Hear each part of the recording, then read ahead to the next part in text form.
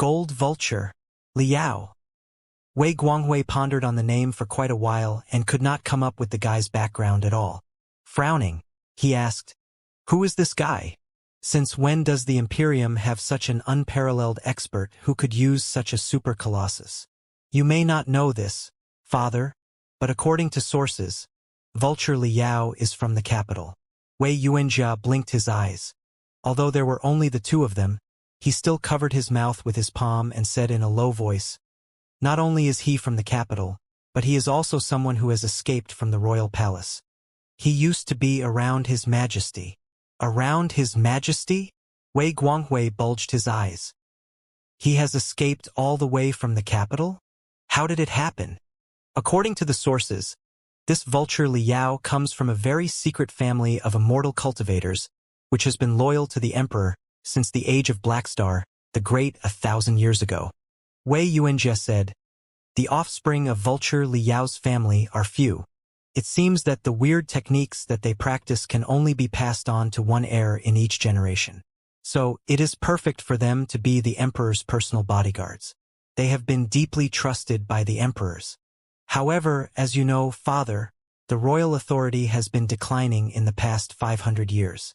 The monarch of the Imperium of true human beings that should be supreme has been reduced into a figurehead. The corrupted lords and officials, on the other hand, dominated politics. Therefore, Vulture Liao's family was not as distinguished as the old days and could only lay low in the royal palace. Nobody in the outside world knew their existence. This time, the four Kurfürst families pushed too far.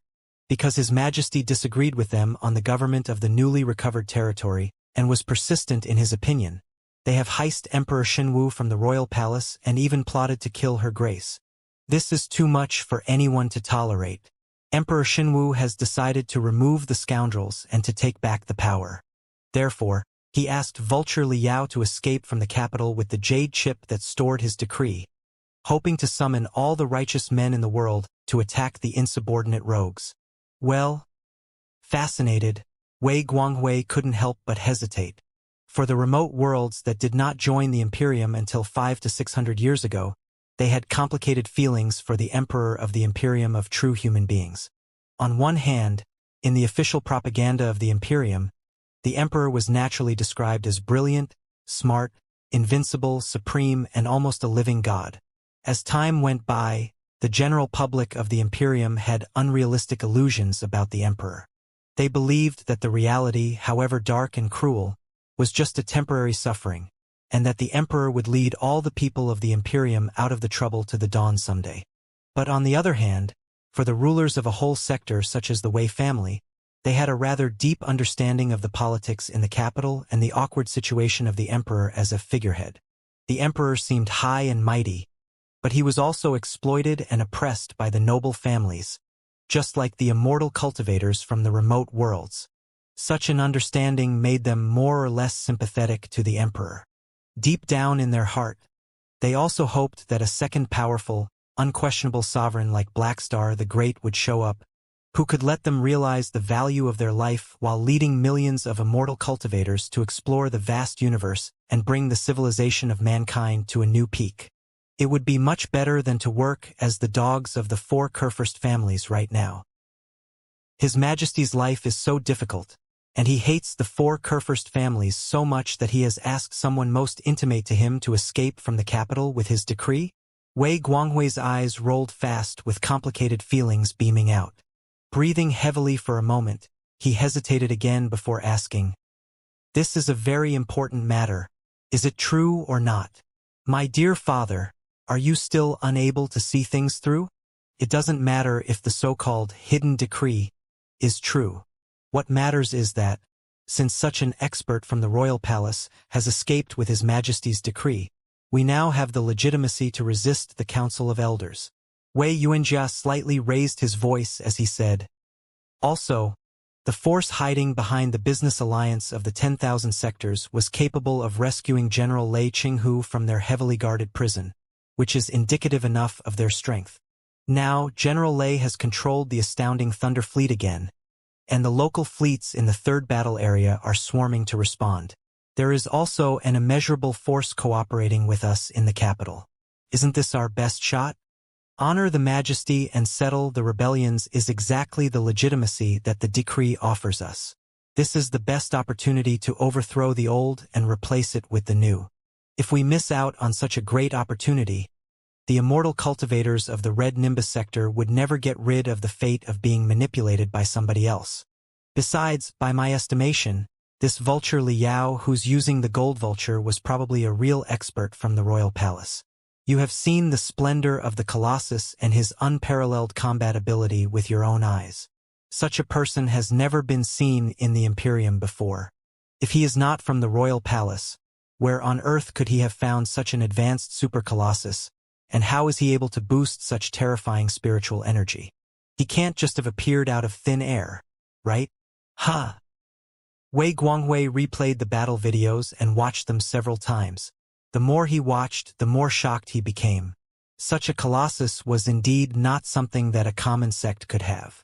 Father, there is no time for hesitation.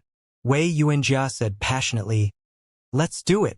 Wei Guanghui was still considering when the mini crystal processor on his wrist buzzed crazily and reported an uncanny message to him. The carrier from the Special Investigation Committee, which had been docked at the periphery of the number 233 resource planet, was showing signs that it had fully activated the power units and about to escape through a space jump when the time that they demanded earlier had not come yet. They must have received the news too. They know that General Lei is back. Both surprised and excited, Wei Yuanjia looked at Wei Guanghui nervously. Father! Wei Guanghui took a deep breath. Now that he had made up his mind, he looked much more aggressive than before. Slashing his hand down brutally, he demanded, do not let the little bastard run away. Shoot him down. At the edge of the No. 233 resource planet, a carrier, which was carved with the dual emblems of the Council of Elders and the Special Investigation Committee, was already spreading out ivory halos, implying that it was tearing apart the barrier of the three-dimensional space and about to enter the void for a space jump. Suddenly, the bombardment from the starships around and the ground enshrouded the carrier like a storm. After the bombardment, the smooth and flawless carrier a moment ago was riddled with holes, with air currents and pieces of explosion hissing out everywhere. With all the wounds, it was impossible for the carrier to perform a space jump at all. If it were determined to jump, it would only be completely shredded by the surging tides in the four-dimensional space, never to be filled up again. Envoy Zhao. In the communication channel, Wei Guanghui grinned hideously. The time of our agreement has not come yet. Why are you in such a hurry to leave without even saying goodbye? General Wei. The sharp-mouthed scoundrel now had a face paler than that of a dead person. He stammered, pretending to be tough. What is the meaning of this? Are you not scared of the wrath of the Council of Elders? I don't mean anything. Combing his beard, Wei Guanghui said with a smile. All the radicals on the name list have been captured by me without missing any.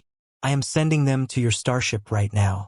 There are so many secrets that they would like to confess and so many questions that they want to ask you. You can stay here until the investigation is over. From all directions, the assault warships that looked like sharks charged at the carriers that were heavily damaged and unable to move anymore. A bloody feast was about to commence. And no! Envoy Zhao screamed aloud. How dare you? Oh! 9,700 years away, at the center of the third battle area, in the area where the flagship of the Astounding Thunder Fleet was temporarily stationed, on the head of Iron Torrent. The flagship of the third battle area of the expedition army of the Imperium that looked like a high-rising horn. Bathing in the infinite darkness of the universe and faced with countless stars was an overwhelming gold colossus. The powerful saber that was enough to chop a light cruiser into halves was kept on its legs. Below the shining gold mask, however, the complicated feelings of human beings were beaming out of its eyes while it stared at the sea of stars, deep in thought. The Colossus sitting cross-legged on the flagship of the Astounding Thunder Fleet, called by all the soldiers of the Astounding Thunder Fleet as Gold Vulture in reverence, was naturally the Tartarian skeleton that was fully upgraded with the secret treasures of the Supreme Emperor. The user of the Colossus who was soaked in the mysterious liquid metal that Little Black transformed into which allowed him to extend his spiritual energy and his thoughts to the tiniest sensors on the Colossus, was naturally Li Yao, who had become an expert from the royal palace. Li Yao was waiting for someone. Shua, shua, shua, shua, shua. Sound waves could not be transmitted in the vacuum. However, when the three-dimensional space before Iron Torrent was torn apart and the ripples spread to the Colossus, slight noises were still raised. Like fireflies rising from the bushes in a dark night, one starship after another in colorful camouflages with different emblems leaped out of the void and shone brilliantly before Iron Torrent. Those starships were the armed forces and fleets in the third battle area that came from local regions. They were even the most powerful warships and flagships that the leaders of the local troops treasured most. They had indeed responded to Lei Qinghu's call and come to join Lei Qinghu's cause while ignoring all the obstacles and concerns. Although it was just a war of interests within the immortal cultivators, Li Yao was still more or less touched by the starships that were jumping out of the void one after another, turning the darkness and nothingness into a glorious square of starships. He also burned his soul and triggered the majestic flames of the spiritual energy of the gold vulture. Who? A vivid gold vulture did soar from the head of Iron Torrent and swallow the colors of all stars.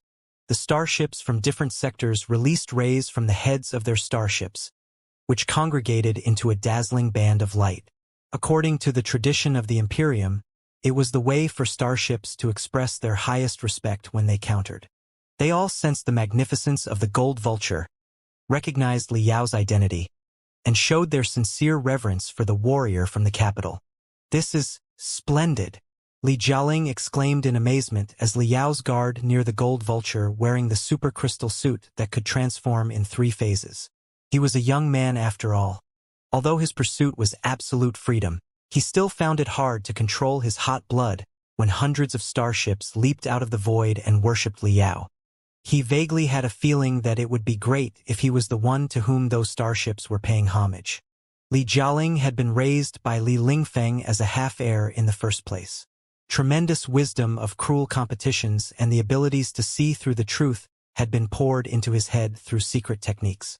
It was just that he was suppressed by Li Lingfeng in the past, and he was unwilling to use the abilities at all as a rebellious young man. He only wanted to run to the corner of the universe as far away from Li Lingfeng as possible. But right now, both Li Lingfeng and Wu Suiyun were dead. He had finally broken the shackles on his body and gained preliminary freedom. But he was rather at a loss about what to do next. The fleet that was as vast as an ocean before him, and their light that eclipsed the stars, however, ignited the natural-born desires in his heart that were inherited from his mother. Thinking of the unstoppable expedition in the past 3 days, Li Jialing still felt that he was in a dream. Even his fingertips seemed to be on fire. Li Yao's terrifying performance left a particularly deep impression on him. In Manjusaka, the city in the sky, he had already witnessed Li Yao's incredibility. But little did he expect that after the full upgrade of the Colossus, and with the enhancement of the Imperial Fire Pearl, Li Yao could be strong enough to challenge an entire fleet on his own. When the gold light that was enough to rip apart the universe flowed out of Li Yao's body crazily, even Li Jialing felt that his bones were shrieking. No wonder the small fries in the investigators' fleet chose to surrender. Almost all the fleets in the third battle area have answered to General Lei Qinghu's call and gathered here for an uprising. Even some of the warships in the neighboring areas have jumped over without caring about anything. General Lei's prestige in the expedition army is truly unparalleled. Under Li Lingfeng's education, Li Jialing's little head was filled with the heraldic knowledge of the Imperium, which allowed him to tell the fleet, family, sect, or world to which a warship belonged quickly from the emblem on it. Pausing for a moment, he said again to Li Yao in the point-to-point secret communication channel. However, besides General Lei's prestige, Brother Yao's invincible capabilities were a major factor in attracting them over, weren't they? The picture of you slashing into the flagship of the investigators' fleet in one attack has been spread to the entire universe through the secret channels established by the business alliance of the 10,000 sectors. It was 10 times more awesome than what you did in the Martial Meritocrats sector a month ago. No wonder those people are convinced that you are an expert from the royal palace. Even I would have believed in your origin if I were not aware of the truth. Nobody is silly nowadays. They do not necessarily believe that I am an expert from the royal palace. It's just that they are in need of an expert from the royal palace in such a situation. With a smile, Liao accepted the flashes of homage from the Starships, but he was fully aware of his identity. General Lei Qinghu's prestige, my combat ability, or even the fabricated expert from the royal palace and secret decree, are not the reasons why the local armed forces have come here. The only reason why they are here is that they have been pushed into desperation by the four Kurfürst families, and they have no choice but to fight. Li Jialing was deep in thought. What do you mean? If we get to the bottom of it, this is the most fundamental contradiction lying at the core of the true path of immortality that can never be resolved. Liao sighed and said, when survival of the fittest becomes a self-justifying truth and the priority rule that guides the operation of a society, it will mean that the universe will completely become a bloody slaughterhouse. Today, the immortal cultivators can regard the ordinary people as hominoids, savaging, torturing, and exploiting them as if the latter are an inferior species. Then tomorrow, the high-level immortal cultivators can also regard the low-level immortal cultivators as a different and lowlier species that they can take advantage of without boundaries. But there are always higher levels. For an expert in the divinity transformation stage, is somebody in the nascent soul stage a lowly animal that is not the same species as himself and can be oppressed and butchered randomly? As a result, the entire civilization of immortal cultivators will become everybody's war against everybody. True human beings and hominoids are not the same species. Those in the refinement stage and those in the building foundation stage are not the same species. Neither are those in the core formation stage, the nascent soul stage, and the divinity transformation stage. There is no foundation of the most fundamental trust and cooperation. Everybody is a natural competitor for each other. Everybody is an enemy. Nobody is trustworthy. The greatest purpose of training is no longer to contribute to the country and the civilization, but to build up oneself regardless of the cost. Climb higher using whatever methods possible, and you will be able to eat other people. If you can't, you will only be eaten. Such an imperium of true human beings does not have any cohesion at all.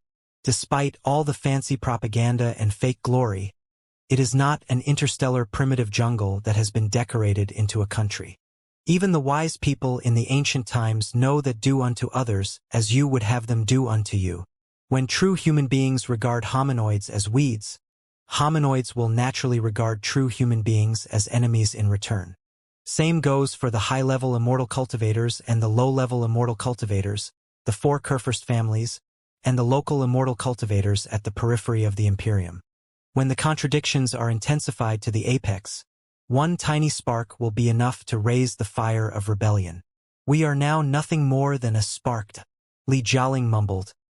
It's true that the four Kurfürst families can be too greedy sometimes. Has it never occurred to them that such harsh exploitation will only lead to strong discontent in the local areas? It is not about greed or if they can think of the consequences. Liao said, the cruel rule of survival of the fittest works within the four Kurfürst families too. In the ruthless competitions where everybody else is an enemy, who can possibly consider the interests in the long term? They are all trying to earn the most benefits in the shortest amount of time possible to build themselves up. Those who think otherwise will soon be eliminated. Only the most sordid, vile, brutal, and ravenous people can survive and grow into the controllers of the families step by step. After hundreds of years of filtering, such a rule has been carved into their bones. Now that they have bitten a piece of fat meat, they will not let it go even if their heads are broken. Besides, the extreme admiration of power tends to make them ignore the voices of the weak. They do not know how terrifying the fury of the weak is once the weak are gathered. Perhaps they will not realize it until the moment of their death. Li Jialing was silent for a long time. He then asked, then, do you think the Imperium is still rescuable? Can General Lei and the Queen save the Imperium? If they can indeed destroy the four Kurfürst families and soothe the contradictions of other immortal cultivators with the dead bodies of the four behemoths, they will perhaps be able to earn themselves a buffer period of several hundred years. Thinking for a moment, Liao said, "However, the day will eventually come when the resources left by the 4 Kurfürst families are used up, and the smaller forces in indignity today will expand into voracious, insatiable beasts too. They will turn into new cancers and the next generation for Kurfürst families. What can you do by then? If we get to the bottom of it, this is a systematic problem and the natural flaw of the true path of immortality. It cannot be changed for a perfect immortal cultivator of honor and integrity. Yes, even I have to admit that, despite our disagreement on methods and ideologies, General Lei Qinghu is indeed a pure, selfless immortal cultivator who considers nothing but the civilization of mankind. But so what? How many immortal cultivators are as pure, loyal, and selfless as him? Even if he can revive the glory of the Imperium today, what will happen after he dies? The new Imperium will only corrupt faster than the old Imperium. It can't be helped. There may be 1 or 2 such pure, perfect immortal cultivators, but it is impossible for all the immortal cultivators to be like Lei Qinghu, because it is against human nature, unless you learn after the Covenant Alliance and brainwash everybody to deprive them of their desires. But as a result, the whole society will be lifeless and run like clockwork, with no vigor and innovation. Therefore before Li Yao said, only the cultivators can save the universe, Li Jialing interrupted him. Brother Yao, what you said may be true, but I still feel, while 100% pure, perfect immortal cultivators are rare, 100% pure, perfect cultivators are hard to come by too, aren't they? Serving and even sacrificing for the ordinary people when they clearly boast unparalleled strength sounds like something that is against human nature too. If a country has to be maintained by 100% perfect cultivators, it won't take long before the country turns into what the Imperium looks like today, right?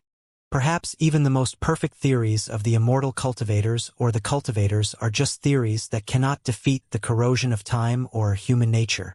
In the end, they will all be corrupted into their opposites. The universe is too vast and chaotic, and human nature is too complicated and mysterious. What should we do? Liao was silent for a long time. I'm still willing to believe in human nature. In the end, he admitted frankly, your question is too huge for me to answer right now, but I am certain about one thing. If the Queen and Lei Qinghu win the war and crush the 4 Kurfürst families, they will buy a few more 100 years for the civilization of mankind at the center of the cosmos. Who knows what will happen in a few 100 years? It is possible that a new generation that is smarter, more rational, and more visionary than us will appear and solve the conundrums that we can't solve, right? This is also the reason why I, a cultivator, am participating in a civil war of the immortal cultivators. Li Jialing said with mixed feelings. Wow. Why do I feel that you are so philosophical, Brother Yao? I have always been very philosophical, except that I prefer to keep a low profile and do not like to show off. However, the wisdom and talents in my head can't be covered no matter how I try to, and they may spill out when I'm not careful. Try to catch them for me. On the gold vulture, Liao rose abruptly and looked around at the myriad of starships. Let's go. Almost all the elites are here now. We will go to meet General Lei and get things started. When Liao entered the secret chamber in the rear of the command center on the flagship of the astounding Thunder Fleet with Li Jialing, Lei Qinghu was watching the panoramic light beam in silence alone. On the light beam, the stars were shining and circling around the perfect immortal cultivator slowly. After he returned to his own fleet, Lei Qinghu was like a dragon that had come back to the ocean. He looked 10 times more intimidating than the time that he was kept in prison. Liao even vaguely sensed that the soul of the god of war was extending infinitely from the secret room to every starship of the astounding Thunder Fleet and even the third battle area like nerves and veins. Lei Qinghu was completely melted into the fleet. Every starship was a cell for him. He was the fleet and the fleet was him. He was a living embodiment of the army of countless starships. General, the elites of almost all the fleets in the third battle area have been gathered. Those who have yet to arrive are preparing for space jump busily too, and they will show up at the designated coordinates at the same time. Looking at the distribution map on the light beam, Liao asked, how are the fleets of the 4 Kurfürst families doing? Are they reacting to our operation? It's been 3 days since we returned to the third battle area. Those people should have realized that something was wrong, however stupid they may be. But they are not sure what we are trying to do yet, and they are simply mobilizing forces near the third battle area and cutting our supply lines. They are not bold enough to enter the third battle area to be killed yet. Lei Qinghu sneered. It is a pity that any blockage and defense is useless in the vast sea of stars. Attack, attack, and attack boldly is the only way of success. In 8 hours, the astounding Thunder Fleet, which has significantly expanded, and the special mixed team of the third battle area will be able to perform a massive space jump to reach the prearranged coordinates. But the attack without any reserve will consume all of our crystals, fuel, and ammunition. In other words, it will be a wild gamble. If we cannot get enough resources, we will be dead for sure. Let's hope that your queen's intelligence is as accurate as she claims to be, and that the other fellow cultivators of the reformists work hard with us in the spirit of sacrificing themselves for the dawn of the new Imperium. Rest assured about that, General. Her Grace's deep-sea fleet is long prepared and will meet the astounding Thunder Fleet at the prearranged coordinates. The destination of our attack has been seriously compromised by the reformists too. The cooperation from inside won't be a problem. The enemy will definitely be caught unprepared, and we will exchange the minimal price for the maximal resources. Liao said, as for the other fellow cultivators of the reformists, it is even less necessary to worry about them. As long as the astounding Thunder Fleet and the Deep-Sea Fleet rise at the same time and the flames burn across the Imperium, will they have a second choice? Lei Qinghu stared at Liao thoughtfully and nodded his head. Fine. For the Imperium, let's wager everything on the gamble. He tapped his wrist crystal processor and said, bring him in. The door of the secret room glided without a sound, and 2 loyal guards, whose artificial bodies had been significantly modified, dragged in a middle-aged man who was also wearing the black military uniform of the Imperium. The door of the room was closed again. Judging from the silver skull on the middle-aged man's shoulder, he was a vice-admiral of the Imperium's army. However, his hands, legs, and spine had been locked by the confinement magical equipment that looked like iron thorns, and he was unable to move at all. He seemed to also have been coerced to take anesthetic and hypnotization pills that could suppress his soul and block his spiritual energy, which made his mind messy and sluggish. The man's name was Dongfang Yuan. He was the highest commander of the fleet under the Special Investigation Committee's command. He was also the director to dissect the astounding Thunder Fleet and capture radicals in the third battle area under the Council of Elders' command. He thought that the leaderless, panicked astounding Thunder Fleet would be meat on a chopping block at his mercy. But out of his expectation, Lei Qinghu jumped out of nowhere, and an unbelievable super colossus played a perfect decapitation strategy. Dongfang Yuan did not have the guts to sacrifice himself and raise a civil war of the Imperium by the way. Threatened by Liao's sharp saber, he had no choice but to surrender dutifully and become a captive. To this moment, he was still unaware of all the ambitions of Lei Qinghu, Li Linghai, and Liao. He only thought that it was just a random mutiny and that Lei Qinghu would just hold him as a hostage and ask for more benefits from the Council of Elders. Therefore, the moment he saw Lei Qinghu, the commander of the investigators' fleet hurried to explain. Misunderstanding, Marquis Liaohai. Everything was a misunderstanding.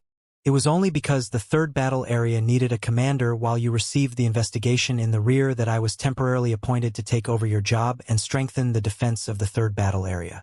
Now that Marquis Liaohai has returned from the rear, my fleet will certainly not meddle in the third battle area anymore. Please do bear the big picture in mind. Brothers should not brutalize each other. Lei Qinghu and Liao looked at each other and scorned at the same time with disdain and cruelty. Marquis Liaohai, what do you want exactly? Sensing the determination of killing emanating from Lei Qinghu's every pore, Dongfang Yuan swallowed hard, and his voice became high-pitched. Don't do anything rashly. All the resources of the third battle area count on the supply of the rear. You are just an isolated troop that cannot cause any trouble. You must think before you leap and do not jeopardize so many brothers of the astounding Thunder Fleet. Dongfang Yuan's voice came to an abrupt end. His eyeballs seemed to have been pumped out by negative pressure when he stared at the panoramic light beam behind Lei Qinghu and Liao, sweating hard with his teeth clattering. He saw the overwhelming fleets jumping out of the void on the light beam. The fleets that were previously stationed in the various resource planets of the third battle area, or at least the most powerful starships in those fleets, had jumped to the space zone where the astounding Thunder Fleet was anchored, gathering into a gigantic united fleet. It was a highly unusual mobilization, and it could not have been permitted by the command center of the expedition army. Dongfang Yuan was a general too. Naturally, he knew that such an unusual mobilization would only have one purpose. Lei Qinghu was about to launch a massive attack with all the forces of the third battle area, but what would his target be? Thinking quickly, Dongfang Yuan breathed heavily while his pupils constricted to the minimum. He could not say a single syllable anymore. Staring at him coldly, Lei Qinghu suddenly ripped off the armband of the Expedition Army of the Imperium on the left sleeve of his uniform and replaced it with a crimson, new one. At the center of the new armband was an emblem of the lightning trident, supported by the words, "Honor the Majesty," on the left side and "Settle the Rebellions" on the right. Black uniform, red armband, and shocking slogan, "Show me your courage and do not act like a clown. Even though you have been corrupted by the extraterrestrial devils into a devil demonic cultivator, you are still a soldier of the Imperium." Lei Qinghu smoothed his armband and cleaned his clothes before he said to Dongfang Yuan, "You will be offered to the flag later. Do not lose the dignity of a soldier." Extraterrestrial devils? What extraterrestrial devils? There was confusion in Dongfang Yuan's small eyes, but feeling that he had caught the last life buoy, he said in a hurry, "Honestly, how is this related to the extraterrestrial devils? I am not a demonic cultivator. Absolutely not.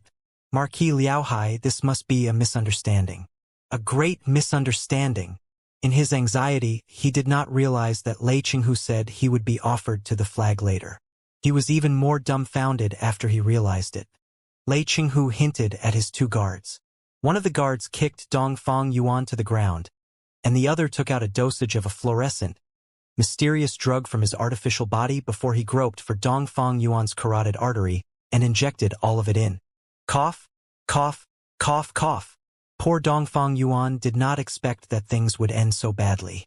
He was not resolute enough when he still had the ability to fight but simply surrendered obediently. He had seen through Lei Qinghu's ambitions now, but it was too late. Like a drunk lobster, he writhed on the ground and cramped violently, with an excruciating look on his face. Foams ran out of his mouth like a spring, only to turn into thick, green liquids very soon, mixed with thousands of spots of blood.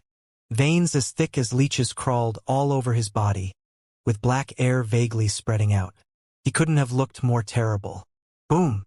Black streams of spiritual energy were ignited on his body, which were more violent, brutal, and aggressive than common spiritual energy. They raged and shrieked as if they were alive. Crack! Even the magical equipment that confined him was torn into pieces by his astonishing force. Dongfang Yuan, like a furiously burning beast, burst into a rampage and lunged at Lei Qinghu, roaring. Bam! In the next second, he was already kicked to the floor by Liao. Half of the bones in his body were broken. His brutality that was boosted by the drugs was immediately gone. Stomping on Dongfang Yuan's head hard, Liao frowned and said, "Is this Tenebrum energy?" "He has indeed become a demonic immortal cultivator." "Not exactly. It is just an excitant whose symptoms are very similar to the outburst of Tenebrum energy," Lei Qinghu said casually. "However, the forms of the extraterrestrial devils are mysterious and unpredictable in the first place. Nobody can say for sure what the real Tenebrum energy and demonic cultivators look like. In the situation right now, if we say he is a demonic cultivator, he is a demonic cultivator. The Covenant Alliance is too unique after all. Accusing our enemy of joining the Covenant Alliance clearly does not make any sense. It will be much more reasonable if they have been corrupted by the extraterrestrial devils and become their lackeys." Looking at Lei Qinghu, Liao said, "I thought that General Lei was a soldier of honor and integrity who despised such petty tricks.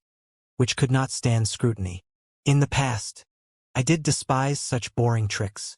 Lei Qinghu admitted frankly, but it does not mean that I do not know how to use the tricks. A soldier is a soldier. Soldiers cannot be classified as righteous ones and shameless ones. There are only two kinds of soldiers, the victorious soldiers and the losing soldiers. For the Imperium, I will win this battle whatever methods I have to use.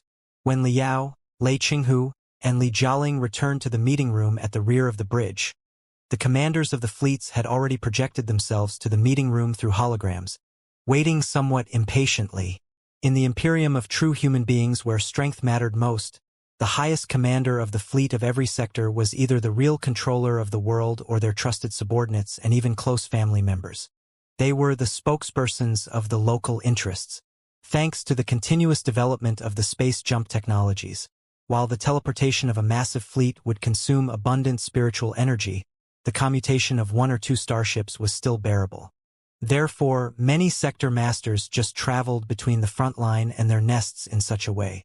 After hearing that Lei Qinghu had escaped and even rose up, the sector masters and local lords who had been commanded by him for more than 10 years all joined him, partly because of their loyalty, and partly, as well as more importantly, because they hoped that Lei Qinghu could defend their interests, like the Wei family from the Red Nimbus sector. General, my lord, commander. The moment they saw Lei Qinghu entered the room, all the 3D projections stood at attention and saluted Lei Qinghu in the most standard way, before they greeted Lei Qinghu in an assortment of ways. However they called him, there was the same eagerness in every sector master and warlord's eyes. Lei Qinghu glanced around slowly and, surprisingly, he did not return the courtesy. Instead, he took off his hat and made a movement that shocked everyone. He closed his legs and bent his back by 90 degrees, bowing deeply at his subordinates. All the sector masters and warlords were stunned. What they projected to Iron Torrent, the general flagship of the third battle area, were only shadows, and their real bodies were still on their respective flagships.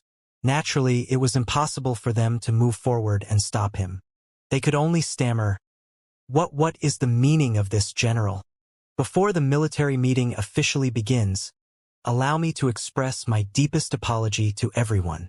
Lei Qinghu did not stand straight again until he bowed for 3 seconds. He put on the hat again, cleaned his clothes and said solemnly, Don't misunderstand me.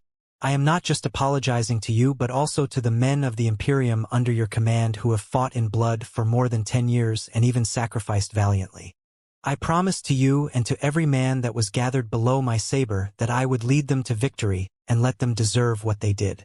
Even if they died in the battles, their sacrifices would earn honor for themselves, rise for their offspring, and a future for their hometowns. I promised that I would make the Council of Elders fulfill their promise before the war and give the inconspicuous, miscellaneous troops in the past the respect, honor, credits, and interests that we deserved. I said that I would establish a monument of 10,000 meters in the capital, on which the name of every person who had sacrificed could be found. I promised everything with my life before. However, I have disappointed everyone. I failed to fulfill my promise. A month ago, I went to the Council of Elders to let them hear the voices of the front line, our voices, in a peaceful way. But the Council of Elders turned down our reasonable request in the most indifferent, humiliating and shameful way, smashing the efforts of all of us, both the living and the deceased, into pieces. Our 100 years of sacrifices, loyalty, devotion, and patriotism had been stomped on like dust.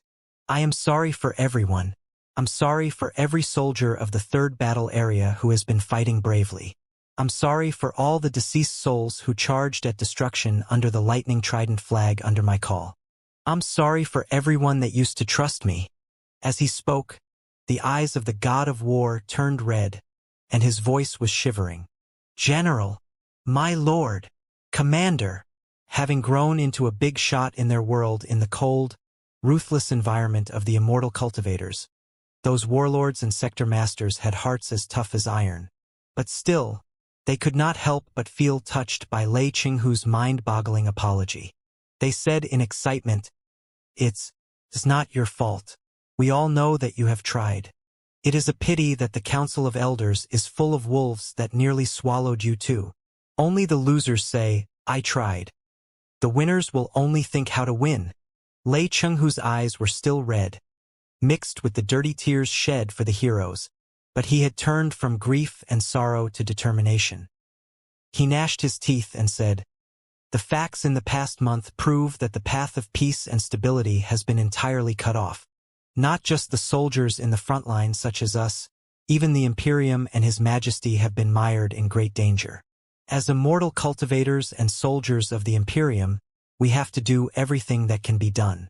We certainly cannot back off saying that, I tried. Given the crisis right now, we will have to walk on a different path. At this moment, I am no longer a general, a lord, and a commander, but just a common immortal cultivator, a soldier of the Imperium, and a brother that has fought through life and death with you for more than 10 years. Today, I have summoned all my brothers to this place because I want to ask you one question. Are you willing to believe in me one last time? Lei Chenghu's eyes were the most accurate depiction of the eyes of an aggressive tiger.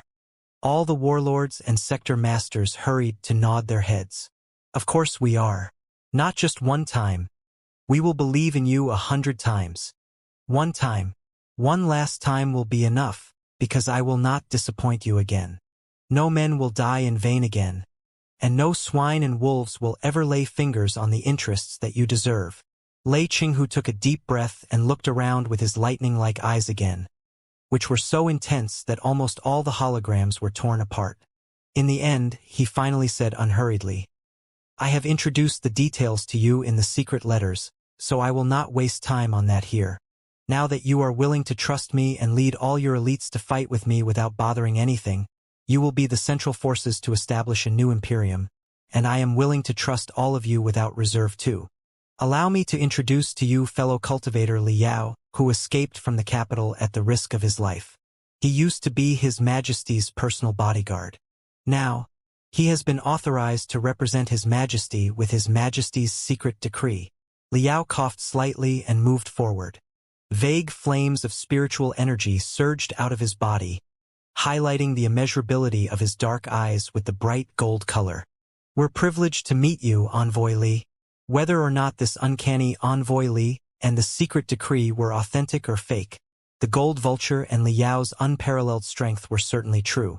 The warlords and the sector masters were keen enough to realize that Vulture Li Yao was a key person of the reformists, and that once the cause succeeded, his identity would be justified even if it was fake at the beginning. Therefore, they all bowed at Li Yao in respect, accepting his identity as the emperor's envoy. Solemnly, Li Yao did not return the courtesy, but closed his hands in a gesture that looked like a blossoming lotus flower, while he retrieved a jade chip from the cosmos ring. He was so careful and serious, as if some incredible treasure was stored in the jade chip. Everybody was slightly dazed. When they looked at the jade chip that was carved with the lighting trident emblem and the royal runes, they immediately realized what it was. Their hearts were all pounding. Lowering his head, Lei Chenghu said, Generals, please heed the royal decree. The secret decree was not an official, public one, and the Imperium of true human beings did not have all the formalities of the ancient dynasties. Therefore, they did not have to kowtow and kneel before the decree. The warlords and the sector masters all stuck their fists to their chests, waiting in patience. Li Yao mumbled spells while he changed his hands into dozens of different gestures in the blink of an eye, which were the protocols of the royal family that Li Linghai taught him recently. With the understanding and imitation abilities of the divinity transformation stage, he naturally performed them without any error. As his hands changed quickly, the delicate jade chip was shimmering too. Suddenly, a vague roar of a dragon echoed, and the light in the form of dragons soared out of the jade chip, running to all directions. The glamorous sound and visual effects were enough to suggest that the jade chi was indeed produced by the royal refiners through hard work. It was indeed a piece of royal ware from the palace. As Li Yao's spells approached the end, Li Yao clapped his hands, and a light beam was immediately triggered by the jade chip, which was decorated by lightning at the edge with dragons flowing vaguely up and down. At the center of the light beam it was exactly nothing. The so-called secret decree was empty without a single word. All the sector masters, warlords, and fleet commanders were dumbfounded. They looked at Liao in confusion. His Majesty's every action is monitored closely. If there were a single word on the secret decree, do you think I could have brought it out of the royal palace and the capital? Even if I did, wouldn't His Majesty be killed once it was discovered? Liao said coldly, "This wordless decree is indicative enough of His Majesty's difficulties and the blatant arrogance of the scoundrels. Yes, please take a look at the stamp on this wordless decree. His Majesty's soul mark is truly inside. Now that we have the stamp, we could have just written anything on it if we wanted to fool other people," Lei Qinghu said solemnly.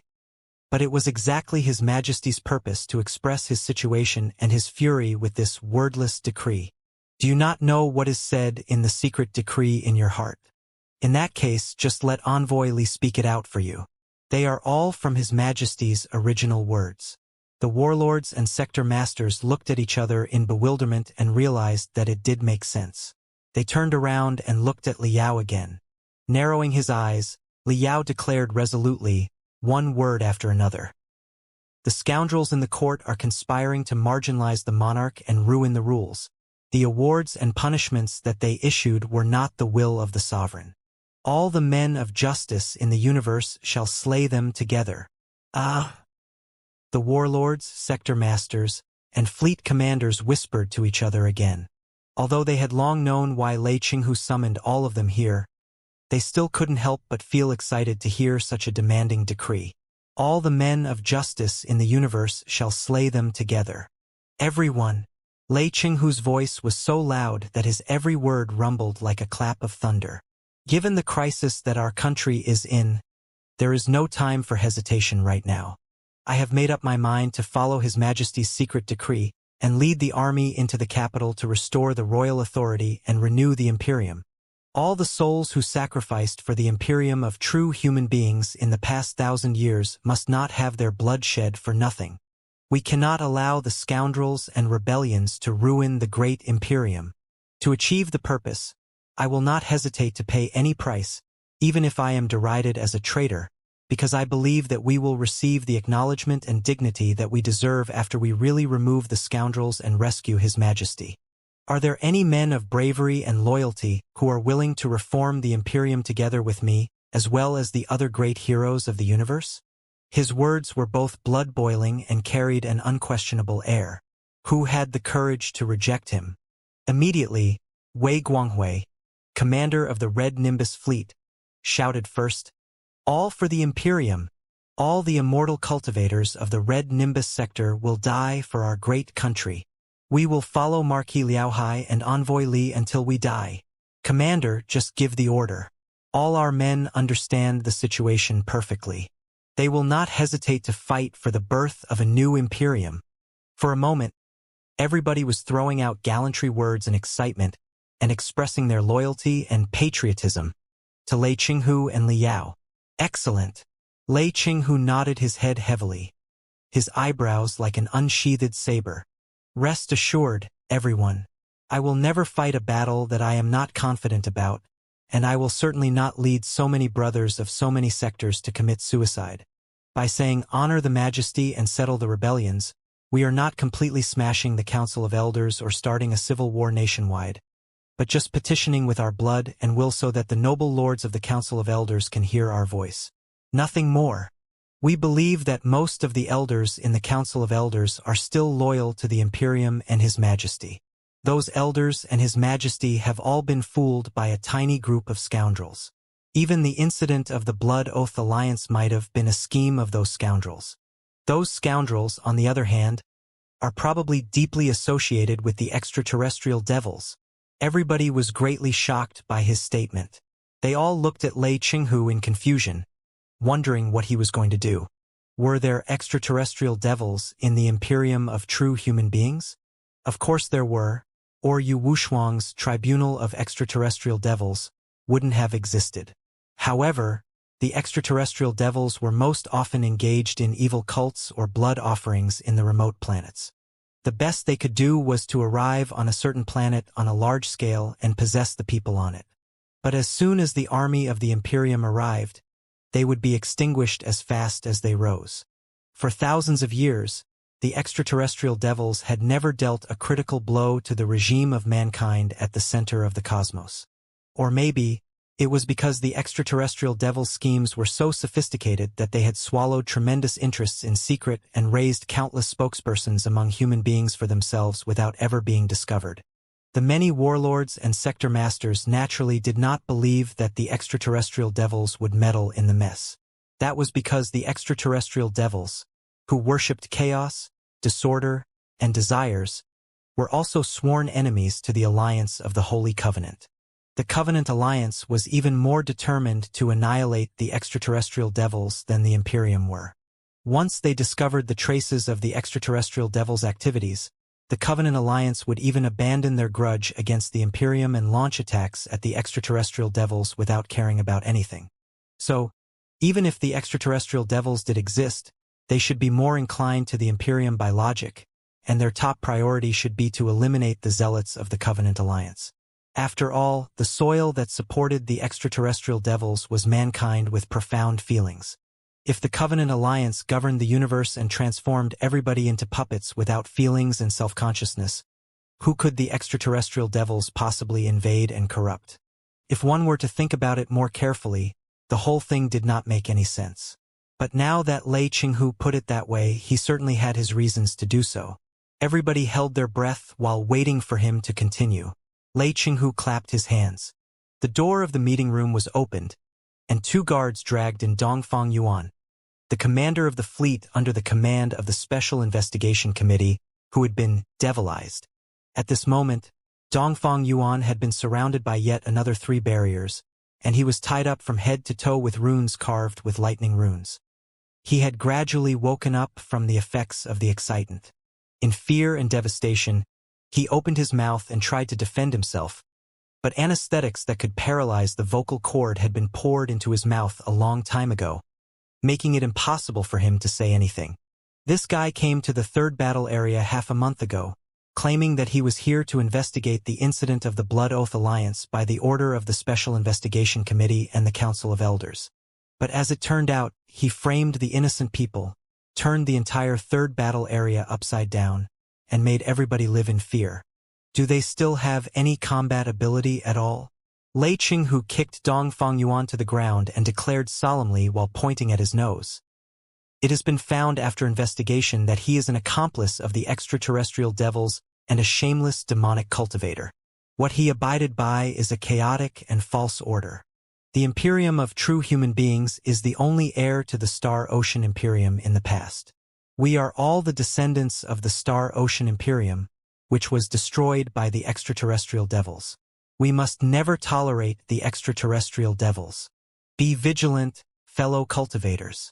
It is very easy for the extraterrestrial devils to crawl into the weaknesses of humanity and enlarge your feelings infinitely, thereby transforming you into slaves of desires.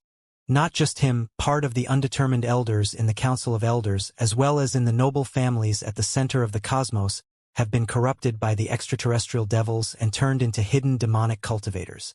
Our armed intervention this time is not against the Council of Elders, not in complete opposition to the noble families at the center of the cosmos, but to help them remove the bunch of demonic cultivators that are well hidden. I believe that they will understand our sincerity, and that all the people of the Imperium will support us after they learn the truth. Lei Qinghu finished his speech without any stop, not giving any time for the warlords and sector masters to question him. He stared at Dongfang Yuan and hinted to the man to stand up. Dongfang Yuan was already caught in dizziness right now.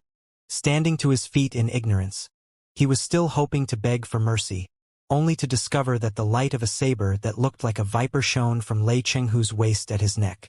Then, the whole world began to swirl rapidly as if a warship had exploded, dragging him into a bloody vortex. He could not feel anything anymore after half a second. Chi! The blood rose to almost 5 meters high and sprayed all over Lei Qinghu's body. The spots of blood soon leaked into his black uniform and melted with the clothes, only to be vaporized by his surging spiritual energy into a cluster of red mist that enshrouded Lei Chenghu's body and head. The holograms of the warlords and sector masters were pierced through by the blood pearls, too, and feeble ripples were spreading out.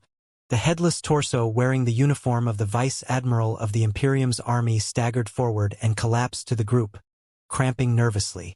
All the holograms looked at the broken body and the rolling head in silence, not expecting Lei Chenghu to be so brutal that he was not leaving any room of peace at all. Shua! Lei Chenghu shook the blood on the edge of his saber and slowly put it back to its sheath. Then he said casually, "I have executed this devil as a sacrificial offering for our flag. It is your turn now, everyone. This is not the only demonic cultivator in the investigator's fleet. I have locked all the other suspects of demonic cultivators into a target starship. The spiritual shield of the target starship has been removed, and tremendous crystals have been filled in too. Everybody, the coordinates of the target starship are being sent to your flagships. Please open fire at the target starship 1 minute later to destroy all the suspects of demonic cultivators." Suspects was certainly an excellent choice of words. A series of accurate coordinates were sent to the flagships immediately. The distance was so short that it was impossible to miss the target. On the top of Lei Chenghu and Liao's heads, a brand new light beam surfaced too, and it manifested a ragged target starship that was shuddering in fear in the dark universe. The warlords and sector masters looked at each other in shock and coldness, not expecting Lei Chenghu to be so ruthless. Since the investigators' fleet was sent by the Council of Elders to dissect the astounding Thunder Fleet and suppress the other fleets of the Third Battle Area, it was naturally made of the people of the four Kurfürst families. The commanders of various levels were all the core forces of the four Kurfürst families, if not the biological family members of the big shots. Who knew how many people Lei Chenghu had stuffed into the target starship and whose sons or grandsons they were? Once they performed the attack, there would be no turning back for them. They would have to reform the Imperium, to the end with Lei Chenghu. But the astounding Thunder Fleet was watching them nearby, and because they each had their own plans, it was possible that somebody would show loyalty to Lei Chenghu and Envoy Li. If they fell behind others, their hesitation would certainly weaken their claim on the cake when the Imperium was really reformed. Lei Chenghu and Liao, on the other hand, were staring at them coldly, not giving them an opportunity for discussion or consideration. Their flagships had also been connected to Iron Torrent, the flagship general of the Third Battle Area. It would be obvious whether they opened fire or hit the target. Lei Chenghu had also filled the target starship with crystal bombs, which meant that it would be useless to intentionally hit the sturdy, unimportant parts because that would still raise a serial explosion and kill all the captives in the starship. Their crimes would never be cleaned. 1 minute elapsed quickly. "Everybody," Lei Chenghu bulged his eyes. "What are you waiting for? Let's do it." The warlords and sector masters gritted their teeth at the same time. Some people's eyeballs were almost squeezed out by wrinkles. They made up their mind at the same time. Mystic rays, cannonballs that contained highly explosive crystals, and bullets sent by crystal rails brutally darted at the target starship at the same time. The target starship, along with nobody knew how many direct descendants of the four Kurfürst families, exploded in the eyes and the hearts of every warlord and sector master. Because of the abundant crystal bombs filled inside, the explosion was intense and complete. The cruel fireworks did not shine for long before they perished in the cold, dark universe. As the light faded away, it also brought all the hesitation in the eyes, blood, and hearts of all the warlords and sector masters. The immortal cultivators who were from the remote areas of the Imperium but were equally ambitious became as determined and ruthless as their commander Lei Chenghu. Excellent. From this moment on, we will all be fellow cultivators in the cause of reform. His hands in his back, Lei Chenghu stood majestically like a pillar that supported the sky. He declared resolutely, "The Imperium's life and our future will depend on our attempt. So, there is no need to reserve anything now. Allocate all the assets, ammunition, and heavenly materials and earthly treasures, and ask your captains to inculcate the ideas of renewing the Imperium into every soldier at the bottom level." Commander Wei Guanghui, commander of the Red Nimbus fleet, hesitated for a moment and said, "Our fuel, ammunition, and resources for the training of all the immortal cultivators can only support 1 month at best. If we are engaged in a fierce battle, they will probably run out in 3 days to 1 week. It is definitely impossible for us to conquer the capital in 1 week with our forces. What are we going to do next? You don't need to worry about that. I am certain of our final victory. Lei Qinghu said casually. I assure you that inexhaustible resources will be awaiting everyone in 1 week. Now, let's take action. A military order was certainly not something to be questioned. Now that the sword had been unsheathed, it would not be sheathed until it had drunk enough blood. The warlords and the fleet commanders, without further ado, ended the communication and began their preparations busily. The space jump units of the starships were tested and charged with energy again to ensure that the soul-stirring jump could be performed in a few hours. The warehouses of crystals and arsenals were opened, and the glittering crystals and blades were all distributed, even to the hands of the most humble hominoid soldiers. The barges of the astounding Thunder Fleet delivered abundant armbands to the branch fleets. The commanders of all levels in the branch fleets tore off their armbands of the expedition army and put on the new armband of the reformists. For the common soldiers, they did not have enough armbands to replace the old ones. So they simply threw away the armbands of the expedition army, wrote "Honor the Majesty and settle the rebellions" on a piece of white cloth with blood, and tied it around their foreheads, which looked rather serious and intimidating. On the flagships from the remote worlds of the Imperium, the leaders were speaking to all the soldiers, especially the younger ones at the bottom level, to encourage them. On the flagship of the Red Nimbus Fleet, our country has been reduced to such a condition, and our people are in such misery that they are all being suffocated. Your families are suffering the same, right? Our factories have been crushed and corrupted by the nobles' capitals from the center of the cosmos.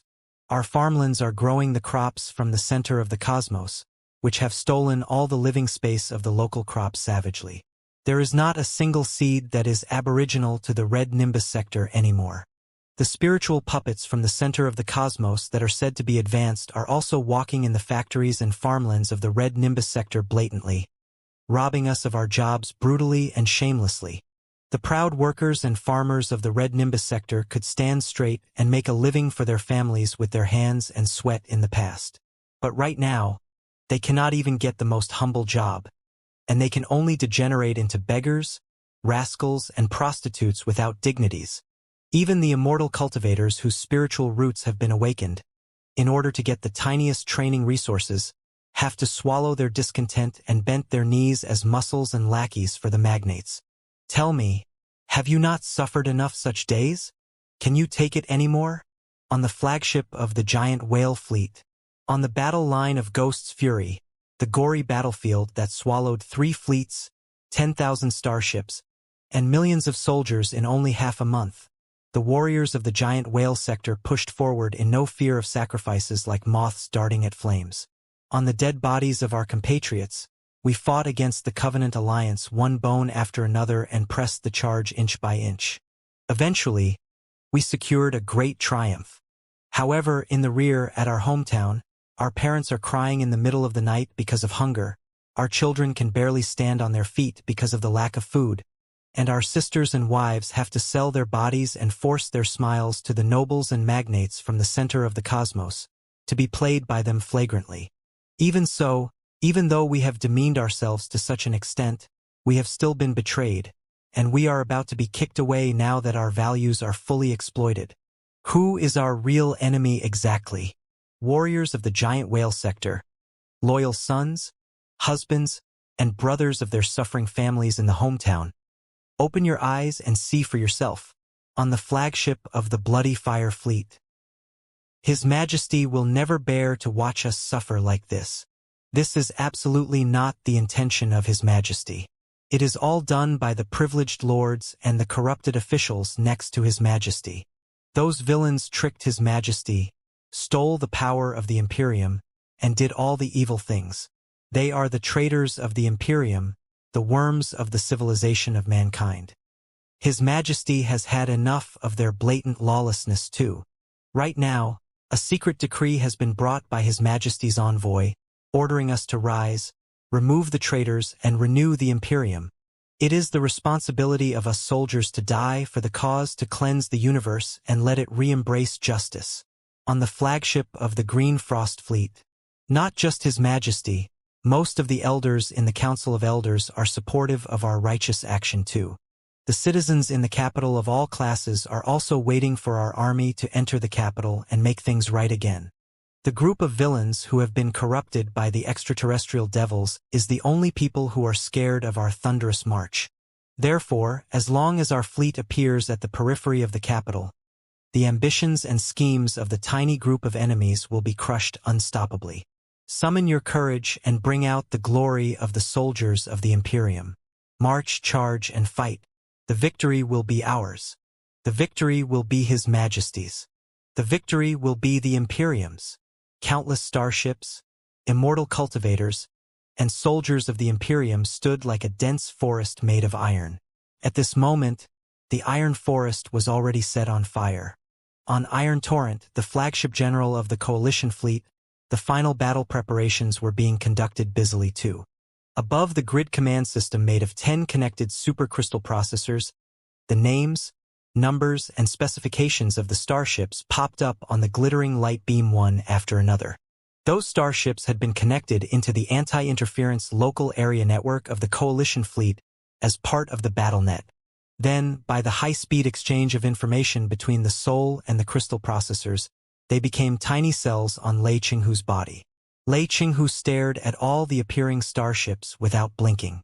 With the massive computational ability of the divinity transformation stage, he melted himself in the data chain and the computation array of the mainframe crystal processors, allowing the thousands of thoughts in his head to be transmitted to every starship instantly. In such a way, the hundreds of starships from dozens of different branch fleets were mobilized by him as if they were his arms and fingers. Like ants and bees, they were moved and regrouped in an orderly fashion. It was an enjoyment to watch Lei Qinghu organize the troops. Standing behind Lei Qinghu, Li Yao hesitated. Is there a problem? Without looking back, Lei Qinghu asked casually. Nothing in particular. I'm just wondering. Li Yao couldn't hold it back anymore and asked it out straightforwardly. There was not a single guy from the 4 Kurfürst families on the target starship that was destroyed by the collective bombardment, was there? Lei Qinghu was silent for a moment while he gave orders smoothly without any stop. Not giving a direct reply, he said, "The Imperium is too seriously sick right now, and this is not the best opportunity for a great surgery. If possible, I still hope that less blood can be shed to make the Council of Elders change their mind. This is not a concession. I'm just trying to preserve as much strength for the Imperium as possible." Got it. Thinking for a moment, Li Yao asked again, "There's one other thing that I'm very curious about. The Star Ocean Imperium was destroyed by the extraterrestrial devils 10,000 years ago. By logic, the extraterrestrial devils must have been very powerful. But why did they never cause too much trouble in the recent 10,000 years?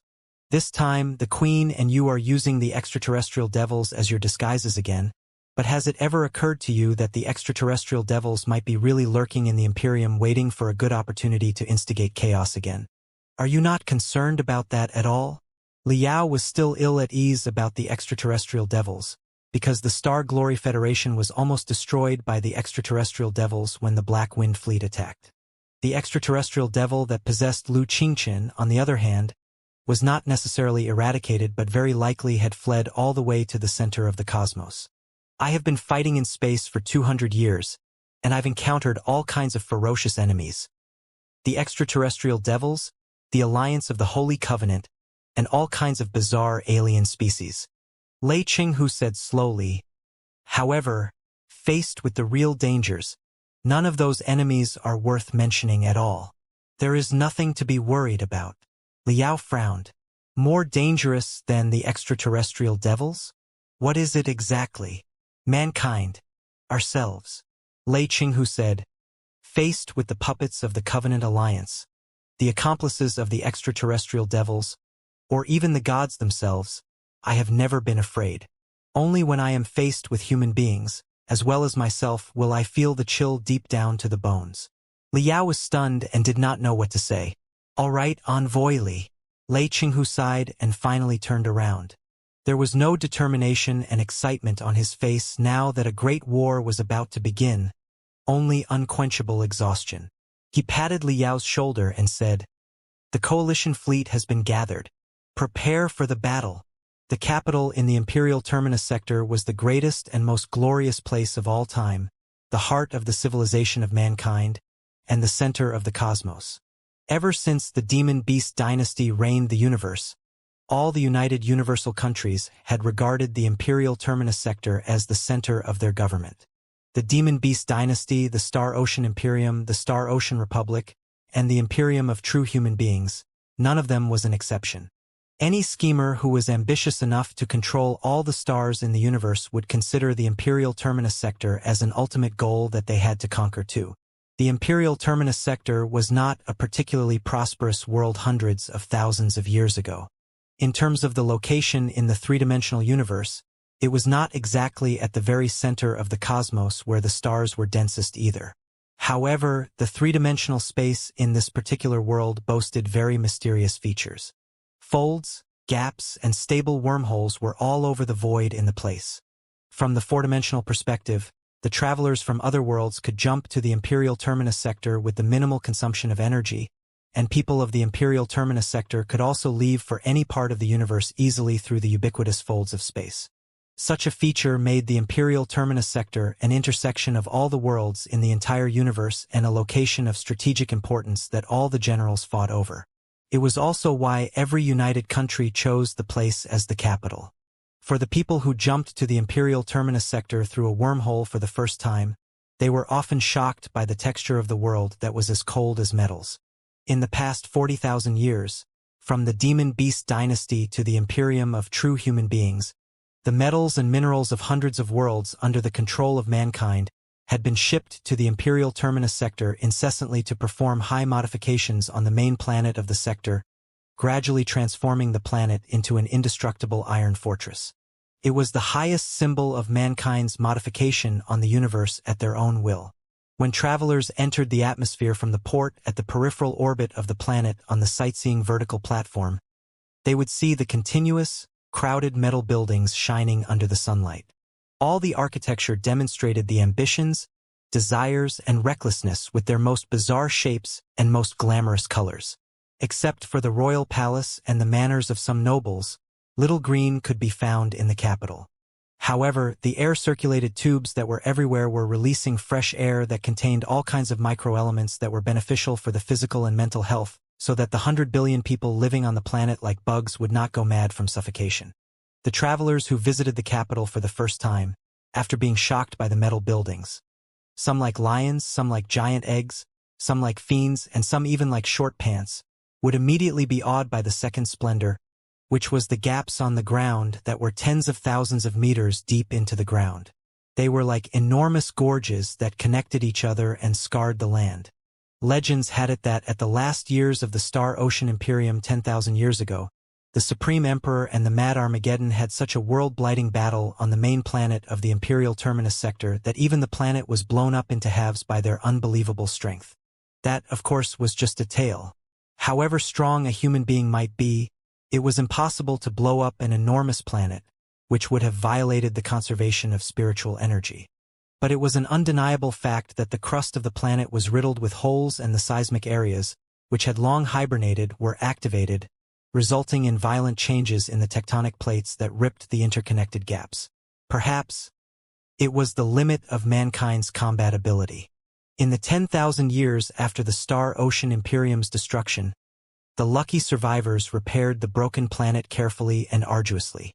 They discovered, to their surprise, the mother lodes hidden deep inside the gaps and the enormous geothermal energy contained in the underground magma. So, they simply established vast underground cities in the gaps thousands of meters deep that were blown out by the Supreme Emperor and the Mad Armageddon. Living and thriving in those places, they expanded the living space of the capital by multiple times. Naturally, the noble families would never live below the ground, where it was dark, soggy, and hot. With the sea level of the capital as a baseline, it was a distinctive distribution graph of the social classes of the Imperium of True Human Beings from thousands of meters into the ground all the way upward. The hominoids and the slave workers at the bottom level all lived tens of thousands of meters into the ground, making their living by operating the geothermal factories and providing energy for the entire planet. Several thousand meters into the ground, it was the residence of the miners and purification workers, and there were also farmlands where the underground crops were grown. On the ground lived tremendous low-level immortal cultivators and part of the wealthy hominoids.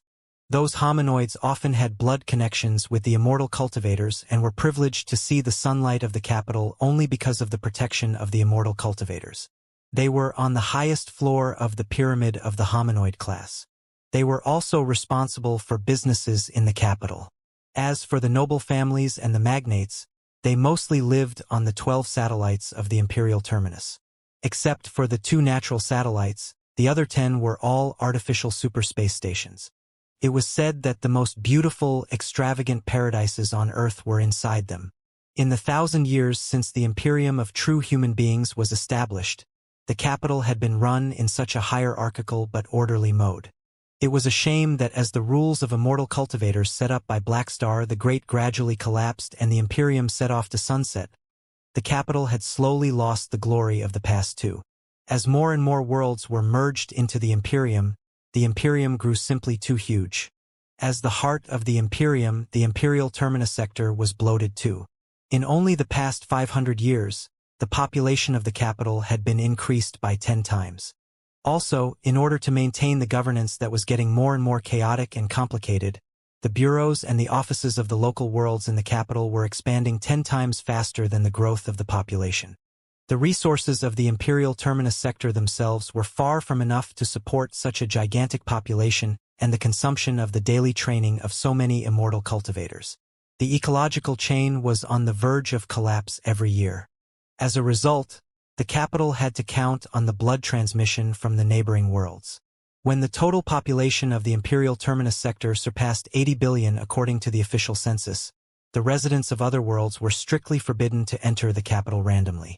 Not just the hominoids, even the immortal cultivators in the refinement stage would find it barely possible to apply for a permanent residence certificate in the capital. But the capital remained a land of hope and dreams. No matter how it was forbidden, nothing could stop the poor lads who had nothing but their ambitions to crowd into the place. Now, the total population of the capital by the official census was 120 billion, but many demographers and economists estimated that the actual population was at least 200 billion. Most of the illegal entrants lurked at the bottommost parts of the chasms of thousands of meters deep like ants. Even if 10,000 statisticians of the divinity transformation stage were blessed by the authorities, it would still be impossible to figure out the actual population. Such a huge population resulted in the vulnerability of the resource supply of the imperial terminus sector. If the external worlds stopped the blood transmission for 1 day, a riot would be raised in the capital. If it stopped for 3 days, the capital might completely collapse. Also, as the population surpassed the tipping point, a powerful chaotic effect was caused too, giving birth to many lawless gray if not dark areas. Although the bottom of the underground gaps was only 10,000 meters away from the nominal highest authority of the Imperium, even the immortal cultivators in the nascent soul stage and the divinity transformation stage would hesitate to visit those murky places. Countless people abided by the unspoken rules on the most glorious and sacred planet of the Imperium, living like half a human and half a ghost. Perhaps it was exactly what the 4 Kurfürst families wanted to see. Keeping the Imperial too powerful wouldn't do them any good. A bloated, weak, and filthy capital as it was right now was a paradise for the adventurers, a stage for the ambitious schemers, and a dinner table for the noble families to carve the sea of stars. It was a pity that a new force had appeared out of nowhere and intended to barge into the paradise, stomp on the stage, and smash the dinner table. The news that Lei Qinghu had escaped from the Godly Might prison with abundant political criminals and the entire Godly Might fleet had spread to the noble lords in the Council of Elders 2 days ago. What was even more terrifying than Lei Qinghu's escape was, based on what and with whose help was he able to escape? And what did the Force want by helping Lei Qinghu escape? The questions kissed the elders' throats softly like poisoned daggers. The elders, although knowing that Lei Qinghu had returned to the 3rd battle area, could do nothing about him. Lei Qinghu was a famous expert on defenses in the Imperium. When he held the Black Wind battlefront in the recent 100 years, the army of the Covenant Alliance was never able to trespass. The third battle area was also the most important focus in the front line. Lei Qinghu had dedicated his lifelong wisdom and spent tremendous resources shipped from the rear to build the place into an impenetrable stronghold. Even if the four Kurfürst families were to mobilize all their forces to attack the third battle area, they might not be capable of annihilating the astounding Thunder Fleet in a short time. Also, by doing that, they would be raising a civil war in the Imperium. None of the four Kurfürst families could shoulder such a consequence. Besides, Lei Qinghu would not be waiting for their attacks in the third battle area either. A fleet was not a planet. It could wander about in the universe fast and randomly. Unless the enemy wanted it to, it would be barely possible to locate a fleet in the vast sea of stars for a decisive battle. It was exactly the situation right now. Before the Council of Elders realized what was going on, Lei Qinghu had cut off all the communications between the third battle area and the outside world. Of course, all the space gates in the third battle area were shut down too. The third battle area became a dark, immeasurable world of mists. Heated arguments burst out in the Council of Elders because nobody wanted their own fleet to jump into the place, scattered, to be butchered. They could only cut off all the resource supplies to the third battle area, hoping that they could strand Lei Qinghu or force him to negotiate.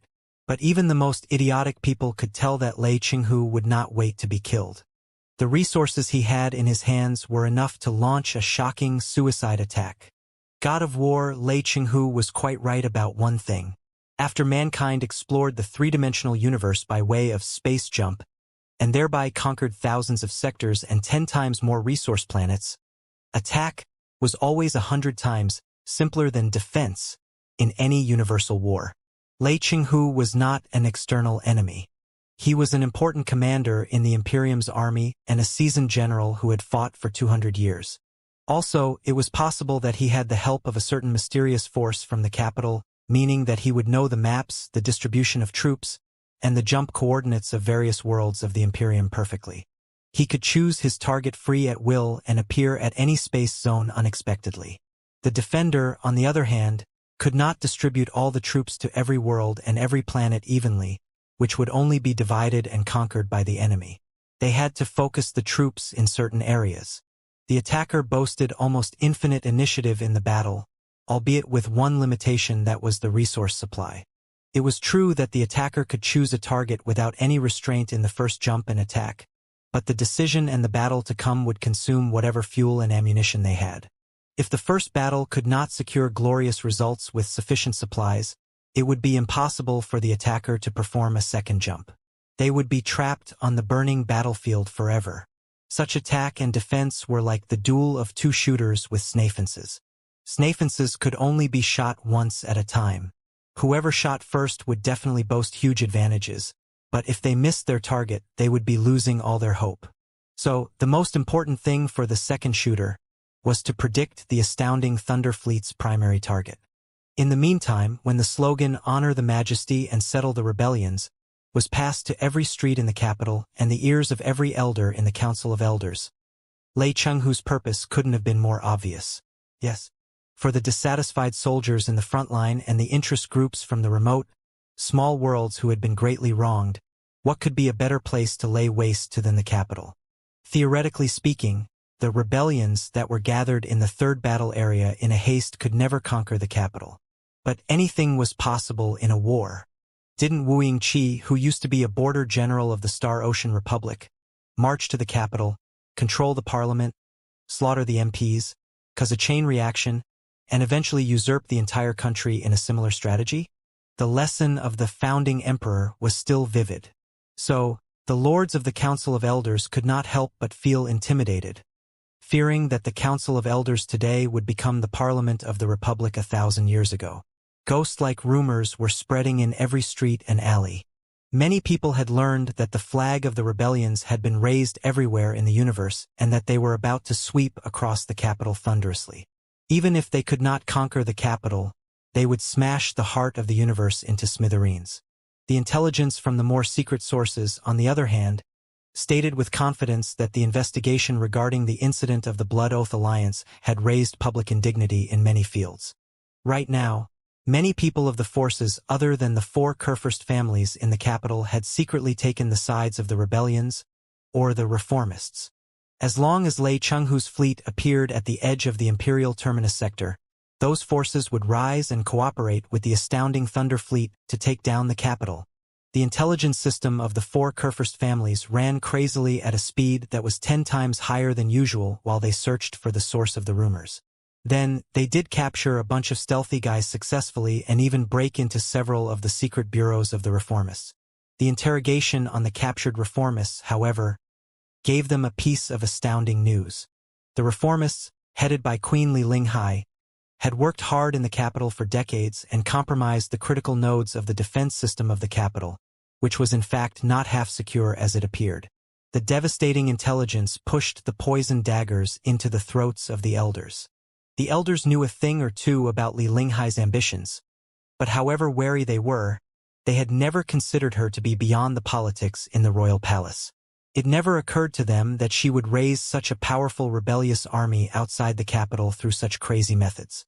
Based on Queen Li Linghai's infiltration on the capital and the powerful combat ability of the astounding Thunder Fleet, if the reformists were to really lunge at the capital in a wild gamble without caring about the consequences, there was at least a 20 to 30% likelihood that part of the ground areas of the capital would be occupied. If the two parties were to really have a huge fight on the ground of the capital, separating the heart of the Imperium into halves, the Millennium Imperium would be ruined too. The elders from the four Kurfürst families were not necessarily loyal and devoted to the name Imperium. Many ambitious guys even fantasized, more than once, how gratifying it would be if the Imperium collapsed apart. The dozens of worlds under their control grew independent, and they proclaimed themselves to be emperors. However, those big shots in the nascent soul stage and the divinity transformation stage boasted a high computational ability and rationality. They were aware that the name Imperium of True Human Beings was the greatest common divisor for the interconnected, complicated interest groups. The Imperium might be terrible and annoying, but without the Imperium, the hundreds of sectors in its territory would be disorganized again and enter a new warring state that was even crueler than the past. They would inevitably fight and brutalize each other until everybody was wounded and exhausted before the Covenant Alliance destroyed them one by one. Now that none of the four Kurfürst families was confident of swallowing the entire universe, the Imperium became an entity that they had to protect. To defend the Imperium, nothing could happen to the capital, because any massive war that happened to the capital would definitely raise a series of unpredictable chain reactions that would escalate into a storm sweeping across the entire Imperium. The rebellions must not enter the atmosphere of the capital. The ambitions of the astounding Thunder Fleet and the reformists must be exterminated at the cold vacuum at the edge of the imperial terminus sector. They were the consensus of all the elders. To achieve their purpose, the military machines of the four Kurfürst families operated in the most vehement way. 1 month ago, when the Blood Oath Alliance's assassination took place, the four Kurfürst families had already dispatched tremendous elite warships of the families to jump to the capital to get things under control.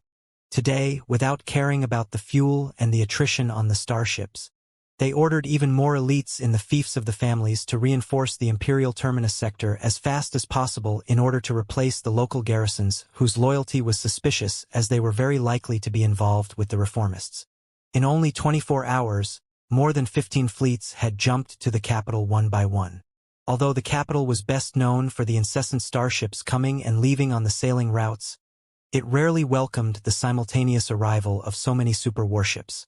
The ripples when they tore apart the four-dimensional space did not die down until a long time later, like the waves on an ocean.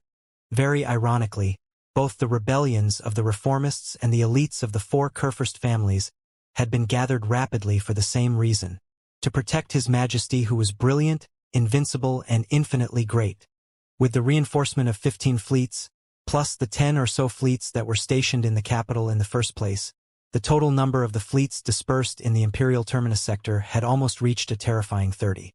The best troops of the entire Imperium of True Human Beings, other than those in the front line, had all been gathered in the capital, waiting for the arrival of the astounding Thunder Fleet. The rebellions would definitely come. None of the elders had any doubt about that. The rebellions, who did not have a base in the rear, had only enough resources for the daily consumption of the fleet for 1 month. After each day, the scale of victory would be more inclined to the 4 Kurfürst family's side. In the competition of determination, it would doubtlessly be Li Linghai, Lei Qinghu, and the so-called reformists who would collapse first. However, the divine rain planet, lying in the core territory of the Li family on the 2nd quadrant of the Imperium of True Human Beings, was a planet with abundant rainfall and resources that was particularly suitable for the growth of the crops that stored spiritual energy. What was even rarer was that an assortment of rare crystals and mother lodes were hidden below the ground of the planet, which transformed the planet into a complex of industries and agriculture. It had a high rating among all the planets in the Imperium. The Li family, naturally, had established continuous farms and mines on the divine rain planet, developed glorious metropolises that could accommodate 10 billion people, and set up super-enormous universal docks on the orbit of the planet, which could produce almost all the warships below the rank of heavy cruisers. In short, it was one of the most important core worlds of the Li family. It even had the responsibility to provide resources for the few neighboring sectors. That could be seen by the 3 gigantic space gates that covered the orbit of the divine rain planet and could be stretched to 1,000 kilometers long when fully unfolded. The 3 space gates were like 3 enormous lighthouses in equilateral triangles. The brightness they emanated was enough to rip apart the 4-dimensional space and transmit to the entire Imperium instantly, navigating the starships from every corner of the Imperium to jump to the divine rain planet without any error. In the know. 3 space gate of the divine rain planet, since too many fleets from various worlds of the Li family had refilled fuel and ammunition in the place in the past 24 hours before they jumped to the capital, all the navigation staff had been exhausted. Right now, the emergent mobilization finally came to a halt, and everybody was less anxious than just now. Many of them fell asleep in the operation booths that were still a mess.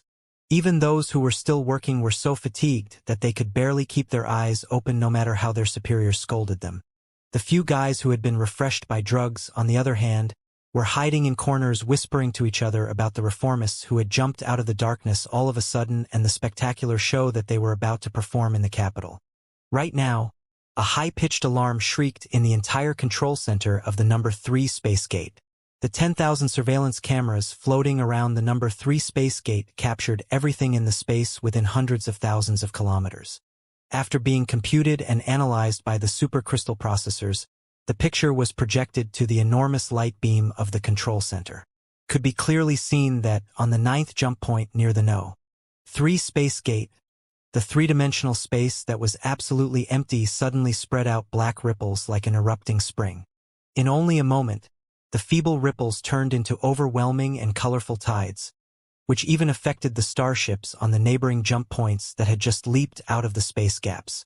Those starships all hurried to dodge in a panic with the maximal power. The spiritual shields of many of them were shining brilliantly, implying the great pressure that they were enduring. At the center of the ripples, or tides, was a flower that was unbelievably glamorous but perished instantly. When the materials weighing millions of tons had intense reactions and completely perished, the enemy they released left ineffaceable spots on the dark universe and every observer's eyes. The white spots gradually turned into the shape of a skeleton, representing death and destruction. Every piece of surveillance magical equipment in the control center was shrieking, informing all the staff that a terrible accident of superimposing teleportation had taken place. 2 starships that jumped to the divine rain planet from different worlds, for some reason, arrived at the very same coordinates at the same time. Every unit on the 2 starships, every cell of the crew members, and even every atom that made up the units and the bodies overlapped. The consequence of such overlapping was catastrophic. Even if only 10% of the 2 starships overlapped, the super explosion caused would still swallow the 2 starships in the blink of an eye. The crew members did not even have the time to panic when they were torn into shreds in the cellar, if not atomic level. It was just the beginning. The space swirl caused by the collision of the space ripples brought forth by the 2 starships boasted a high attraction force that absorbed all the materials that were fleeing away in a hurry, transforming them into part of the death and destruction, like a tiny black hole. Even some of the starships that failed to escape in time were gradually attracted and about to be involved in the serial destruction. How did it happen? The most dazzling and devastating picture on the surveillance light beam cast the control center into a moment of suffocation and silence. The manager of the Navigation and Coordination Center of the number 3 Space Gate roared furiously. Who was responsible for the coordination of the 9th jump point? Why did they send the same accurate jump coordinates to 2 starships? The scale of the universe was far beyond the imagination of any human being. Theoretically speaking, it was impossible for 2 starships to run into each other in a space jump. However, in order to increase the precision of the jump, the Pangu clan and the Nuwa clan, mankind's ancestors, created the magical equipment such as star beacons and space gates, which attracted travelers everywhere like the lighthouses in a dark night. As a result, the jump coordinates of the starships that passed the space gates would be limited to an extremely small range. Chances were that 2 starships might affect, overlap, and melt with each other. When 2 starships overlaid in the same space, or 2 bodies of flesh and blood jumped to the same spot simultaneously, there would be dire consequences. The Navigation and Coordination Center on the space gates was an administrative department created to avoid such accidents. According to the size and navigation radius of every space gate, the area near the space gate would be classified into different jump points, each of which had unique jump coordinates and control code. Under normal circumstances, before a starship performed a space jump, it would send a request to the target space gate. After confirming the identity and mission of the starship, the target space gate would send the jump coordinates, jump time, and control code to the starship according to the traffic of the space gate at present. In such a way, the safety, regularity, and rapidity of the space jump could be guaranteed. Therefore, in a normal jump procedure where the 2 parties communicated closely, it would be barely possible for 2 starships to land on the same spot, leading to such a serious accident. The identities of the 2 overlapped and mutually destroyed starships had been confirmed. They were 2 carriers that had come to the Divine Rain planet to ship goods on a normal monthly transportation mission. Their jump requests had been sent over a day ago. Then, there could only be one possibility. It was a human error accident. The coordinator gave the 2 starships the control code of the same time and coordinates. The manager of the control center of the number 3 space gate immediately blushed and glared at the coordinator of the 9th jump point. There was no telling if it was because he sensed his superior's scorching eyes, but the coordinator suddenly trembled violently and hissed. His face became grave, and tremendous foams spurted out of his mouth. He collapsed to the floor, cramped nervously, and peed and shite his pants. It seemed that some kind of terrible disease had attacked him. Well, the manager of the control center was slightly stunned. "Doctor! Somebody call a doctor!" At this moment, everybody in the control center of the number 3 space gate was overwhelmed. The chaos caused by 2 overlapped starships could not be settled so easily. While the fuselages of the 2 starships had been too badly destroyed to be rescued at all, the fragments raised by the explosion were still sweeping across the entire area. Under normal circumstances, even a carrier would boast a spiritual shield of reasonable intensity, which would be enough to withstand the broken pieces. But this place was next to the space gate. Every minute, a starship would leap out of the void and condense into a solid form from the fractured state. It was the most vulnerable moment for the starships and the crews.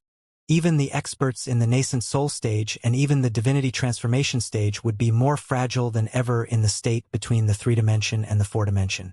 They could even barely control their own souls. If one of the pieces happened to hit the power unit or the arsenal of the starship, or if a starship happened to jump to the pieces from the void and overlaid with the pieces, it would definitely be a tragedy of serial destruction. Therefore, desperate roars were echoing both from the control center and from the bridges of every starship nearby. Everybody was operating so quickly that their hands were cramping. Every surveillance camera was aimed at the starships that had already leaped out of the void. More than 90% of the computational ability of the mainframe crystal processor was dedicated to the recalculation of the sailing routes and the order by which the starships were being teleported. Both the human brains and the crystal processors were overloaded, with white smoke popping up from their heads. In the turmoil, nobody noticed that on the 19th jump point, which was the farthest away from the No. 3 space gate and usually served as a backup point, a dark warship that seemed to have been melted into the universe surfaced from the void without a sound. It was a warship that seemed to be carved out of a black gem.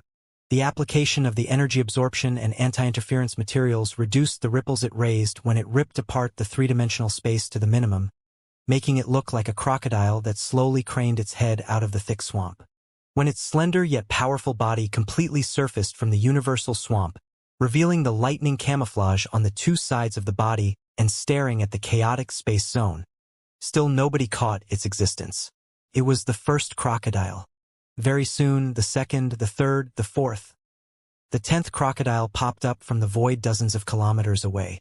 They were as soundless as the first crocodile. Except for the feeble ripples that looked like black fog, they barely showed any signs. The only thing that declared their intimidation was the lightning paint on the starships that were in the shape of abstract tigers. Such a paint was the symbol of the astounding Thunder Fleet.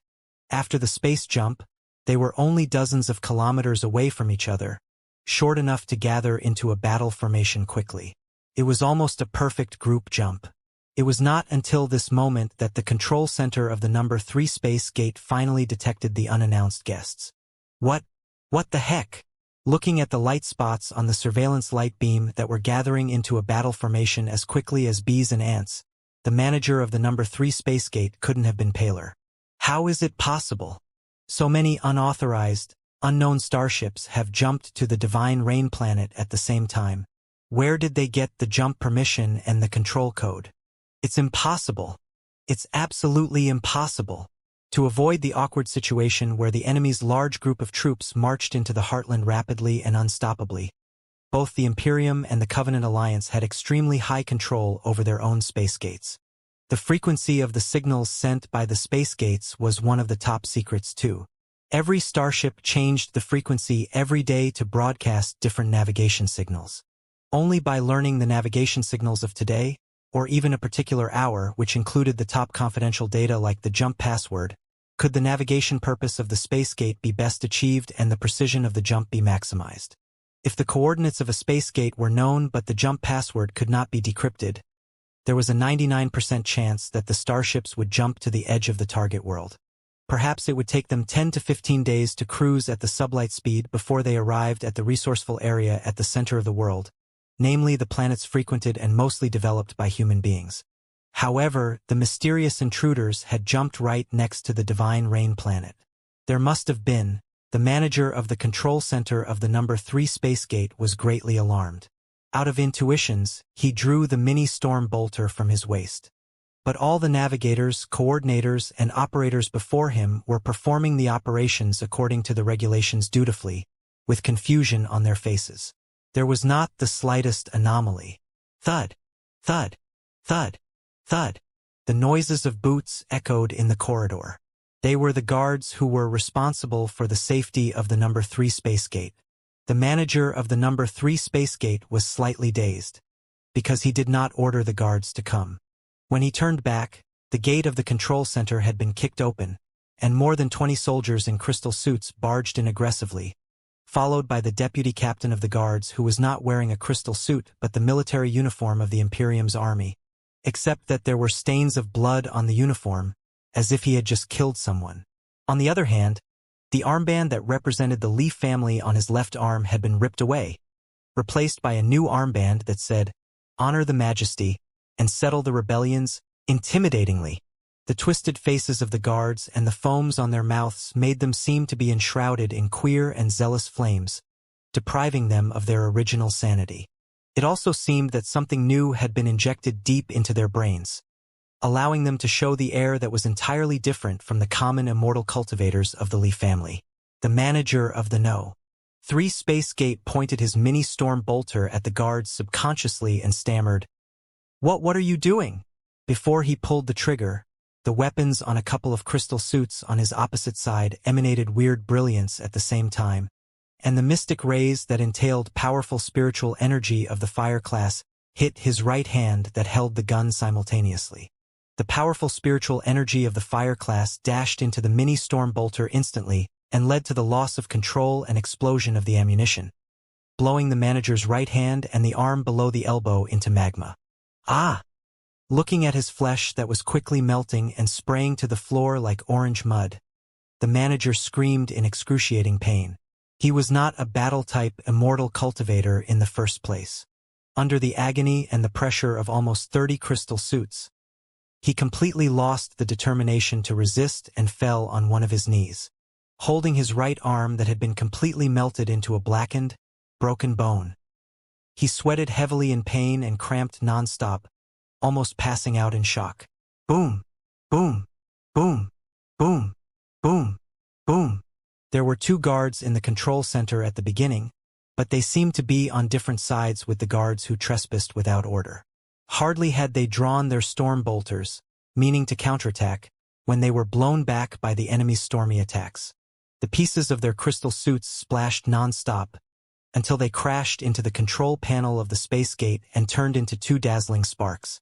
All the navigators, coordinators, and operators were so scared that their faces lost all colors. The control center was not spacious at all, and they had nowhere to run to. Having no other choices, they could only raise their hands and surrender. The leader of the guards, the only guy who was not wearing a crystal suit, walked to the front of the manager who was shuddering with a pale face, observing the man coldly from the high stance. How dare you? The manager of the space gate realized the enemy's intention from his cold eyes, but he found everything that had just happened too absurd to believe. His question was more like deep confusion than to reprimand. Life and death, honor and disgrace, are none of our concerns right now. There is nothing we daren't do. The leader of the guards drew the saber, raised it high and roared. The aura of the saber cut in the manager's left shoulder like a lightning and went all the way down to the right abdomen, chopping the manager into halves. Because many organs were still connected to his head, the manager of the space gate did not die instantly. While the world swirled before him, he saw everything on the surveillance light beam. He saw that the rebelled guards led a dozen mysterious persons that he had never met before into the center, replacing the previous coordinators and operators of the number 3 space gate. Those newcomers were all well-trained professionals. They navigated the jump of the unknown starships so smoothly that their efficiency was even higher than that of the previous staff of the number 3 space gate. Under their flawless operations, more and more unknown starships leaped out of the void.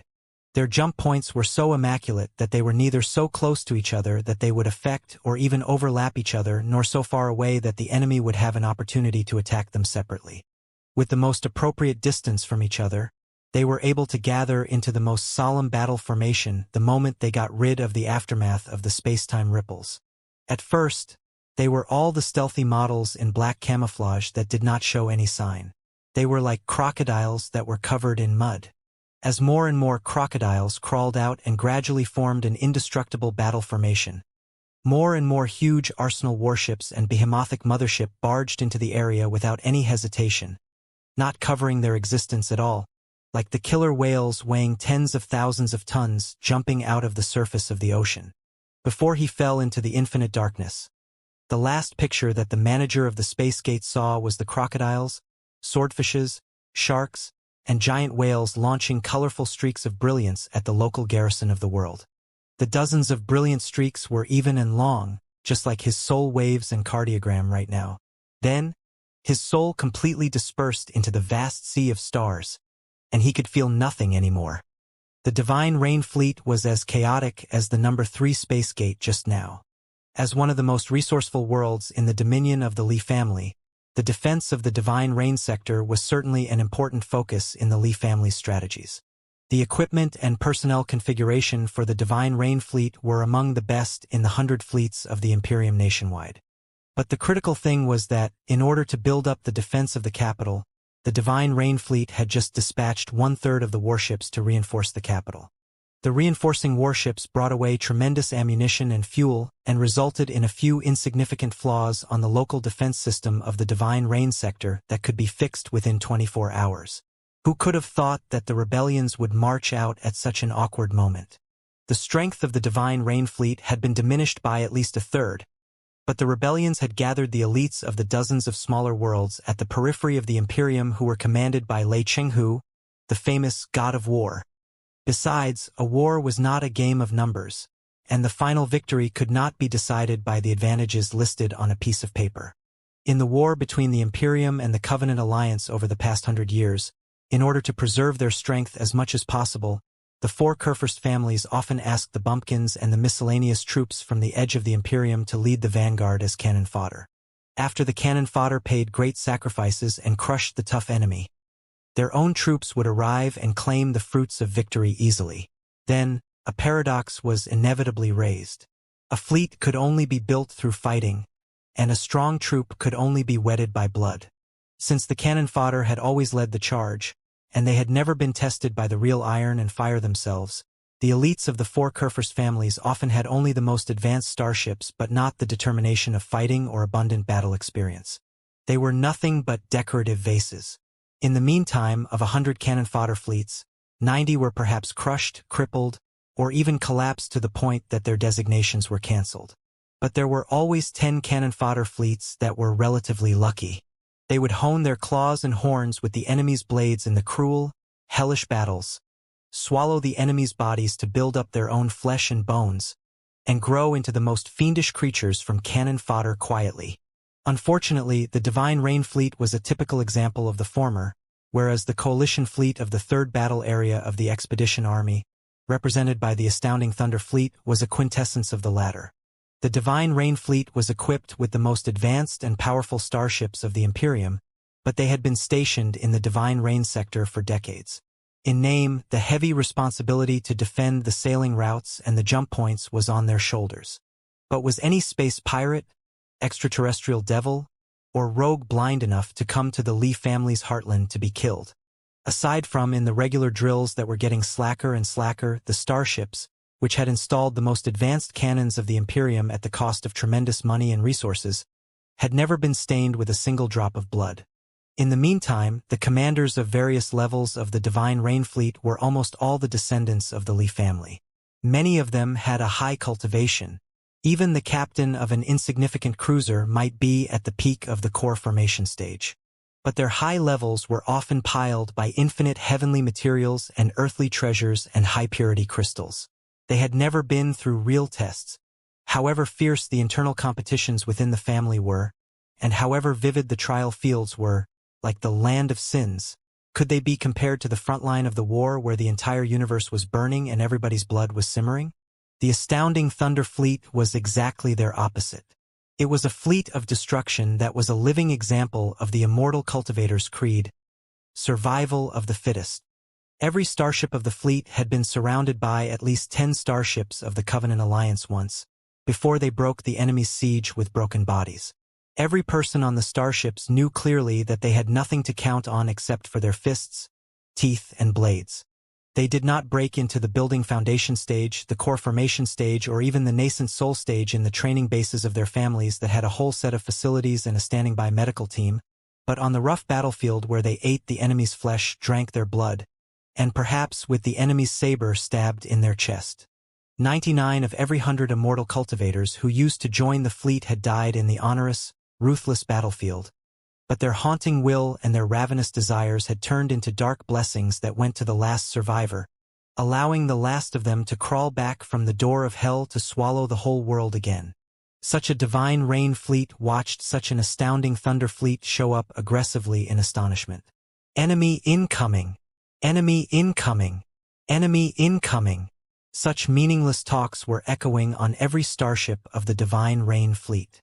Mixed with the alarms of the surveillance magical equipment, they were even more disturbing. The natural reaction of the flagship was to ask for reinforcements from other worlds and the capital. But all the external communication was under serious interferences, and all the distress calls were mired in the chaotic whirlpools. There was no telling if they were delivered to the outside world. Lei Qinghu was too experienced to let the garrison of the Divine Rain sector send out distress calls easily. The first batch of troops to jump to the place already included a lot of interferential starships. Li Linghai had also compromised a lot of signal bases of the Divine Rain sector earlier and asked Liao to forward the accurate coordinates of the bases to Lei Qinghu. So, the first wave of interferential attacks was highly effective. The communication between the Divine Rain sector and the outside world was almost immediately cut off. When the Divine Rain Fleet finally gathered into battle formation in a haste and charged at the Astounding Thunder Fleet, 1/4 of the Astounding Thunder Fleet had recovered from the surging spacetime ripples, 1/4 were slowly passing the gap of the four-dimensional space, and the other half were still being teleported. Even the dumbest commander knew that it was the best, if not the only opportunity to annihilate the Astounding Thunder Fleet. But at this moment, the dozens of streaks of brilliance that the manager of the No.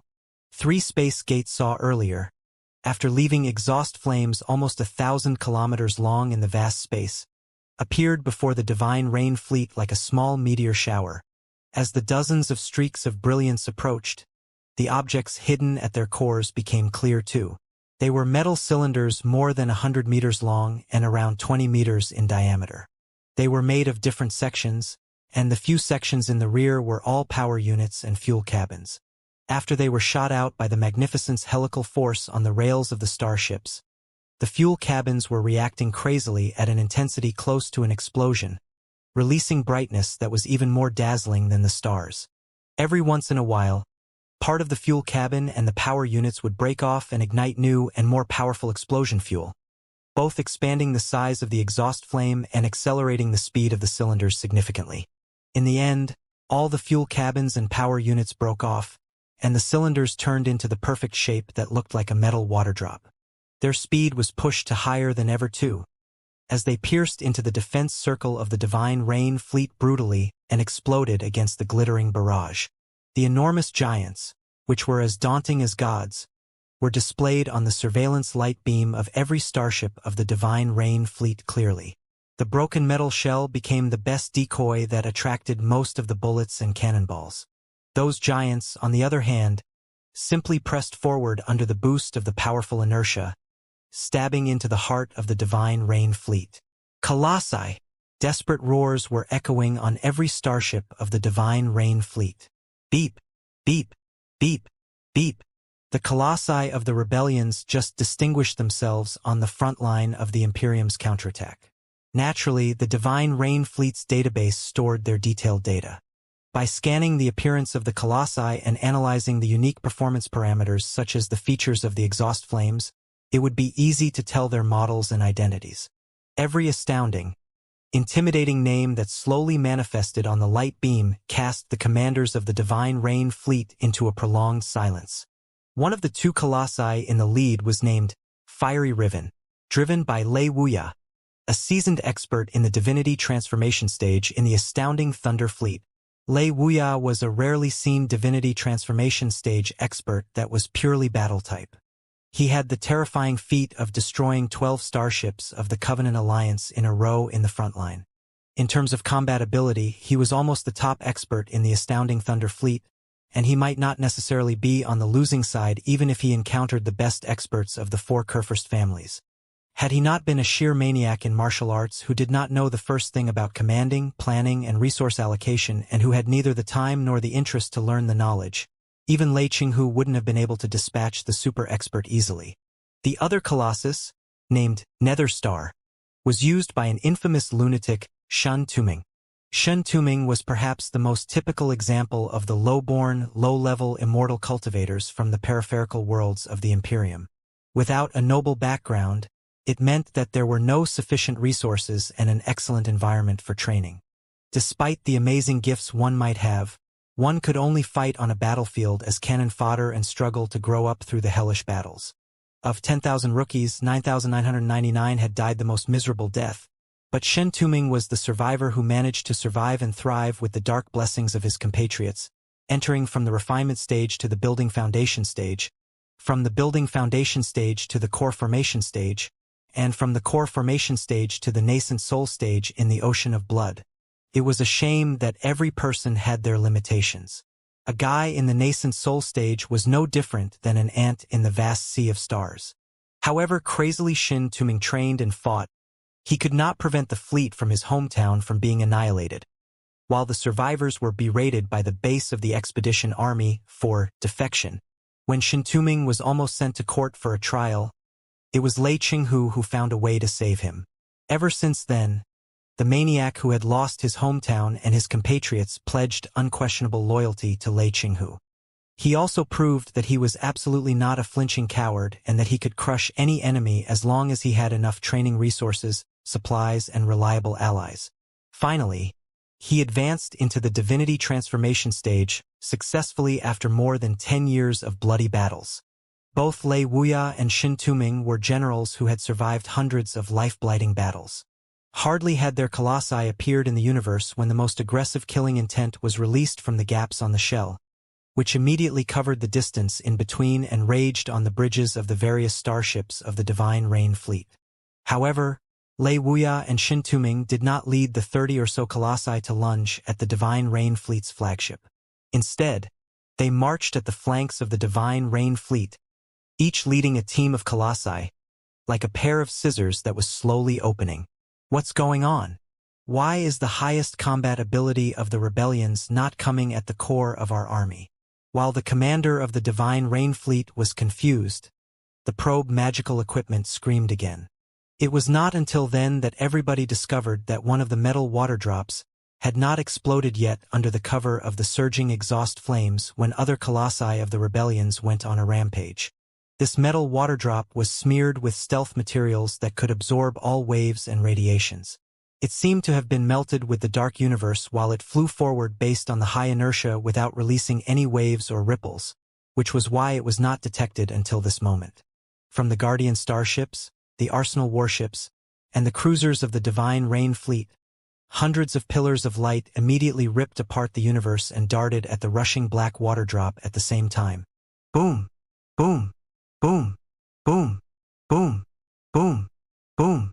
Enormous noises echoed inside all the starships while the main guns barraged. The deafening explosions brought an illusionary sense of security, and the overlapping, dazzling light balls seemed to have established a gold, glittering, impenetrable wall before the Divine Rain Fleet, which further reassured the commanders of the Divine Rain Fleet. They thought that they had finally bought themselves a few minutes to prepare for the battle. However, the dazzling light balls made of various cannonballs did not perish instantly as usual but seemed to have been given a new life. Wriggling, twisting, condensing, and changing, they slowly extended to the two sides, with a weird protrusion rising on the top. 10 seconds later, the dazzling brilliant formed an overwhelming gold vulture that was at least 100 kilometers long. This is... On the bridge of the Divine Rain Fleet's flagship, everybody gasped non-stop in shock.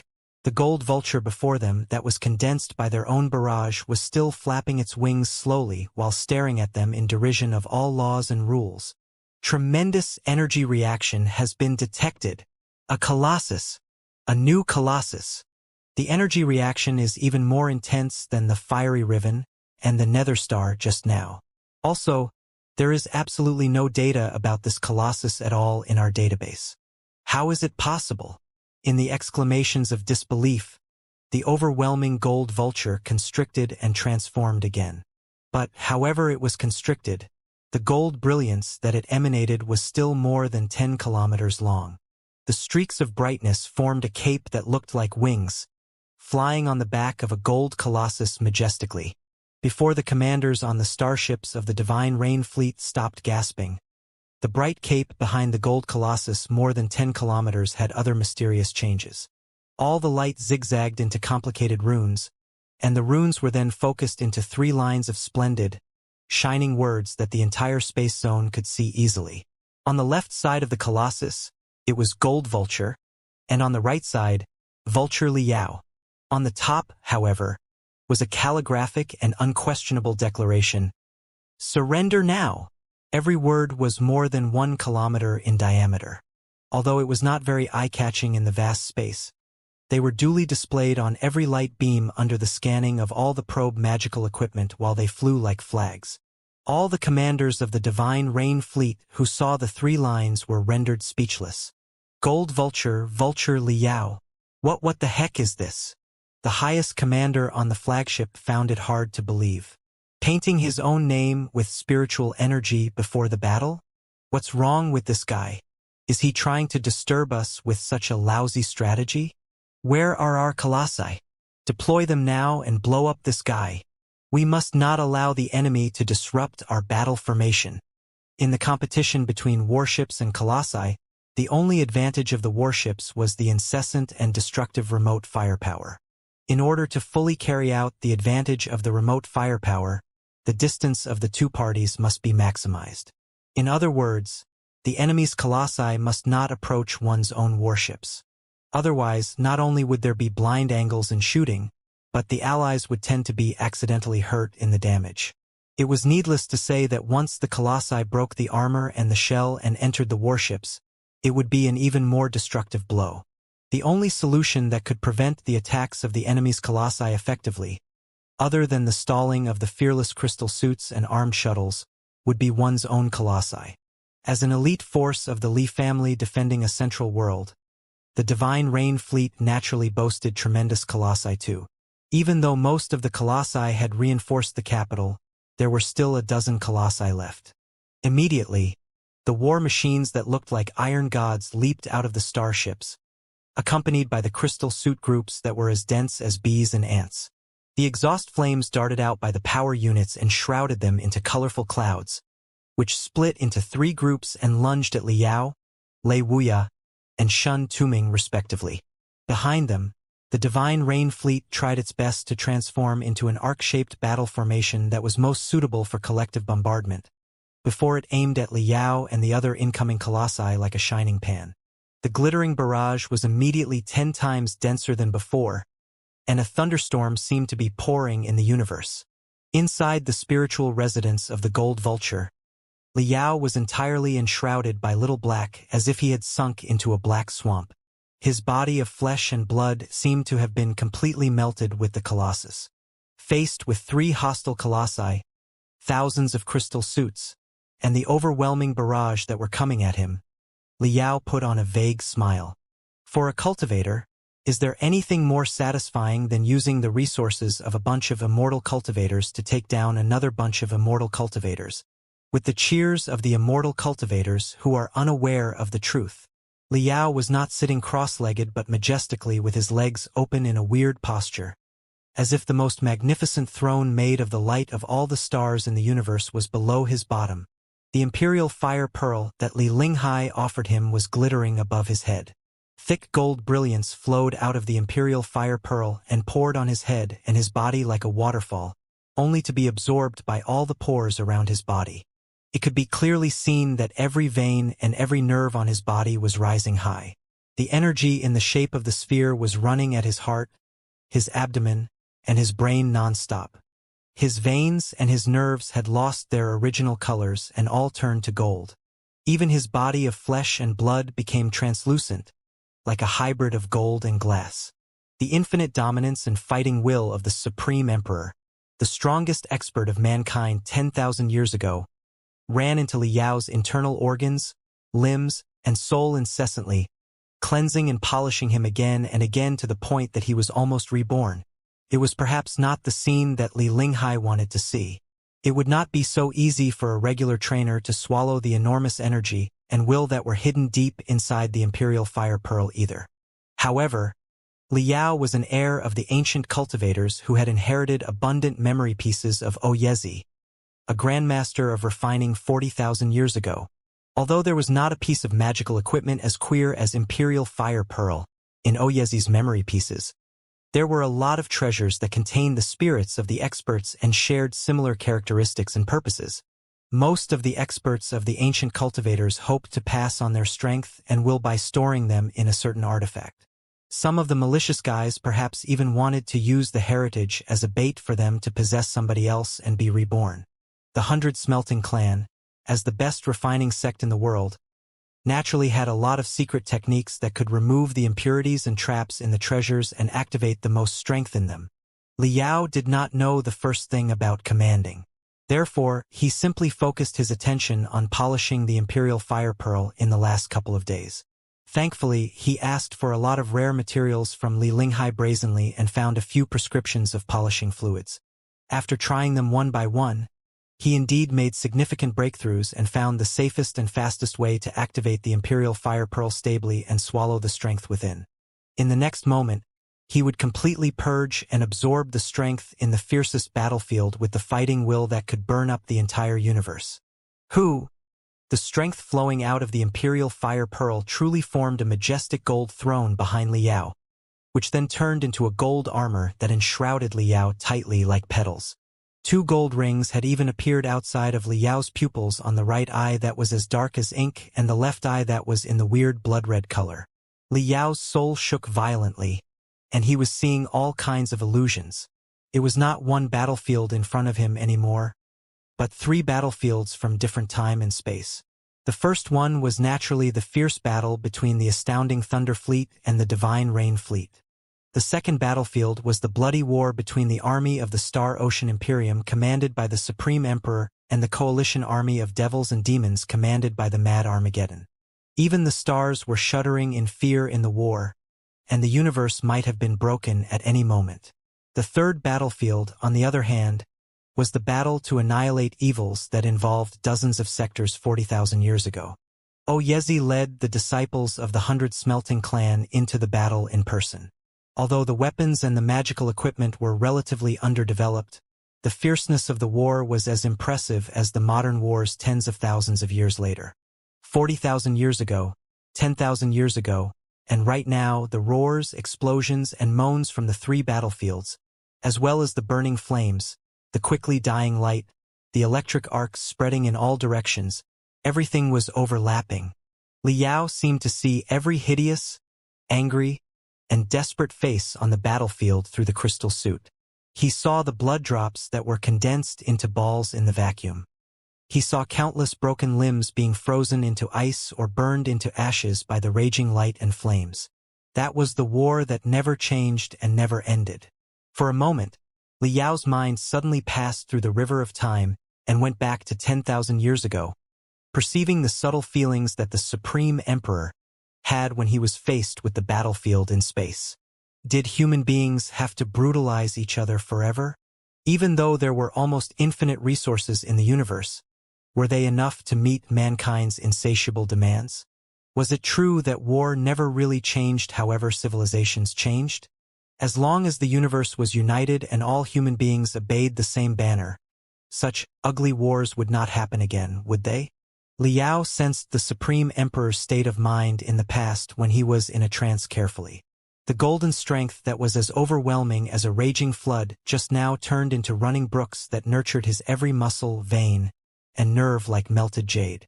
Liao's eyes were brighter and brighter, until they were almost bright enough to see the dark universe clearly. The 3 colossi and the thousands of crystal suits that came at him aggressively seemed to have turned into translucent objects. He could clearly see the spiritual energy transmission tubes below the plate armor, as well as the operating model of every rune array. He was even able to sink his senses into the colossi and see the faces that were highly twisted and covered in both fury and fear. Even the starships that were opening fire crazily behind the colossi and the crystal suit groups were seen through by Liao immediately. The structure, functions, and vulnerabilities of every cabin were obvious to him.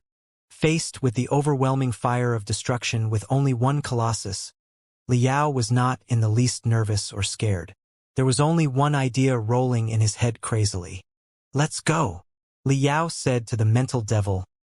"Let's see if we can end this war." After all, he was fighting an enormous group of starships with only one colossus. Even Liao was not very confident about himself and had to ask the mental devil to work together with him. "It doesn't matter to work with you, but can I propose a minor request first?" The mental devil said, "Can you take away the 3 lines of giant words made of spiritual energy next to our colossus first? It is already quite embarrassing that you give this colossus such a stupid name as Gold Vulture. And you are even displaying the name on your head with spiritual energy. Do you still have any sense of shame? It's not on the head." Liao frowned. "The name of the colossus and my name are clearly on the 2 sides. On the head, it is Surrender Now, which I have tested countless times through all the trouble and built with the coolest sound and visual effects.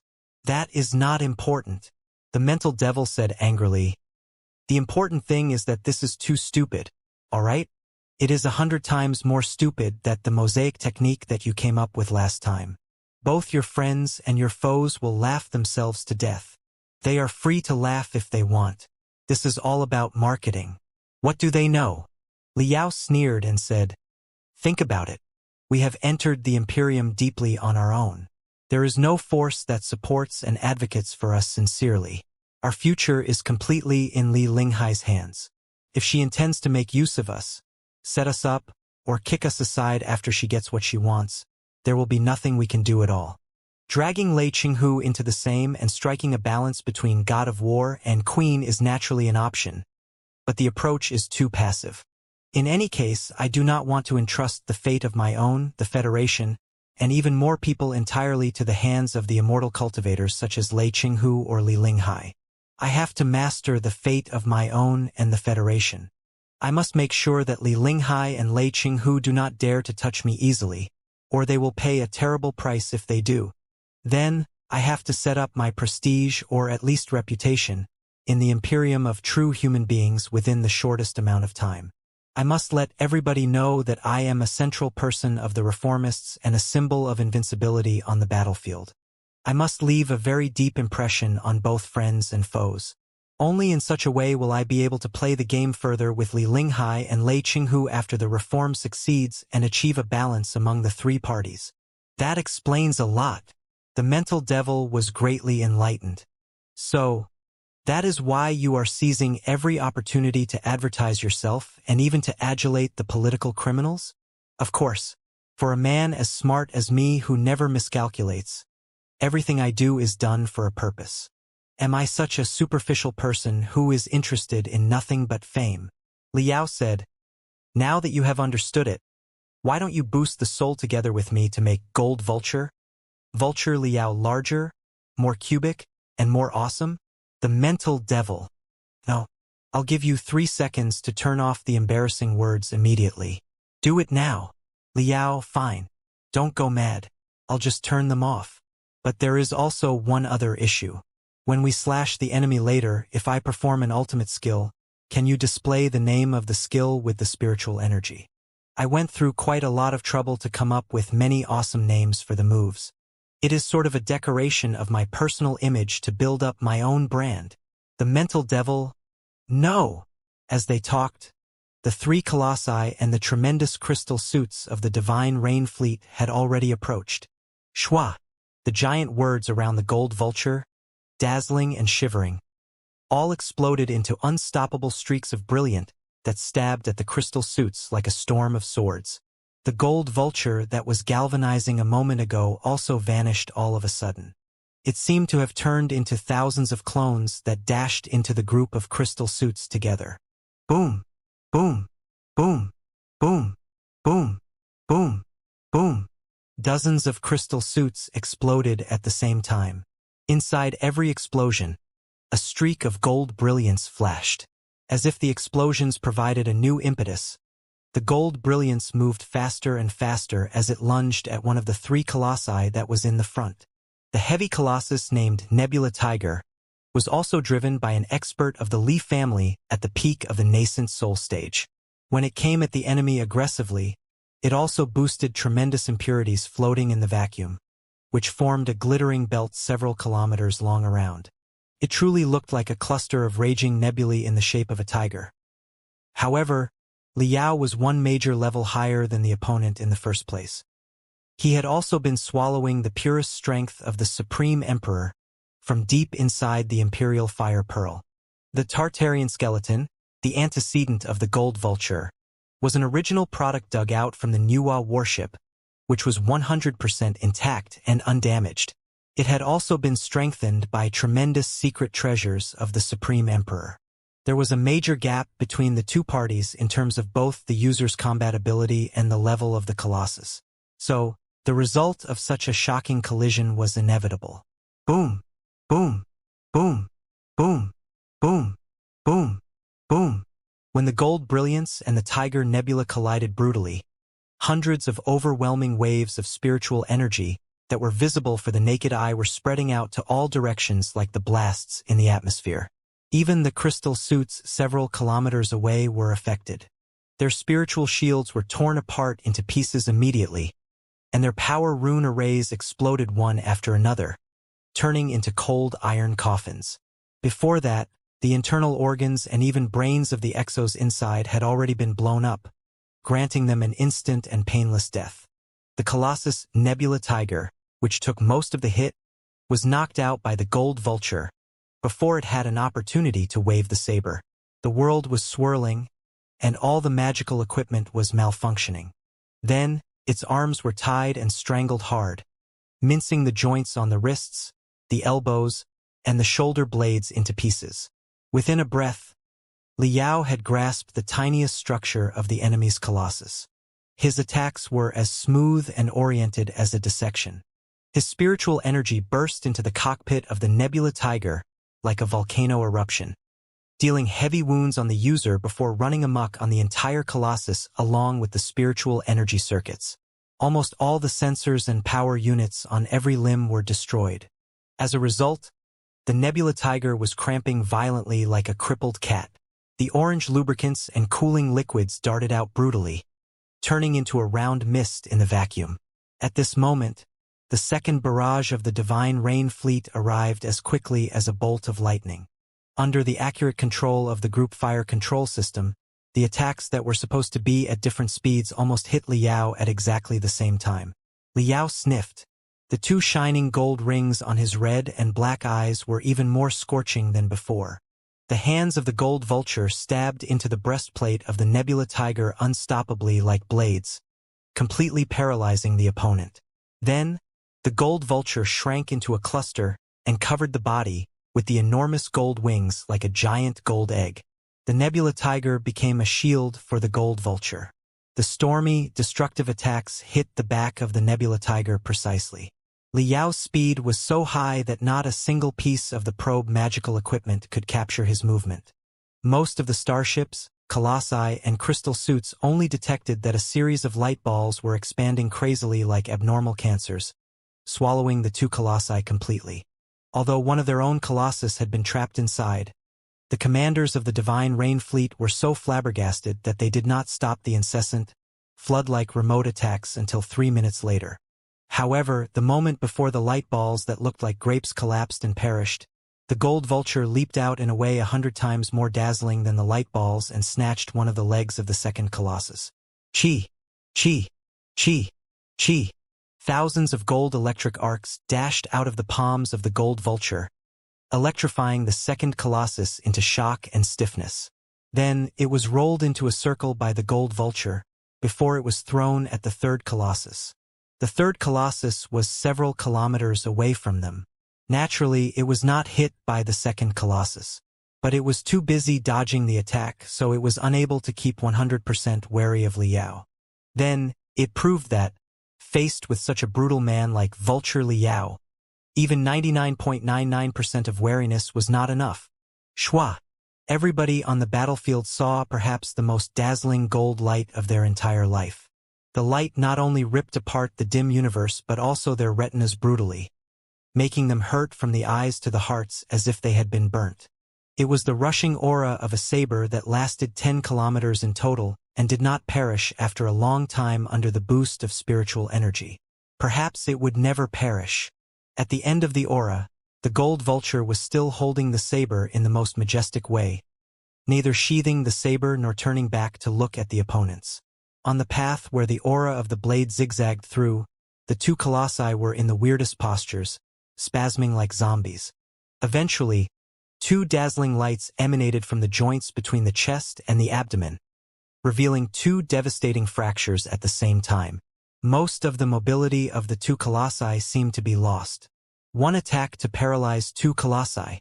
All the soldiers of the Divine Rain Fleet, especially the exos around the four colossi, felt that they had been caught in the worst nightmare, so shocked that their souls were almost falling apart. The soldiers of the astounding Thunder Fleet, including the team of colossi that were charging at the enemy's flanks under the lead of Lei Wuya and Shin Tuming, were astonished by Liao's astounding performance and unable to calm down for a long time. They were all impressed by the heritage of the royal family that had been passed on for 1,000 years. This vulture Liao, as an envoy of His Majesty, was truly extraordinary. With everything coming to this point, aside from Lei Qinghu and Li Jialing, nobody in the entire battlefield was suspicious of Liao's identity as the emperor's envoy anymore. The best evidence was right before their eyes. Had it not been for the legacy of the royal family, how could the gold vulture have unleashed such intense, majestic dominance? Watched by thousands of complicated eyes, some in devastation and some in admiration, the gold vulture turned into an aggressive and unstoppable streak of gold brilliance again and rushed forward for 1,000 meters in the blink of an eye, cutting into the crystal suit groups that followed the enemy's 3 colossi. In the competition between a colossus and another colossus, crystal suits were there as support. Right now, the 3 colossi of the Divine Rain Fleet had almost lost their entire combat abilities. The remaining crystal suits were naturally no match for Liao at all. Wherever the gold vulture blinked by, fireballs were expanding crazily and spreading into overwhelming flames very soon. Hundreds of most advanced crystal suits were all destroyed by the gold vulture. If it were a fleet and a crystal suit legion with abundant experience and determination after fighting in the front line for 100 years, they would have known that even the most terrifying colossus has its limits. At a battle of such a high intensity, both the duration of the armor and the storage of ammunition and fuel were plummeting. For the gold vulture, such a cruel truth was also inviolable. Therefore, the more aggressive the colossus was, the more important it would be to fight relentlessly in a war of attrition by the advantage in number. It was even an option to heavily damage the spiritual shield and the armor of the gold vulture with dozens of crystal suits, tie the limbs and the power units of the gold vulture with another dozens of crystal suits, and then ask the 100 starships in the rear to barrage the enemy together. Then, there would be a slight chance that the enemy's super colossus would be taken down. However, such experience, determination, and fearlessness were not something that the Divine Rain Fleet, which had been enjoying all the benefits in the rear, could boast. At the center of the battlefield, Liao's crazy performance greatly shocked the flagship of the Divine Rain Fleet as well as the starships in the middle. On the flanks, the Colossus team led by Lei Wuya and Shin Tuming respectively were also imposing a heavy blow on the arsenal warships and interferential warships that the Divine Rain Fleet deployed there. 2 colossi of the 2 parties were engaged in a fierce battle, and it was barely possible for the Divine Rain Fleet to regroup. Not far away from the No. 3 Space Gate, while the colossi were fighting, most of the main force warships of the Astounding Thunder Fleet had leaped out of the void, got rid of the space ripples on them, and joined the battle formation that was more and more grave and overwhelming unhurriedly. They were not in a hurry to attack, as if the enemy before them was nothing but fish in a water tank. Faced with such a situation, the Divine Rain Fleet was showing the sign of total collapse. The fact was obvious. The only hope of their victory was to crush the vanguard of the Astounding Thunder Fleet that was purely made of colossi before the Astounding Thunder Fleet was completely teleported over. That way, they would be able to hit the Astounding Thunder Fleet while it was not prepared yet. The Astounding Thunder Fleet had focused the elite forces of dozens of sectors from the 3rd battle area. Once it finished the jump and regrouped, it was certainly not something that the Regional Defense Force, which was also incomplete now, could resist. The barrage of the Divine Rain Fleet was disordered. The previously perfect arc-shaped formation became uneven too. Many starships were hesitating whether to press forward or to flee in a hurry. Liao sensed the enemy's panic keenly. Those idiotic guys shouldn't have given him so much time to rest and prepare. The gold vulture stood in the middle of the void flames, opening the wings and the arms at the same time. His spiritual energy turned into hundreds of visible rays of light that extended to all directions and enveloped the remains of the crystal suits that he had just destroyed. The remains that were burning in the dual reactions of spiritual energy and fuel were dismantled into the most fundamental pieces. All the pieces were condensed and regrouped into giant swords that were different in length and shape but equally glamorous, aggressive, and sharp. Vintage primeval patterns appeared in the void nonstop, only to be absorbed by the giant swords and turned into the inscriptions on the bodies of the swords like living creatures. Very soon, 100 giant swords enshrouded in gold light hovered around the gold vulture and shivered along with Liao's breath while they emitted heart-hurting brilliance. As the gold vulture slowly raised its right hand high, the tips of the 100 giant swords began to tremble crazily, like vipers that had discovered the prey. Liao's black and red eyes were constricted into 2 gold points the size of needle tips in an instant as he controlled the gold vulture to slash his right arm. The gold brilliance around the 100 giant swords immediately turned into 100 electromagnetic channels that shot the giant swords out after spinning them for a while. In shrieks that were enough to tear apart the vacuum, the giant swords lunged at the remaining groups of crystal suits. Although the crystal suits fled crazily the moment they heard the ear-splitting alarms, the gold vulture's ubiquitous rays of destruction had locked onto them in advance. Liao's telepathic thoughts and killing intent tied up the limbs of those crystal suits and invaded their power units like invisible vines, making their evasion movements slow, twisted, and abnormal. Eventually, they were pierced through by the gold flying swords made of remnants, raising a series of explosions. The pieces caused by the explosions further produced even sharper, and even more brilliant gold flying swords. There was nothing but desperate silence on the bridge in the flagship of the Divine Rain Fleet. As long as there was the tiniest crack on the determination to fight, it would inevitably collapse. Besides, even if they were to concentrate all of their firepowers and destroy the Colossus at the price of several starships and hundreds of crystal suits, it would still be of no help to stop the entire astounding Thunder Fleet's thunderous strike. Right then, the Divine Rain Fleet suddenly detected a second wave of weird and powerful waves near the number 3 space gate. A great number of massive objects were slowly passing the wormholes and jumping to the Divine Rain sector. The intelligence burned up the last resolution of resistance in the Divine Rain Fleet. With everything coming to this point, they could only pray that it was the reinforcements from other worlds or even the capital, who had received their distress signals that they sent out before the battle began. However, the few experienced generals in the fleet vaguely felt that it was not right. It wasn't long since the distress signals were sent out. Even if they were not blocked by the enemy's interferences but delivered to the outside world successfully, it seemed unlikely for the Allies to gather so quickly and jump over in reinforcement in a formation. As it turned out, as the new fleet slowly revealed its hideous appearance, the shapes and models of the starships did not match those in the database of the Li family at all. Also, it was not the emblem of the Li family on the newcomers, but honor the majesty on one side and settle the rebellions on the other, both written calligraphically. They did not collide with the astounding Thunder Fleet that was right next to them. Instead, they emitted signals in tacit understanding. Then, while the astounding Thunder Fleet lunged at the Divine Rain Fleet, the new fleet charged at the number 1 and number 2 space gates of the Divine Rain sector. Queen Li Linghai's Deep Sea Fleet had finally arrived. The powerful reinforcement of the Deep Sea Fleet and the ruthless performance of Liao's Gold Vulture completely destroyed the last bit of determination of resistance in the Divine Rain Fleet. The morale of the defenders was almost reduced to none. The highest commander of the Divine Rain Fleet made the helpless and most judicious choice to retreat. The full-terrain starships that were smaller and could fight in the high-gravity environment within the atmosphere fell back to the main planet of the Divine Rain sector and continued to resist the enemy based on the firepowers on the planet and on the orbit defense rings. The heavy arsenal warships and the cruising motherships, which were too huge to land within the atmosphere, accelerated to their highest speed and escaped all the way to the edge of the Divine Rain sector. The battle formation of the Divine Rain Fleet had already taken shape. It was as difficult to turn it around instantly as to ask a running elephant to stop in half a second. Lei Qinghu did not let go of the rare opportunity.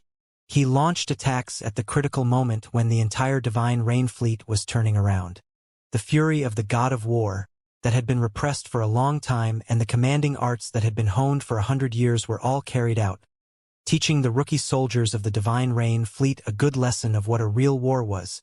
Liao took the chance to go on a killing spree in the chaotic battlefield in the Gold Vulture, training himself crazily with fire and blood, while he melted the violent strength of the Supreme Emperor deeply into his cells and his soul. Crystal suits were crushed into smithereens, starships were riddled with holes, and colossi were torn apart. It was needless to describe the goriness of the battle. Under the cover of the ground-based firepower on the main planet, at the cost of half of the starships being damaged and destroyed, whatever left of the Divine Rain Fleet finally broke away from the battlefield and escaped to the dark universe far from the star in panic. Strategically speaking, it was not a wrong choice. The absolute strength of the 4 Kurfürst families was still far higher than the only 2 troops of the reformists, the astounding Thunder Fleet and the Deep Sea Fleet. Although the astounding Thunder Fleet had blocked the outward communication of the Divine Rain sector before the battle, such a blockage had a high consumption of spiritual energy, and the range of the blockage was very limited. As long as the remaining soldiers of the Divine Rain Fleet fled to the edge of the sector, there would always be a way to send the distress calls out. By the time the army of the 4 Kurfürst families arrived, the remaining part of the Divine Rain Fleet would naturally be able to march back again in cooperation with the reinforcements. Such a choice could preserve the available forces as long as possible. Nobody could argue that it was wrong. However, under the current situation, such a choice also meant the resourceful main planet, the orbit docks outside of the main planet, and the 3 space gates were all given to the reformists for free. The Divine Rain planet boasted a very strong ground-based firepower, and it was defended by quite a few well-trained crystal suit legions with advanced gears. Should the landing battles really begin to compete over every street and alley, it would be impossible to occupy the planet without a couple of months. However, the reformists did not need to go so far as to break into the atmosphere. Outside of the near-planet orbit, quite a few space warehouses had stored tremendous military assets. Because the Divine Rain sector was one of the main supply bases of the Li family, according to the tradition, the resources collected from the hundreds or so resource planets nearby would be shipped to the Divine Rain planet first, where they would be refined and further manufactured in the factories, until they were finally packaged into military assets that could be directly allocated to the starships, the colossi, or the individual soldiers. Such refining, manufacturing, and packaging work naturally could not be done on the ground of the planet. Shipping the resources weighing millions of tons would consume abundant fuel, and so would shipping the products back to beyond the atmosphere. Therefore, as long as the manufacturing and the packaging factories were deployed in the zero-gravity area above the atmosphere, the fuel cost would be saved. It sounded like a very sensible and reasonable choice. But at this moment, the spaceports, factories, and warehouses without the protection of the atmosphere all fell to the hands of the reformists. Unfortunately, for the defense of the capital, those warehouses were all stashed with military assets that were enough for the next step of the astounding Thunder Fleet and the Deep Sea Fleet. As the number 1 and No. 2 space gates were completely destroyed by the Deep Sea Fleet, and the navigation frequency of the number 3 space gate was changed to something that only the reformists knew, the chaotic battle gradually died down, and the reformists got the situation in the Divine Rain sector under control. Although half of the Divine Rain fleet was still fleeing and the other half was running about crazily on the battlefield like headless flies, and the ground of the Divine Rain planet was still under the control of the defenders, the reformists had got the resources that they desired most as well as the initiative of the battle. An invisible bridge of information was established between Iron Torrent, the flagship of the astounding Thunder Fleet, and Dragon Abyss, the flagship of the Deep Sea Fleet. Millions of data streams were being exchanged quickly.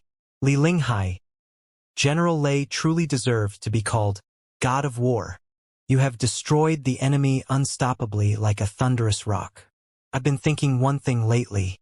Now that a small astounding Thunder Fleet is already so remarkable under your command, what miracles will you create if all the army of the Imperium is managed by you? Lei Qinghu, you are flattering me, Your Grace. We have settled the enemy so quickly in this battle mainly because of the contributions of the amazing Vulture Liao under your command. To be honest, before him, I never thought that a Colossus could be operated in such a way. Li Linghai, in that case, if General Lei doesn't mind, just let him stand by your side and play a more important role later. Lei Qinghu, right now, our army has achieved the first goal in our strategy. But the situation is still highly treacherous. The fleets of the 4 Kurfürst families may show up and besiege us at any moment. Although we have controlled the only space gate of the Divine Rain sector, given the enemy's advantage in number, it is still possible for them to jump to the edge of the Divine Rain sector secretly and establish 3 to 5 new space gates at the same time. We wouldn't be able to discover and destroy all of them in time. Also, the ground-based firepower of the Divine Rain planet is rather fierce. We cannot take it down anytime soon. Even if we do, it will consume all of the resources we have just earned.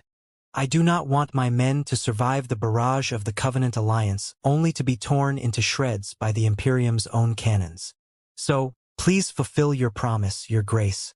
Didn't you say that you had abundant supporters within the Li family and that they would launch a small coup in the Li family, seize the power of the Li family, and join the reformists the moment our army arrived here. Rest assured. Li Linghai's eyes were shimmering. Please continue to clear the enemies in space. Leave everything else to me. I will certainly win.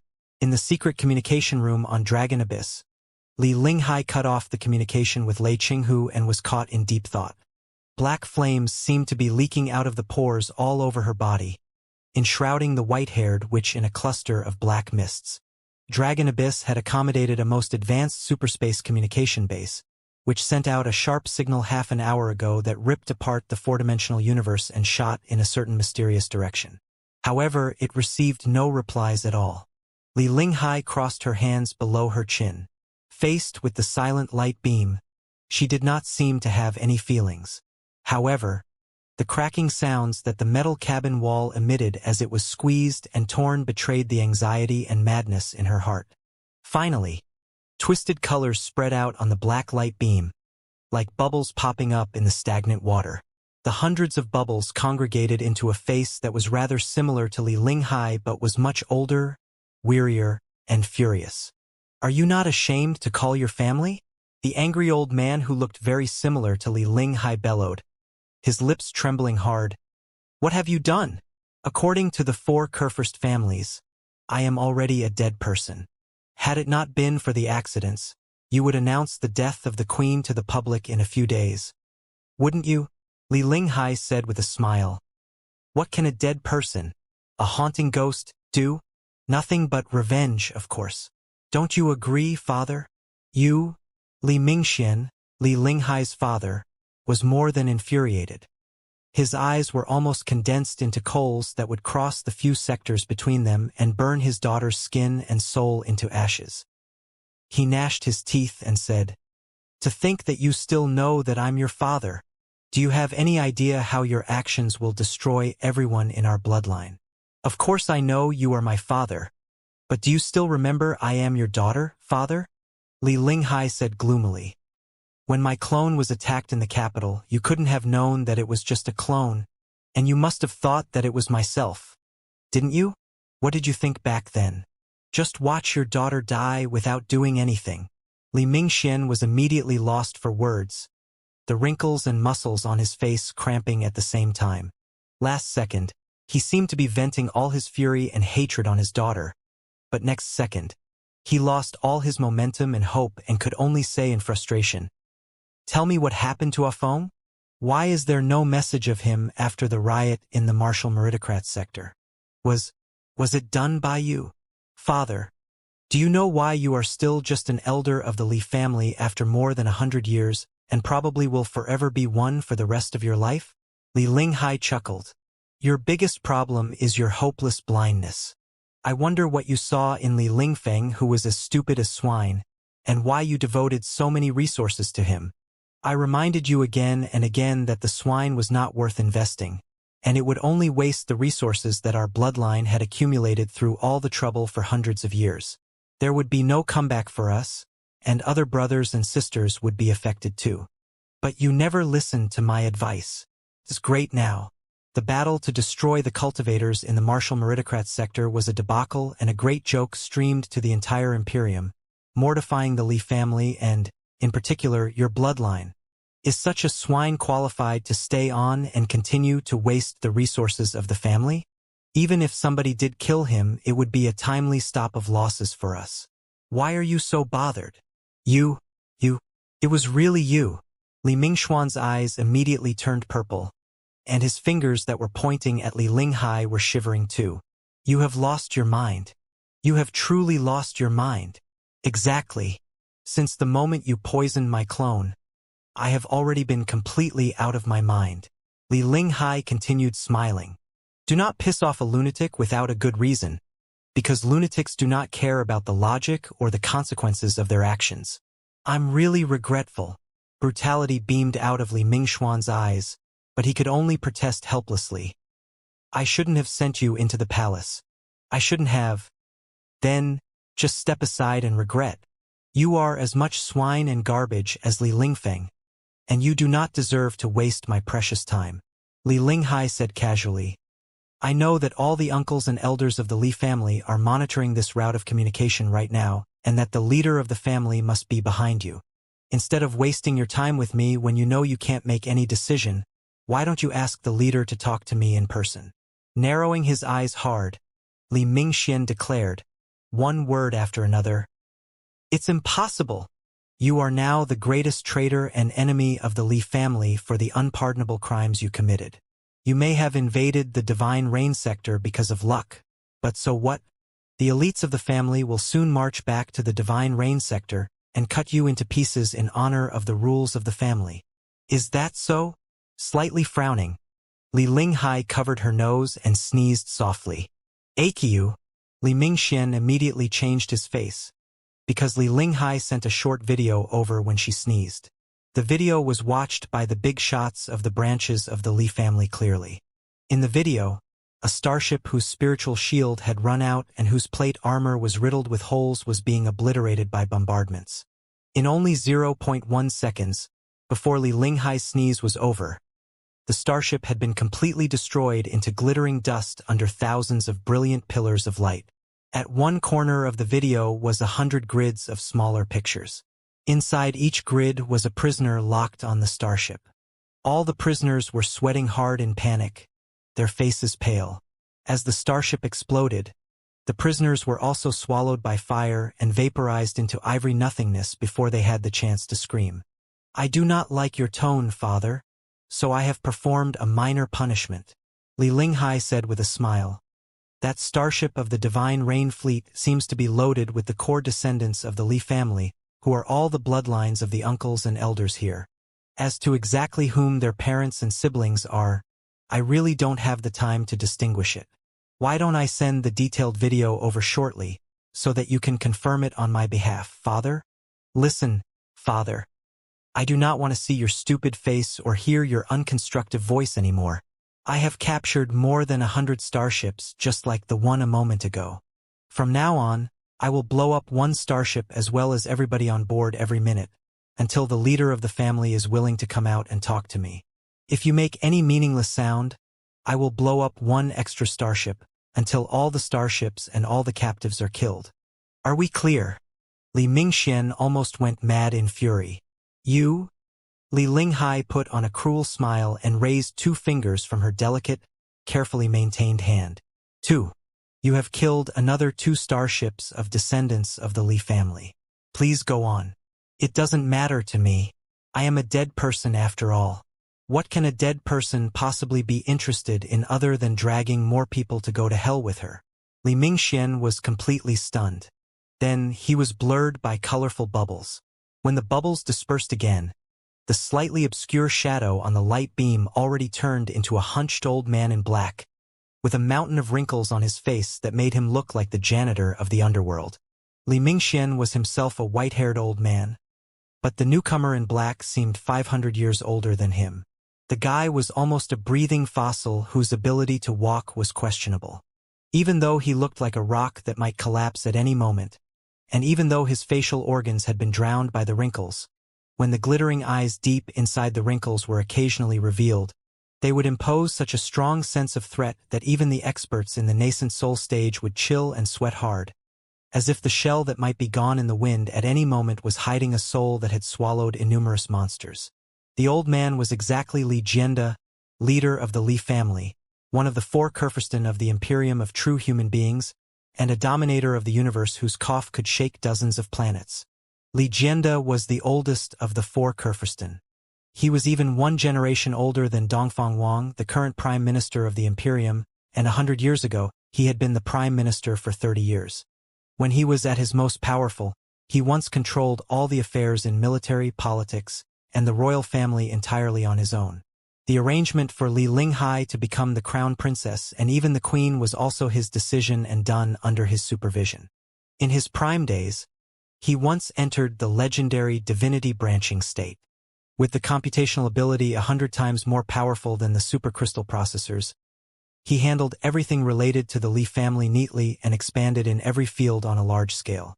He even led the Li family to challenge the Dongfang family, the most powerful family of all. It was a pity that his ambitions were too huge, and the Li family's comprehensive capability was notably lower than the Dongfang family's. The result of the arduous calculations and competitions was that his soul and his life were too seriously exhausted, making him fall back to the peak of the divinity transformation stage after staying in the divinity branching state for decades. It was said that a lot of sequelae had been left because of the overexhaustion of the brain. He had to sustain himself with the drugs extricated from the heavenly materials and earthly treasures, and he was no longer the charismatic man he used to be. Even so, even though he had been away from politics for decades and did not have a place in the royal court, everybody knew that Xianxia still had great influence in politics, economics, media, and many other fields. He was one of the 4 well-deserved, crownless kings. Although Li Jialing seemed old, if not dying, after 100 years, and even if a gentle breeze might blow out his incomplete soul, nobody inside or outside the Li family had the courage to challenge his authority as long as his viper-like eyes were still glittering. That was because everybody still remembered clearly how cunning, cruel, and terrifying Silver Fox Xianxia was when he dealt with his enemy 100 years ago. Xianxia, as the leader of the Li family and one of the 4 Kurfürsten, faced Li Linghai, queen of the Imperium. The grandfather and the granddaughter stared at each other in silence. "Your Grace." Eventually, it was Xianxia who opened his mouth first. Taking a long breath, he finally said, "Forgive me for not being able to perform the full etiquette due to my old age and my diseases." Cough, cough, cough, cough, cough, cough. He coughed hard, as if he were going to pass out. Li Linghai smiled. "Grandfather, the queen has already died. Standing before you right now is just a common member of the Li family and your biological granddaughter. Why do you think etiquette is needed?" "Is that so?" Xianxia waved his hands, and a muscular guard nearby immediately delivered a spittoon to him. The Silver Fox, in the past, coughed and caught his breath after a long time, before he finally went on. "Then, why is my beloved granddaughter here? For the future of the Imperium and the future of the Li family." Li Linghai's eyes shone, and her white hair moved automatically as she declared, "I'm here to realize grandfather's lifelong wish to let the Li family defeat the Dongfang family and become the first family of the Imperium of true human beings." Cough, cough, cough, cough, cough, cough. Ha ha ha ha. Xianxia was like a crow that had coughed all his internal organs out. From the wrinkles that were shivering nonstop, 2 rays beamed out and stared at Li Linghai gloomily. "Firstly, you connected the many forces at the periphery of the Imperium behind the family's back and developed a huge secret armed force on your own, raising a storm of blood and roasting your family on a stove. When the things were beyond rescue, you simply marched back to the family in your desperation, slaughtering thousands of descendants of your family without batting an eye and destroying more than half of the elite fleet of the family. Having committed such atrocious betrayals, you are telling me without any embarrassment that this is for the future of the family. Do you really think that the Li family does not have any rules?" Boom! The old man, who seemed to be dying and unable to shoulder the feeblest wind, suddenly bulged his eyes and slapped his hands that were as slender as tree branches. Broken ripples spread out on the 3D light beam, as if it were about to be smashed into pieces. "Please don't be anxious, grandfather. You can listen to my explanation." Li Linghai, however, was not intimidated by the leader of the Li family at all. Not even a single hair on her eyebrows shivered. She still continued talking with a smile. "This is not what I had in mind either, but I don't really have a choice. Most of the people in power in the Li family are the blind, hesitant, and useless cowards such as my father. If I have told them my plan directly, there wouldn't have been a second result, and that they would be too scared and more determined to get rid of me. Grandfather, you are the only visionary and extraordinary person who can foresee what will happen several hundred years later. But you are too old after all. You were too exhausted and devoted to the family in the past, and you have to rest in seclusion most of the time right now. The complicated affairs in the family have to be entrusted to somebody else. As a result, you can't help but be burdened by your stupid teammates. Let me ask you, if it weren't in such a way, even if I was the queen of the Imperium, would there have been an opportunity for me to meet you, shut the mouths of those stupid pigs, make the family realize the feasibility and graveness of the matter, and make you listen to my words carefully. What if I don't want to listen? Every wrinkle on Legenda's face was radiating coldness like the edge of a razor. He leaned closer to the light beam and said, one word after another. Good granddaughter, listen up. I don't know what else you have got apart from the astounding Thunder Fleet, but the Divine Rain Planet is a strategic stronghold that the family has been working hard on for hundreds of years. Even I have personally perfected the defense system of the Divine Rain Planet. The entire Divine Rain Planet is filled with battle fortresses large and small, open and secret. There are millions of battle puppets and well-trained exos too. The arsenals and food below the ground are enough to sustain the high-intensity resistance for a couple of years. You can never take down the Divine Rain Planet without a couple of years and the sacrifices of countless people. Hehe. The 4 Kurfürst family's elite troops, on the other hand, will jump to the Divine Rain sector in not a couple of years but a few days. It's true that we have lost the jump signals of the Divine Rain sector. You must have occupied and destroyed the 3 space gates, making it impossible for our fleets to jump over on a large scale, right? But so what? We have plenty of components that can be loaded on starships and assembled into portable space gates. As long as a few starships jumped to the edge of the Divine Rain sector, they will be able to set up a few minor space gates in a day or two to summon the main troops. How many starships do you have in your hands? Can you monitor the infinite space zones at the edge of the Divine Rain sector, locate all the small space gates that are secretly established, and destroy them without missing out any? Besides, the Divine Rain fleet can't be destroyed by you so easily, can it? Even if they are all pigs, they are still the pigs that are armed with the most advanced starships and crystal suits. I don't believe that you can gain complete control over the entire Divine Rain sector in 1 month. Therefore, I'm very curious about one thing. Tell me, my good granddaughter, why do you think that you can force the entire family to sit down and negotiate with you just by doing what you have done? Legenda sat back again. His dark, little eyes were slowly closed, as if he had lost interest in the conversation and might cut off the communication at any moment. Negotiate. Li Linghai pursed her lips and chuckled, shaking her finger slowly. Grandfather, I'm afraid that you are mistaken. I am not here to negotiate with the family, but to give you the ultimatum. Legenda's eyes that had been closed were opened again. They were so sordid and brutal that they might have been enough to open the breastplate of a heavy crystal suit. I have never intended to occupy the Divine Rain Planet or any habitable planet of the family. Therefore, I will never do such a stupid thing as to send my troops into the atmosphere for bloody landing battles street by street. What I want is only the resources stored in the warehouses and space fortresses on the near-planet orbit, mostly fuel and ammunition. Li Linghai raised her wrist and checked the time and progress on her mini-crystal processor. In 12 hours, my fleet will move all the assets on the orbit of the Divine Rain Planet. The ammunition and crystals on the starships that we have captured will all be transferred too. After that, I will tie the captured starships and the facilities on the orbit, such as the spaceports, the docks, the fortresses, etc. Then, with the immense impetus of a dozen starships, all the facilities on the orbit will be pushed into the atmosphere and hit the ground heavily. As for the targets, I have taken care of all of them. They will be the 20 cities on the Divine Rain Planet with the most population. I believe that the defense of the Divine Rain Planet must be very thorough, but when the ports and fortresses weighing millions of tons hit heavily at the highest speed, what a huge momentum and blast will they boast. Even the most advanced anti-air cannons won't be able to obliterate such enormous masses, right? I estimate that I will completely ruin 10 of the 20 metropolises of the Divine Rain Planet, or maybe 15 if I am lucky. Then, the entire Divine Rain Planet will be enshrouded in terrifying smoke, which will block the light of the star.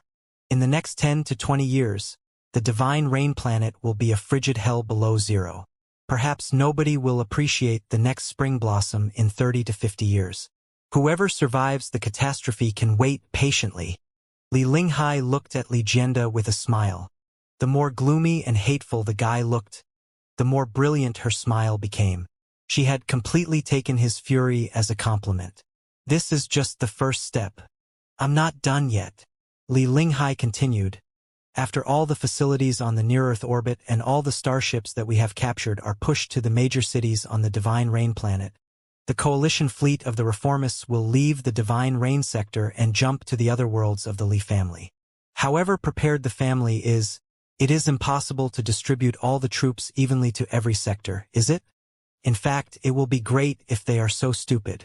Yes, it is naturally impossible for me to control the space gates to all the sectors. But as you put it just now, grandfather, there is a kind of magical equipment named portable space gate. As it happens, my fleet has a few of them with us too. They are enough for me to initiate protracted harassment and sabotage within the Li family. After we jump to every new sector, we will crush the local garrison, swallow all the resources, and do our best to directly destroy all the habitable planets and resource planets, or at least destroy the living conditions of the habitable planets, making the environment of those planets harsher than ever. Before the main troops of the family realize what is going on, we will finish our sabotage, destruction, and transference, going on to the next target or simply rest for a while in the vast space. After all, the resources that we plunder will be enough for our consumption. After all the weakly defended worlds are looted and destroyed, we will jump to the central world right before grandfather and fight a decisive battle with the most elite forces of the family. Yes, maybe we will be highly unorganized when we jump over, and there might not be the slightest formation. All the starships will be scattered in the vast, boundless sea of stars. So we will inevitably fail the battle. But I believe that if we are determined to die together with the opponents, we will be able to drag at least 30% of the elite forces of the family into hell with us before I am completely obliterated, right? This is my plan, grandfather. Even if there is a slight change in practical operations, it won't matter. As long as a handful of planets, as well as having a couple of elite fleets of the family die with me, I will be satisfied. An enormous wall of silence stopped between Li Linghai and Li Jianda. Silver Fox Li Jianda was best known for his ruthlessness and mercilessness in his prime years, and he had killed more people than he could count without blinking his eyes. However, there was no telling if the organs in a person would soften as they grew old, but the coldness on his face was gradually falling apart. Li Linghai saw through Li Jianda's hesitation immediately. The delight in her clear eyes was even more intense. She licked her sharp teeth with her soft tongue and said, "The four Kurfürst families are like four ravenous, insatiable tigers. While they are usually united against the hyenas, wolves, and leopards from the outside world, are they not coveting each other too? Two tigers cannot live on the same mountain. Despite the vastness of the universe, for tigers seem too many. If one of the tigers is heavily wounded, emitting enticing smell of blood and meat, grandfather, do you think the other three hungry tigers will treat it and help it to recover? Or will they attack it while it is in trouble, carving it up and devouring it without leaving any bones behind?"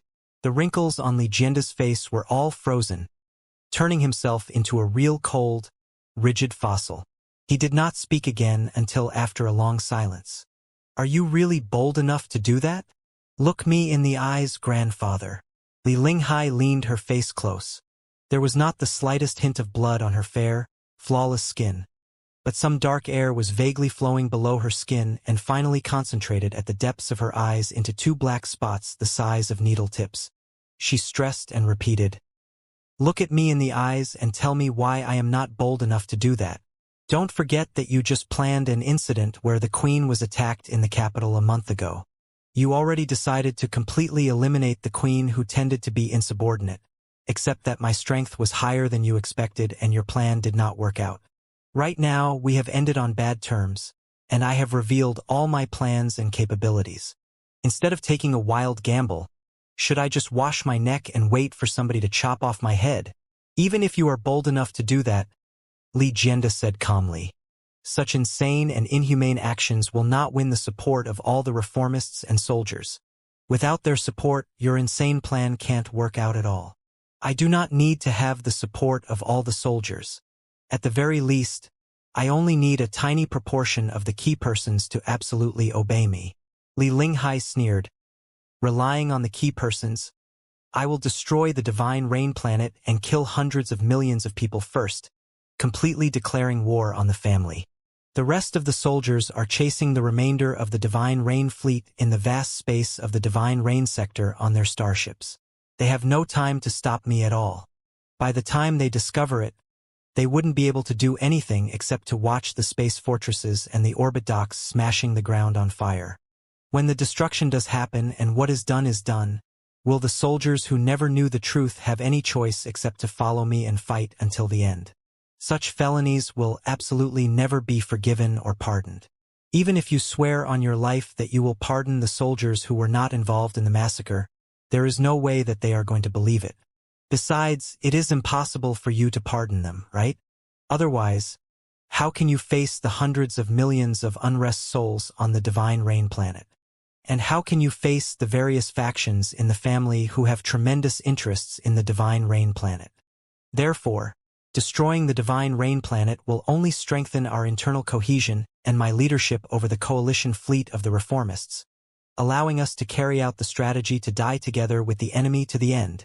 Lijianda took a deep breath and held back his urge to cough. He said, "You know that your crimes are unforgivable too?" "Of course I do." Li Linghai smiled again. "However, I also understand the saying that those who steal a hook will be executed, but those who steal a country will be knighted. Unforgivable crimes equal to zero crimes. None whatsoever. Besides, death means the conclusion of everything. Since I will die either way, will there be any difference in whether I commit the unforgivable crimes or not? Of course, grandfather, you are totally free to not believe everything I have said but launch an assault at the Divine Rain sector right now. You can see if you can rescue a few heavy industrial cities that have been worked on for hundreds of years before I destroy the entire Divine Rain planet. However, even if my strategies all fail, in the worst-case scenario, I will still be able to lead the remaining troops to wander and cause trouble in the Li family's heartland as bandits, and I can still deal heavy wounds to the Li family, making the other 3 families grow covetous of you. This is not how your granddaughter envisions the future, but if you are too obstinate to listen to my heartfelt advice, I'm afraid that I will have to make the decision and never look back." Looking at Li Linghai's smiling and enchanting eyes, Lijianda was silent for a long time again. In the end, he heaved a long sigh and said slowly, "Good granddaughter, I agree with your opinion. Your father is a pig. How on earth did he fail to see the potentials in you and decide to send you into the royal palace as the crown princess? What a great waste it was. If he had discovered the ambitions and strength hidden deep inside your blood in time and sent you to me for education, perhaps I wouldn't have been caught in the awkward situation where I could not find a worthy heir. A pig like your father should die 100 times, and that still won't be enough. But it is still not too late, now that I have discovered you in person."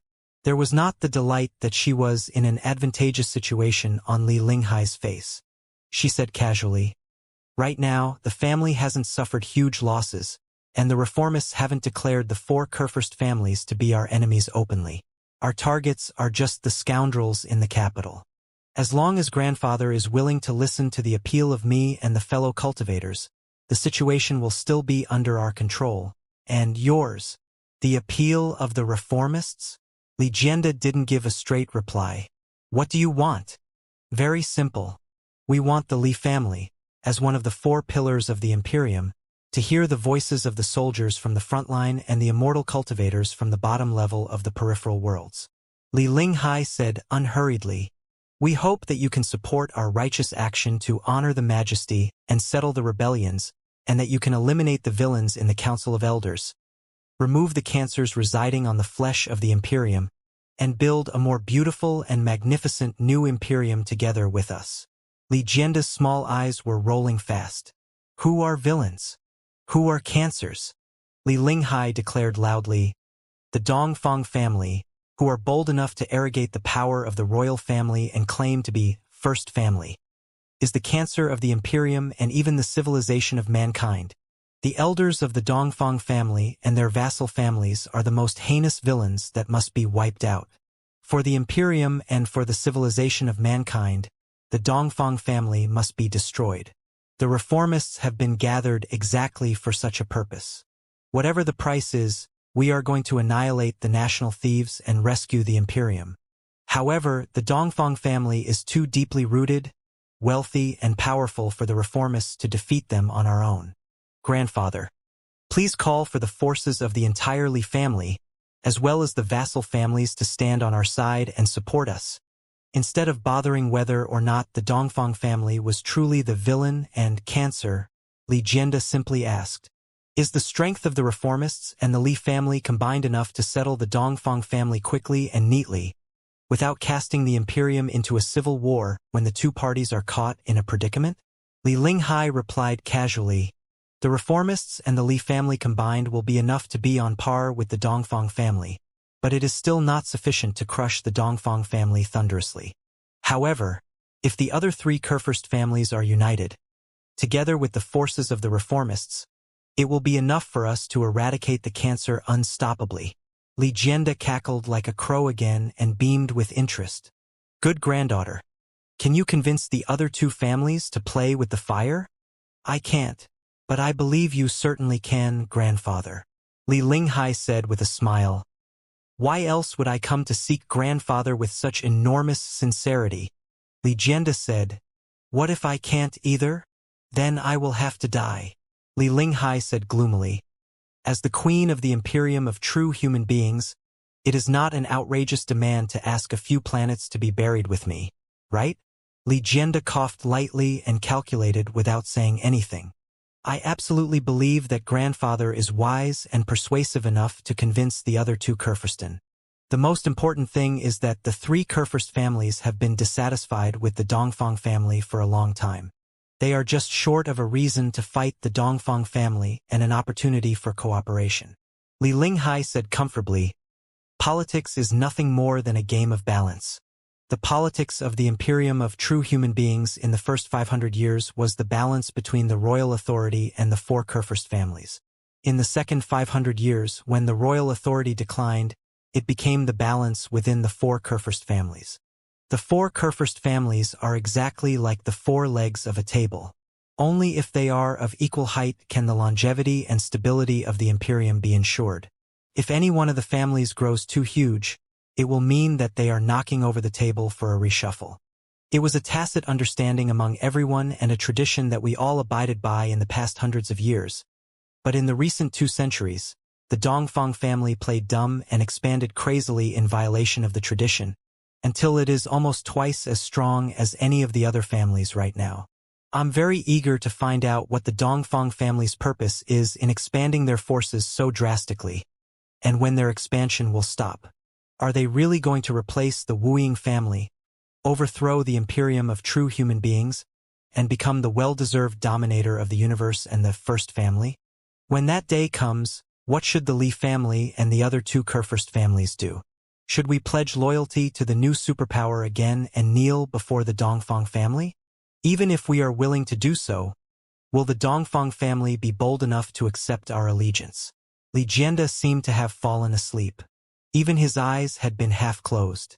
Li Linghai, however, knew clearly that her old and cunning grandfather was listening, analyzing, and considering carefully. "Grandfather, don't think that I'm just fretting. The strong stay strong is a truth that is never proved false in the cruel competitions of the immortal cultivators. For the smaller worlds at the edge of the Imperium, the four Kurfürst families are the strong ones that have stayed strong, but among the four Kurfürst families, isn't the Dongfang family the strong that have stayed strong too? The Dongfang family is expanding faster after each other. If we do not stop them now, we will never stop them and can only watch them swallow us one bite after another." Li Linghai raised her voice and gnashed her teeth, as if she were angry. For the Li family, there is another hidden problem that is even more critical. The Li family is not necessarily the weakest of the four Kurfürst families, but it is now in an awkward phase where it lacks talents in the next generation. Now that grandfather is still alive, we can still manage to deal with the Dongfang family. But if we do not seize the opportunity to launch a critical attack, when grandfather can't hold on any longer one day in future, who can represent the interests of the Li family and resist Dongfang Wang, the leader of the Dongfang family and the prime minister of the Imperium, who is in his prime years? Li Jianda smiled. The more kindly he smiled, the more aggressive the brutality in his eyes became. "So, my beloved granddaughter, Do you think that the alliance of the four Kurfürst families is so unreliable that you can turn them against each other with a few fancy words? If so, the four families would have started fighting each other hundreds of years ago. How on earth could we have worked together to maintain the balance of the Imperium to this day? I am turning nobody against anybody but just speaking the truth that other people do not dare nor want to talk about. Li Linghai said calmly, "The most direct evidence is right before us, the incident of the Blood Oath Alliance. Assassinating an elder of the Dongfang family in such a simple and straightforward way without caring about the consequences is certainly not my style and brings zero benefits to the reformists. It was really not done by us. If I may be so bold to ask, did the four Kurfürst families plan it, and was the Li family involved?" After a brief silence, Li Jianda shook his head and said, "I swear by the name of Silver Fox that the Li family definitely did not plan or participate in it. We did not know anything beforehand. I didn't do it and the Li family didn't do it. So, it was the Dongfang family who did it on their own." Li Linghai grinned, baring her sharp teeth. After the demise of one elder, they became the greatest victim. Then, they established the Special Investigation Committee as quickly as lightning, eliminating the dissidents, framing up the decent officials, and extending their influences to multiple battle areas to earn tremendous benefits for themselves. As a result, the Dongfang family gets the biggest slice of the cake, whereas the blame is taken by the four Kurfürst families together. Dongfang Wang has indeed made thorough plans. If I may ask, does such a sordid and shameless action signify their loyalty to the alliance of the four families? The wrinkles below Li Jianda's eyes constricted, as if they were pinching a non-existent mosquito hard, but he did not refute Li Linghai. Encouraged, Li Linghai grew even more excited and raised her voice again.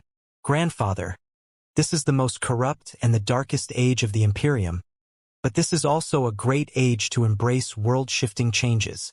The Imperium's counterattack in the past decade has drained the national treasury.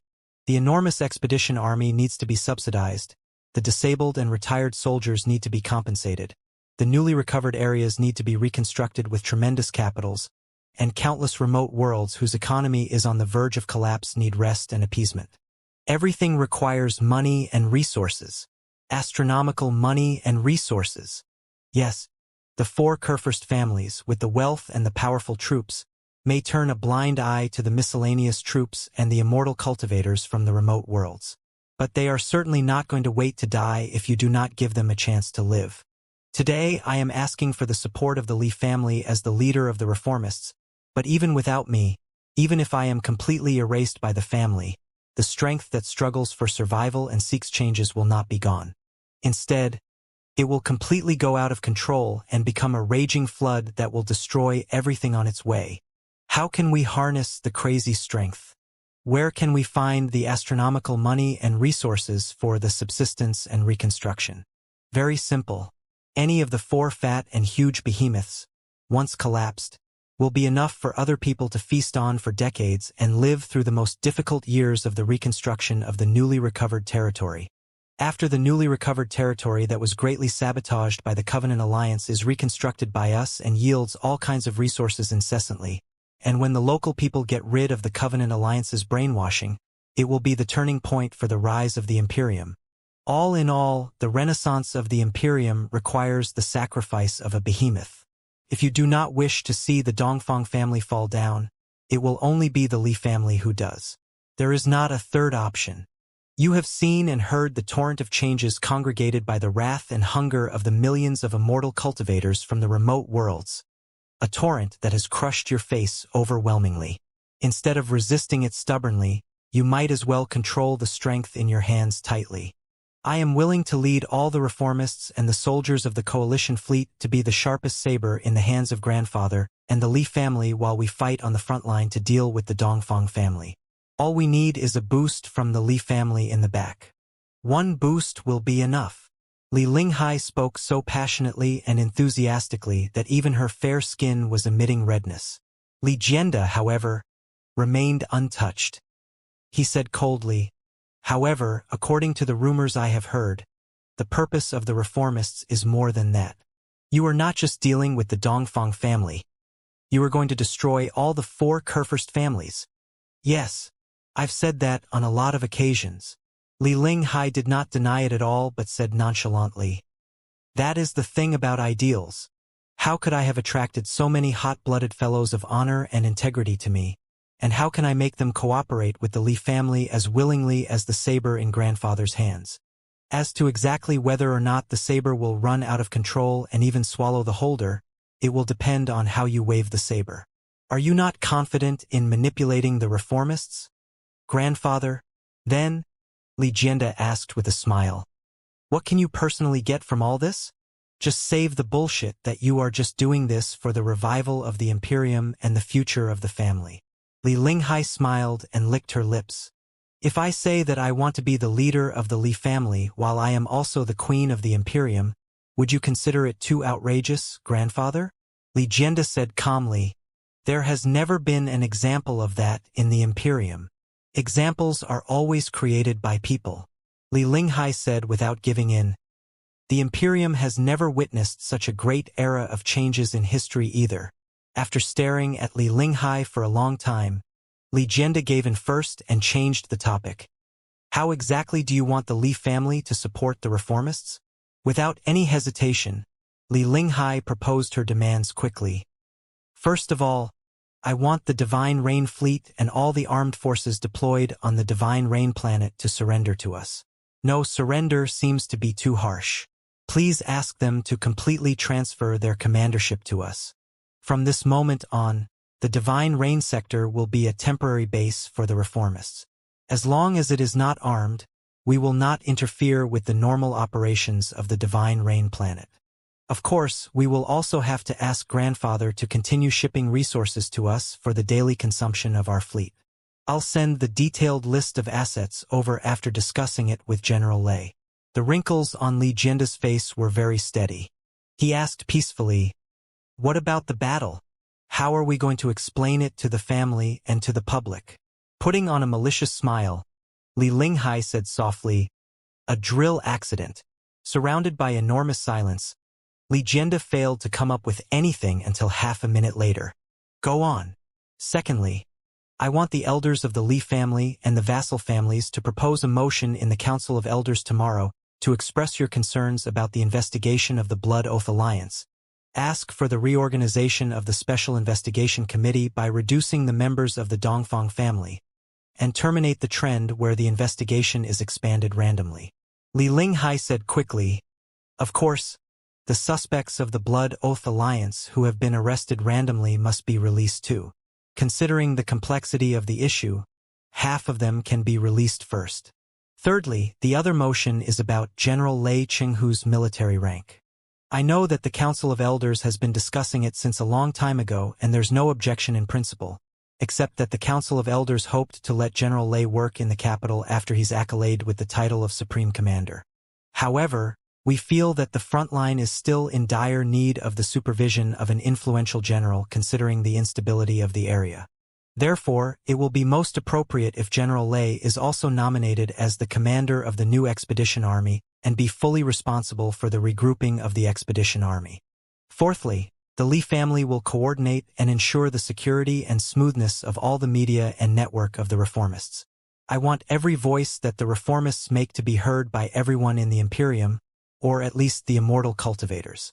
I have collected countless shocking scandals and crimes of the Dongfang family in the past decades, and I'm waiting for this moment to turn them into cannonballs.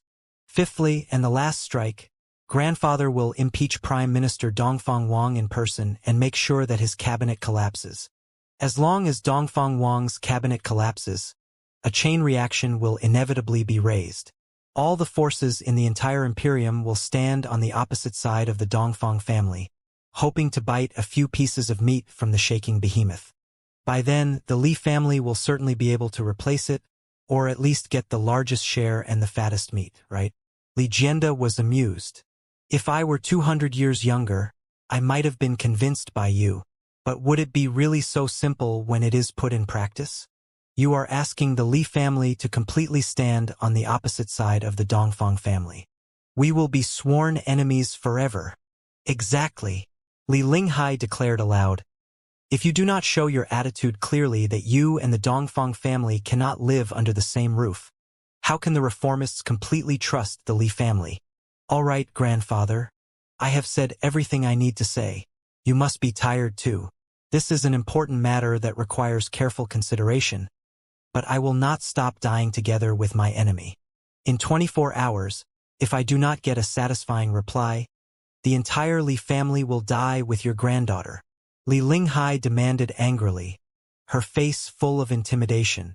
Li Jianda seemed to have been both lost for words and could not take her deterrence anymore. His eyes bulged wider and gradually turned frozen. Suddenly, he grunted and collapsed. The other side of the light beam immediately turned into havoc. The picture was moving up and down non-stop, mixed with panic screams. By the time the crystal camera was squared again, Li Jianda was already nowhere to be seen.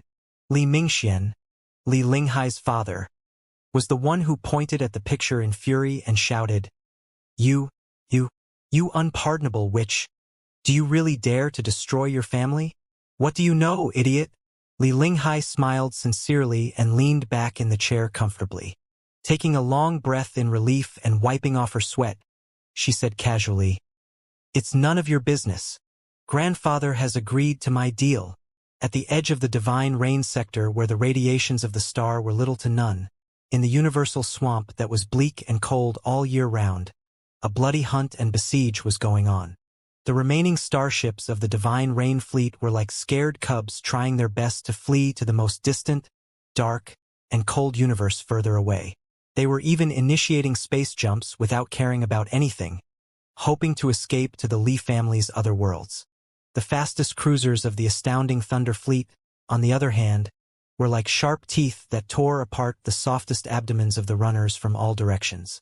Before the ripples of the spacequakes appeared, they would rip terrifying damages on the shells of the enemy's starships, forcing them to stop the operation of the space jump unit, lower the speed of the regular cruise, and grit their teeth to fight the chasers. Then, it was the time for the colossi such as the Gold Vulture to demonstrate their might. Under the cover of the barrage on his own side, Liao drove the Gold Vulture to break into the starships of the Divine Rain fleet again and again, after his saber opened the plate armor as easily as he opened cans. As long as the Gold Vulture broke into the starships, there was barely anything that could stop him from going on a rampage. Liao, on the other hand, did not intentionally attack and kill too many immortal cultivators. He simply pressed forward and destroyed the energy centers of the starships based on his profound knowledge of starships. As a result, the dazzling spiritual shields and power units of the starships all dimmed and completely lost their combat ability, and they could only wait to be captured by the enemy. The gold brilliance that disappeared and reappeared now became the greatest fear for the soldiers of the Divine Rain Fleet as well as the loudest cheers for the soldiers of the Astounding Thunder Fleet.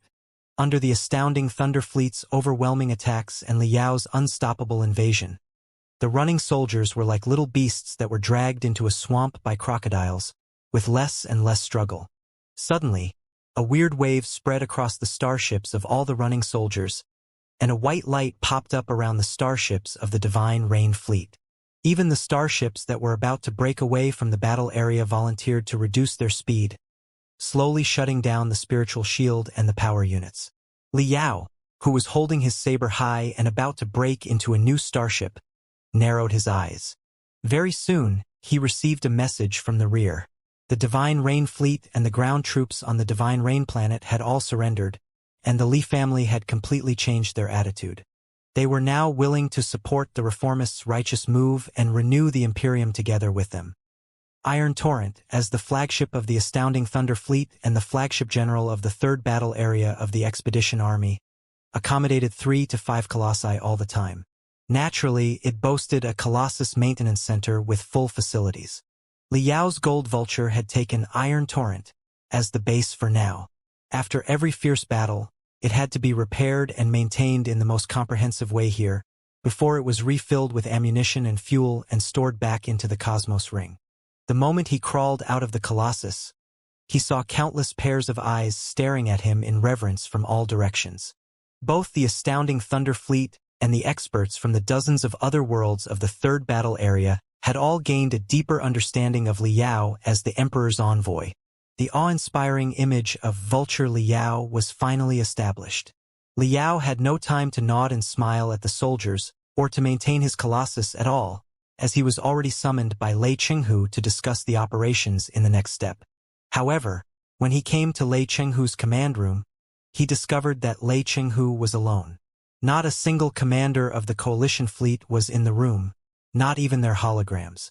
The Li family has conceded. We have won the first gamble. Crossing his flesh fingers and his iron ones, Lei Chenghu stared at Liao with cold eyes. According to the latest news, Li Jianda, the current leader of the Li family and one of the four Kurfürsten known as Silver Fox, passed out due to the sudden attack of diseases. He is now unable to handle the affairs of the family at all, and Li Mingxian, the queen's father, is working as the leader of the family on behalf of him.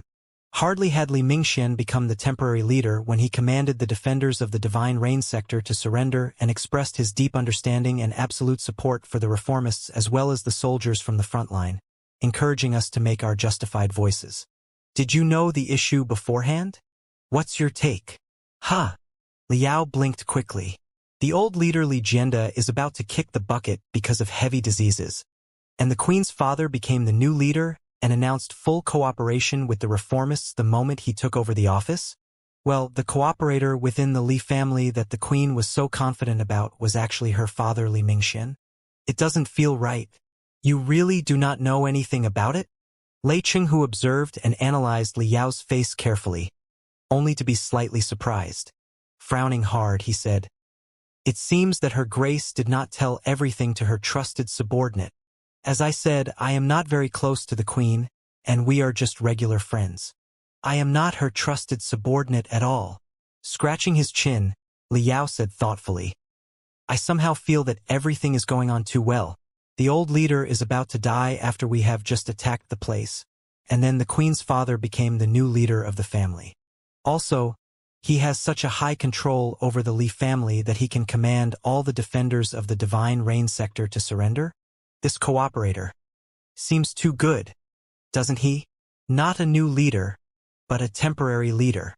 Lei Chenghu knocked on the table and said, "I need to remind you something. Silver Fox Li Jianda, the oldest of the four Kurfürsten, is one of the most famous seniors among the politicians of the Imperium. Since he resigned as the Prime Minister of the Imperium because of serious illness 100 years ago, it was said that he had always been troubled by serious health issues, and he was almost always half dead. But after catching his last breath for 100 years, he is still breathing, but his nemesis in the past, as well as the enemies who have jumped out coveting his place, are all as dead as can be. Rumors even have it that the old man does not suffer from any serious illness at all, but is practicing a special secret technique that trades his health and final vitality for the ability to enter the divinity branching stage at the critical moments." Liao was greatly shocked. The divinity branching stage? Exactly. As long as one enters the nascent soul stage, one will be reaching the limits of the human body in terms of strength and computational ability. Starting from the divinity transformation stage, they will be breaking the limitation of human being and evolving toward legends. The divinity branching stage is even inestimably terrifying. The strongest immortal cultivators in the Imperium today are in the divinity branching stage too.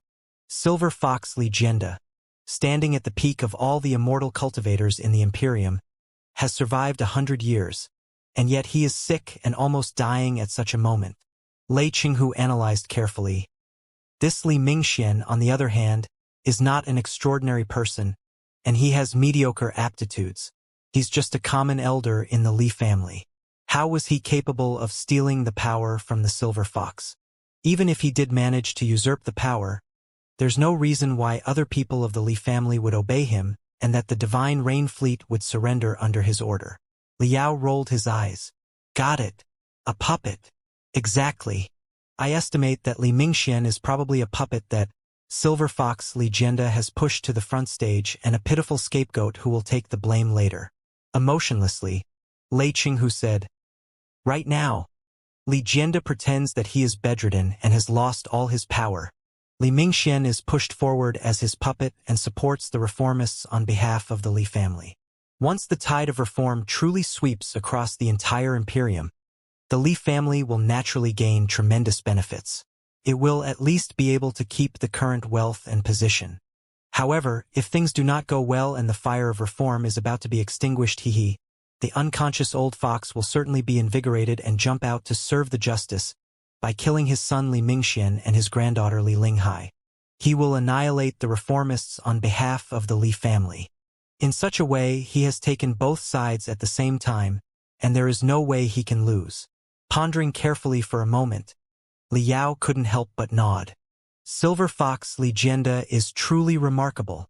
But isn't your queen even more remarkable?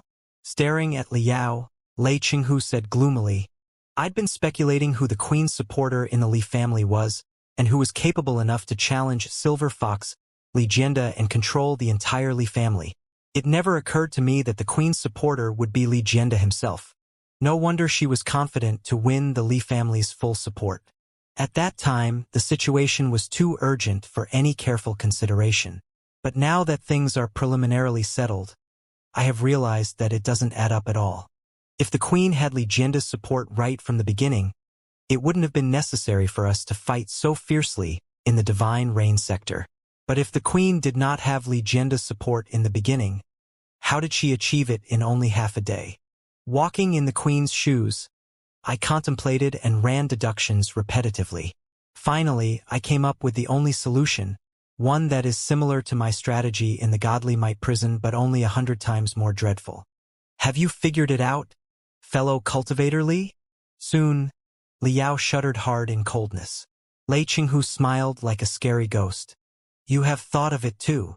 I really don't know the first thing about it. Li Yao said solemnly, General Lei, you must trust me. I trust you, but I trust my intuitions even more. Taking a deep breath, Lei Qinghu mumbled, My experience, rationality, and computational ability all tell me that the only way to save the Imperium is to cooperate with the Queen, but my intuitions are also vaguely reminding me that the Queen is such a terrifying person that she cannot be calculated or inferred. She is different from all the immortal cultivators and even the four Kurfürsten. Nobody knows how she will eventually reform the Imperium or completely destroy it.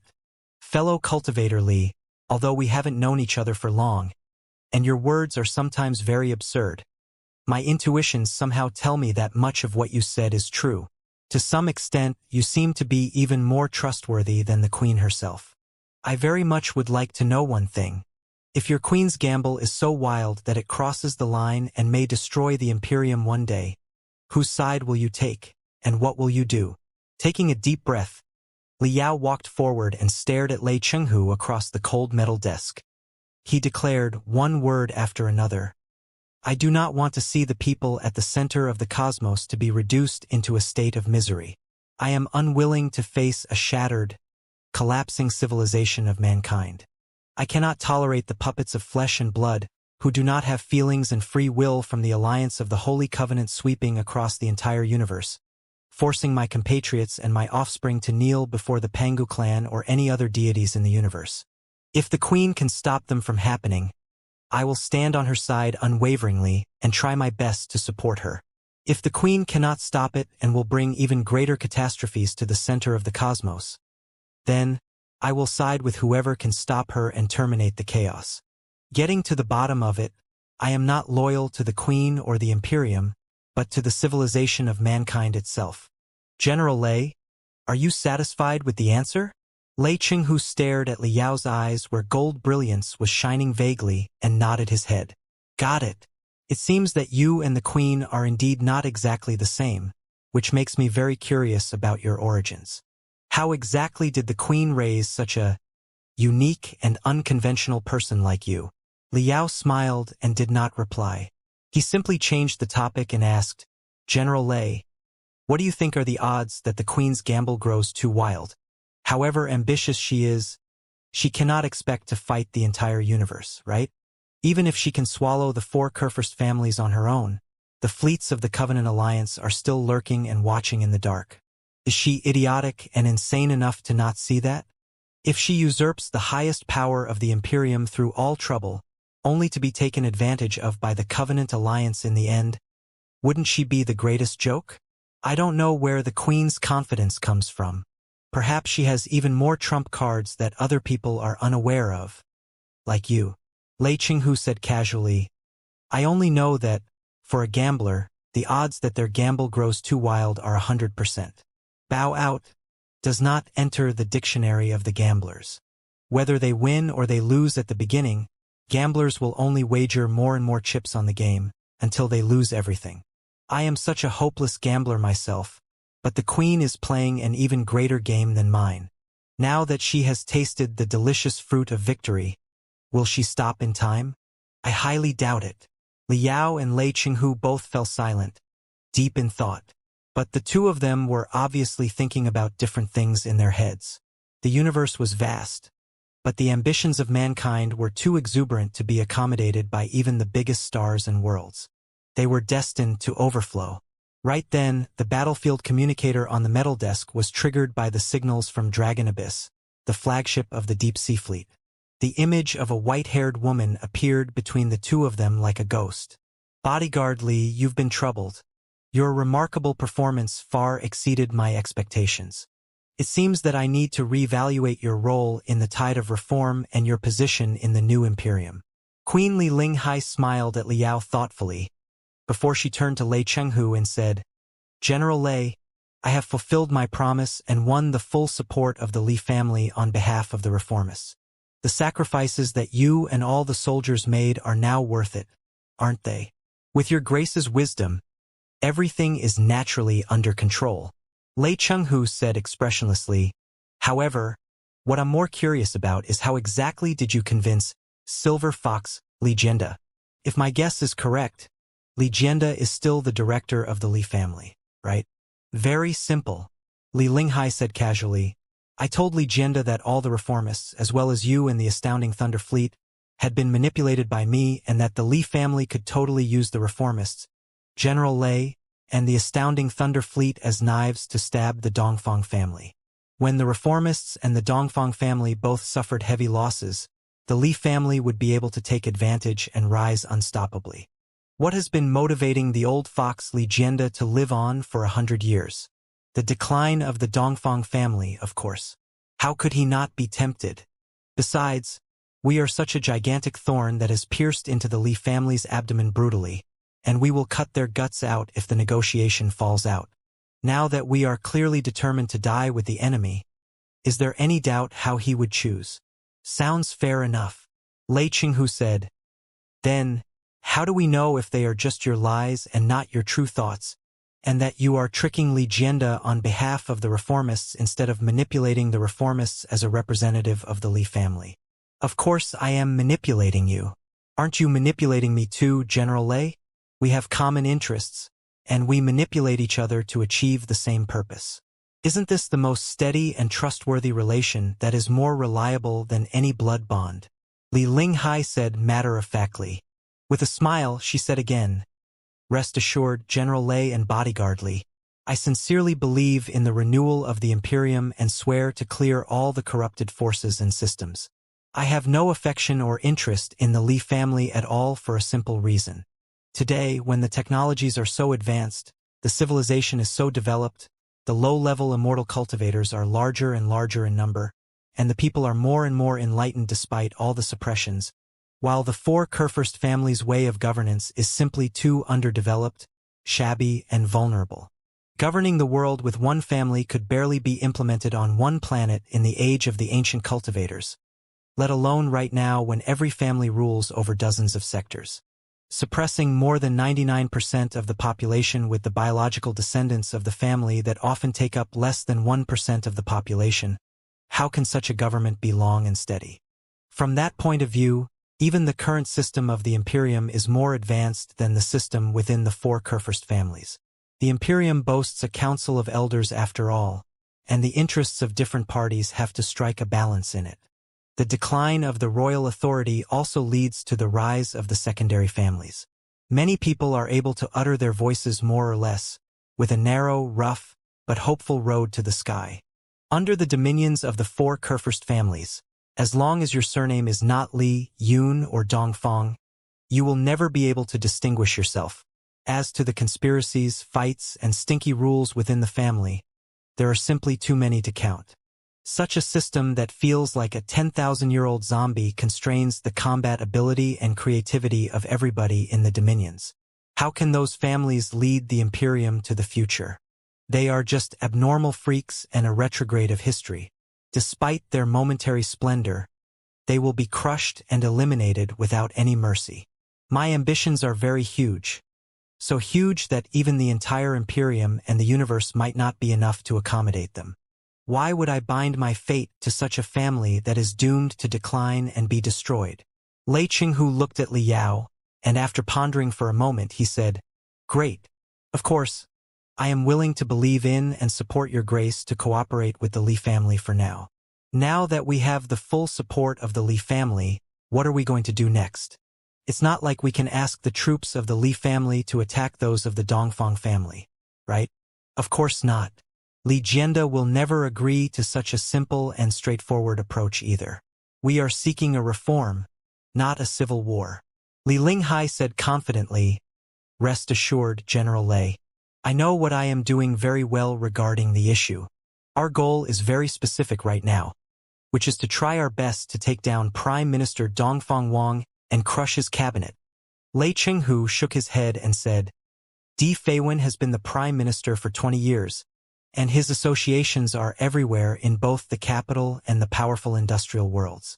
With the triumph of the Imperium's counterattack, he is also respected as a Prime Minister of Iron and Blood. How is it possible to ask Dongfang Wang to resign and even remove his entire cabinet?" Li Linghai said, "If the other three families oppose the Dongfang family together, it will be possible." Lei Qinghu said coldly, "Leaving the Li family aside, the other two Kurfürsten are also cunning and clever. Why will they go against the Dongfang family?" Li Linghai said with a smile, "If we can find a way to shatter the reputation of Dongfang Wang and his family, to the point that everybody in the country curses them and the powerful persons within the Dongfang family are rising to object to him, those cunning and clever Kurfürsten will certainly throw away their masks of hypocrisies and reveal their real faces of brutality and greediness, hoping to chop off a piece of meat from Dongfang Wang." Lei Qinghu's eyes flashed. "How can you shatter Dongfang Wang's reputation? The incident of the Blood Oath Alliance." Li Linghai said, "Everything began with it, and everything should end with it. It was 100% Dongfang Wang's scheme. As long as we can completely unveil his crime, showing the public that Dongfang Wang planned the assassination of an elder from the Dongfang family, he will be screwed forever both in and outside of the family." Lei Qinghu was amused. Even if the incident of the Blood Oath Alliance was truly planned by Dongfang Wang, with his wisdom and meticulousness, would he have left any evidence for us to catch? If there is no evidence, we can create it. After all, he is absolutely related to the issue. We will not be wronging a good guy." Li Linghai said, "Of course, it will be a cutthroat move that must not be performed easily unless we are 100% sure of the mission. Before we expose the truth of the incident of the Blood Oath Alliance, I have prepared a lot of cannonballs for the Dongfang family. With the support of the Li family right now, the media and the network in the entire Imperium are no longer our obstacles. We can shoot the cannonballs one by one first, blowing the Dongfang family into dizziness and giving them no time to bother with anything else. General Lei, Bodyguard Li, get yourselves prepared. We will go back to the capital openly for the final battle." Both Li Yao and Lei Qinghu were slightly stunned. "Already? Is it fast? I have waited long enough that I'm almost losing patience." Li Linghai grinned. With the dancing white hair on her head, she looked like a vengeful female ghost. "Besides, the little gift that I have prepared for the Council of Elders and the Prime Minister in the capital is about to be served. In the capital, in the Imperial Terminus sector, the heart of the Imperium of true human beings was like the frozen lake in early spring. While undercurrents were flowing rapidly below the ice, the river, enshrouded in frigid mists, still looked dead and silent when looked at from the shore. All the fish and shrimps were sealed in the ice, and there was no sign of thawing at all. The rebellious troops loyal to the reformists did not attack the capital as the intelligence said. Instead, with the trick of distraction, they marched into the heartland of the Li family on a large scale. Such an attack was too huge and noisy to escape the attention of the other three families. However, the Divine Rain sector was a very sensitive place after all. The Li family blocked all the messages, announcing that they would gather the elites and settle the rebellious troops on their own. Naturally, it was inappropriate for the troops of the other three families to march to the heartland of the Li family without being asked to. They could only stand by and watch. Besides, the rebellious troops' mysteriousness and rapidity left a deep impression on the four Kurfürst families. Small riots and rumors never stopped in the capital. Who could tell if it was a strategy of the rebellious troops and that when the four families loosened the wariness in the capital, they would cause even greater trouble here. Therefore, the elite troops of the four Kurfürst families were still stationed in the capital. Only the Li family dispatched some of the main troops back. If truth be told, the other three families might be secretly chuckling and hoping that the rebellious troops churned up the guts of the Li family, in which case the Li family would have to offer them enough benefits for them to lend a hand. The situation would certainly escalate later. But in the recent couple of days, a subtle balance and stillness were still maintained in the capital. On the other hand, the imperium of true human beings was simply too huge, so huge that the consequences of any serious riot could not affect every corner instantly. The imperium was like a dinosaur hundreds of kilometers long. Even if its tail was set on fire, it would take a long time of transmission for the signals of pain to be passed to the brain. Or rather, the cells on the dinosaur's body might not know that the tail of the dinosaur had been burnt up at all. It was even more so for the germs and bugs living on the wrinkles all over the super dinosaur that was the imperium. All the conspiracies and schemes of the upper class, their talks about triumphs, the civilization of mankind, and all the other fancy phrases, meant nothing but the germs and bugs. For them, the most important thing was how to pay yesterday's bills and how to find today's food so that they and perhaps their family could manage to survive. The 36th district in the underground area of the Black Star continent, the main continent where the royal palace and the council of elders were located, was a dark corner that the radiance of the Imperium never reached. It couldn't have been more accurate to describe such a dark corner as a wrinkle, because the gorges caused by the fierce battle between the Supreme Emperor and the Mad Armageddon in the past were narrow, long, and deep, frequented by all kinds of people. They indeed looked like interconnected, grime-containing wrinkles on the body of a behemothic beast. Every wrinkle was a district. On the fractures from top to down, spanning a distance of almost 10,000 meters, lived millions of people. Such districts had a population larger than many metropolises in the peripheral worlds. During the day, intense smoke and steam were released from the wrinkles to the ground. At night, dim and hazy light would pop up non-stop like glittering dust, which was the only sign that the ants living deep inside the dark wrinkles showed that they existed and were still alive. The 36th district was a district relatively close to the royal palace and the council of elders, with a reasonably good and safe environment. The area 1 to 200 meters into the ground, on the other hand, was still close to the surface and could be bathed in sunlight for a while at noon. In the entire underground city system, it was one of the high-level neighborhoods. There were mainly two kinds of people who were qualified and wealthy enough to live in the district. The first kind was the most distinguished hominoids. They were mostly the foremen of the underground factories, the few lucky dogs who started their own business successfully, and the family or lackeys of the immortal cultivators. The second kind was the immortal cultivators, the losers among the true human beings, the bankrupts who had run into desperation, and the garbage who had been heavily wounded in training. In the world of immortal cultivators, where survival of the fittest was a self-justified truth, the race for survival was extremely cruel. The cruelty was not just manifested in the oppression of true human beings over hominoids, but also in the ruthless competitions among the immortal cultivators. When one wanted to win, one would have to advance into higher levels through whatever means possible. When one tried to break into higher levels without caring about one's personal conditions, the odds of being heavily wounded could be very high. Then, when something went wrong in their training, or when they failed in the cruel competitions and lost all their values, their outcomes could be extremely miserable.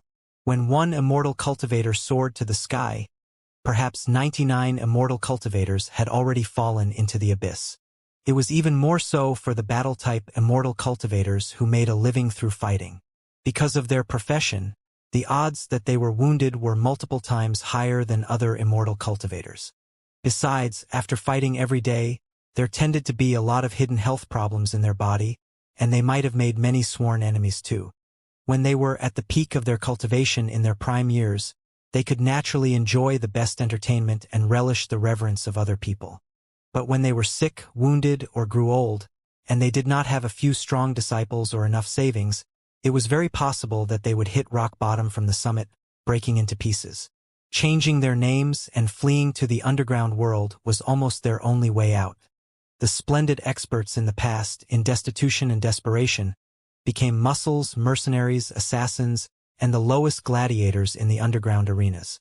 Such examples were not rare at all. Exhausting their life and soul, exploiting their last drop of blood and sweat, in exchange for a few coins, which would be traded into high-intensity medical and pain-killing drugs or the excitants with powerful paralyzing and narcotic effects immediately.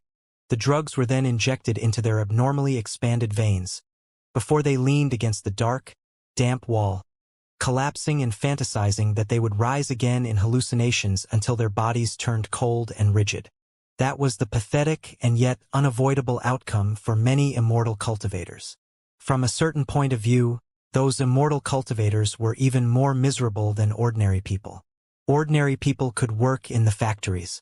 They could live on a tiny bit of synthesized food despite its bad taste. If there were a few ham slices made of condensed oil in their porridge, it would almost be a delicious meal.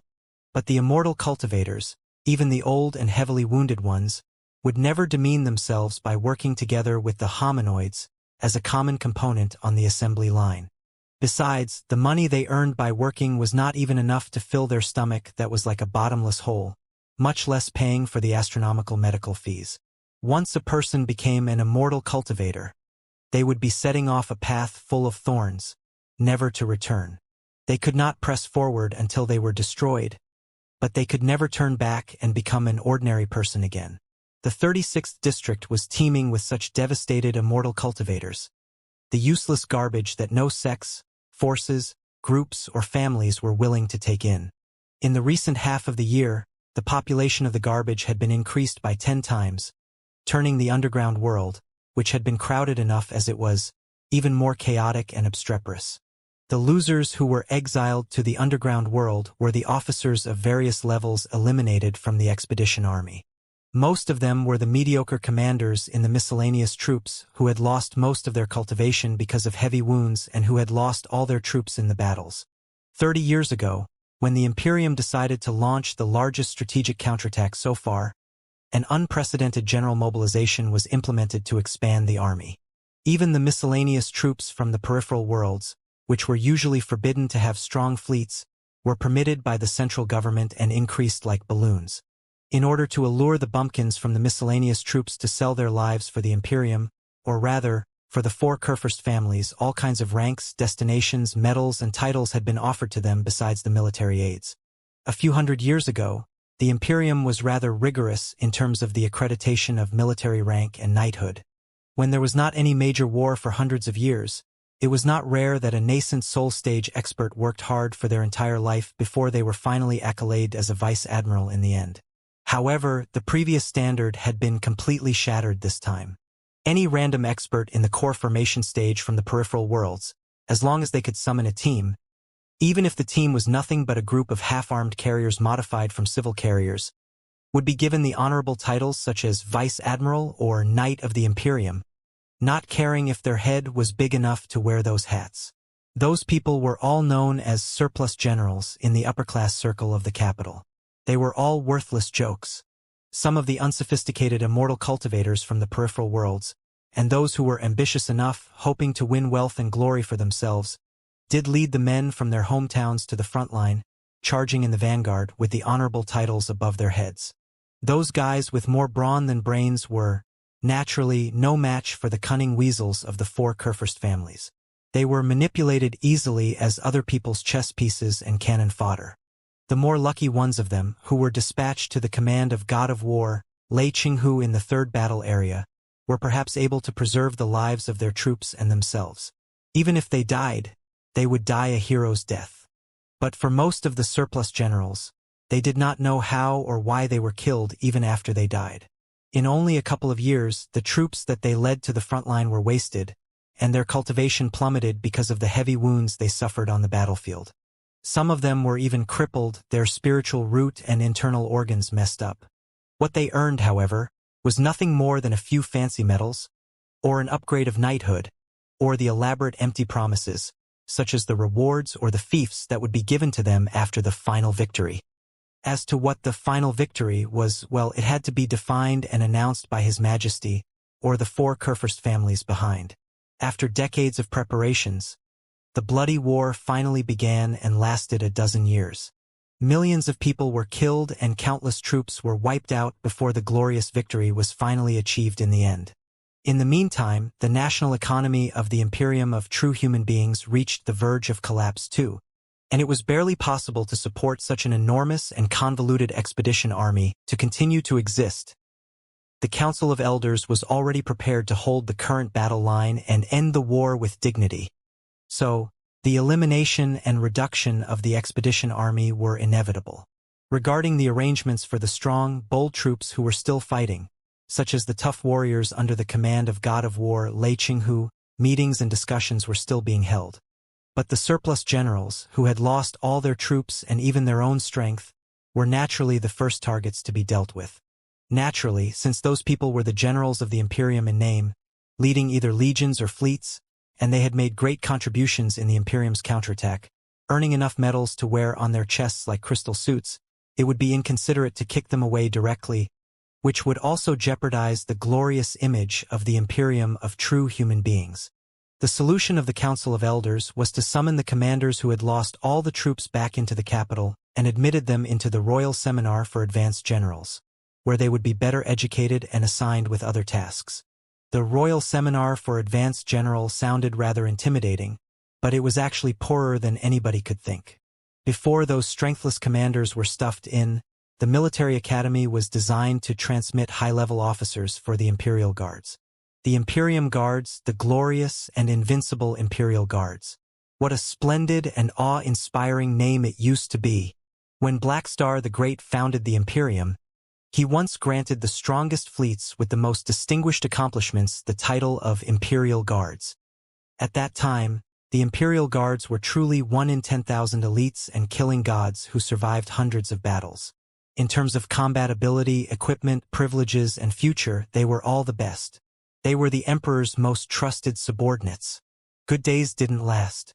As the royal authority declined and the four Kurfürst families rose in the second 500 years of the Imperium's history, the four Kurfürsten were certainly unwilling to watch the Emperor have a strong troop such as the Imperial Guards. Naturally, they contained, corrupted, and made use of the Imperial Guards through all kinds of approaches. Also, the royal family was not competent enough. After 1,000 years of enjoying the entertainment without doing anything, they had forgotten the schemes and fighting skills of their ancestors. But when it came to playing and drinking, they were all exceptionally talented. 1,000 years after the demise of Blackstar the Great, the so-called Imperial Guards had become a complete joke. Not only were they unworthy compared to the direct troops of the four Kurfürst families, but even the miscellaneous troops at the periphery of the Imperium were also better than them.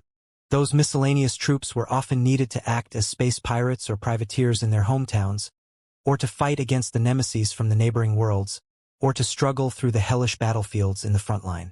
They had more or less combat ability, but the Imperial Guards were all the most worthless rubbish. It was a pig farm where the four Kurfürst families raised everyone whose surname was wooing into swine. How could the commanders end up well after they were kicked into such a pig farm? Leaving the future aside, the most critical thing right now was that the Royal Seminar for Advanced Officers did not have any funding or resources. Now that it was under the name of the royal family, the military academy theoretically had nothing to do with the four Kurfürst families. After the files of the surplus generals were transferred to the school, their allowance would be the royal family's responsibility. 800 years ago, everybody knew that even the dogs of the royal family had better food than the local immortal cultivators did. Whoever had royal on their head would be so proud when they encountered an enemy that their level would automatically increase. But today, the situation was different. Everybody knew that even the royal family was abjectly poor and had to count on the intermittent relief of the four Kurfürst families. The quantity of the relief was certainly not huge, and the quality couldn't be very good either. It was barely enough for the daily needs of the royal family and the close relatives. There was absolutely no sufficient fuel and resources if they wanted to improve their personal combat ability or to practice with the outdated starships that were produced hundreds of years ago. But the royal family had one thing good about themselves. Instead of fighting, they simply lived a happy and carefree life in the capital, raising birds, listening to songs, or having cricket duels every day. Their days were rather easy and comfortable. Things were different for the surplus generals. The blades and secret treasures of the Covenant Alliance were certainly no jokes. They were all the stuff left by the Pangu clan on the primeval battlefields, and they could be as sordid and brutal as weapons could be. So much so that when they touched the enemy's skin, one would be heavily wounded if not killed instantly. After more than 10 years of bloody battles, every surplus general was haunted by wounds and diseases or short of a few limbs. The medical fees to keep themselves in the current state were already astronomical, let alone the cost for a full recovery. The royal family certainly did not have the money.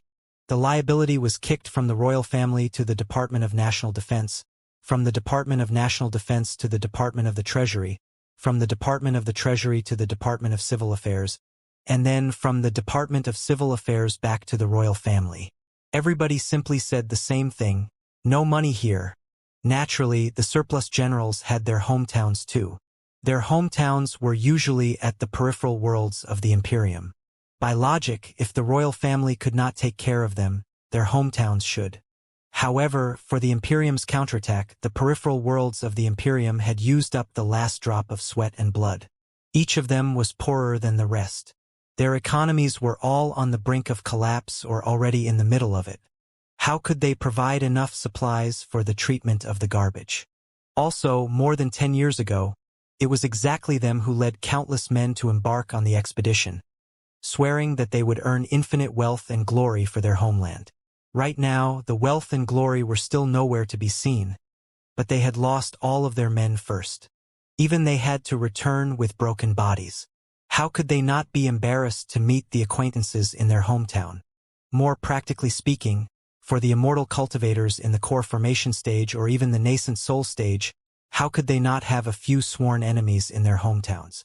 Their enemies were all whetting the blades waiting for their return. How would the lone commanders dare to return to their hometowns to be caught and killed? They could not return to their hometowns, but the Seminar of Generals was a bottomless hole too. The subsidies that it offered could only keep them alive but guaranteed no future at all. They could turn to nobody for help at all. Zhao Jinwu was exactly the most typical surplus general. He was from a harsh land at the edge of the first quadrant of the Imperium.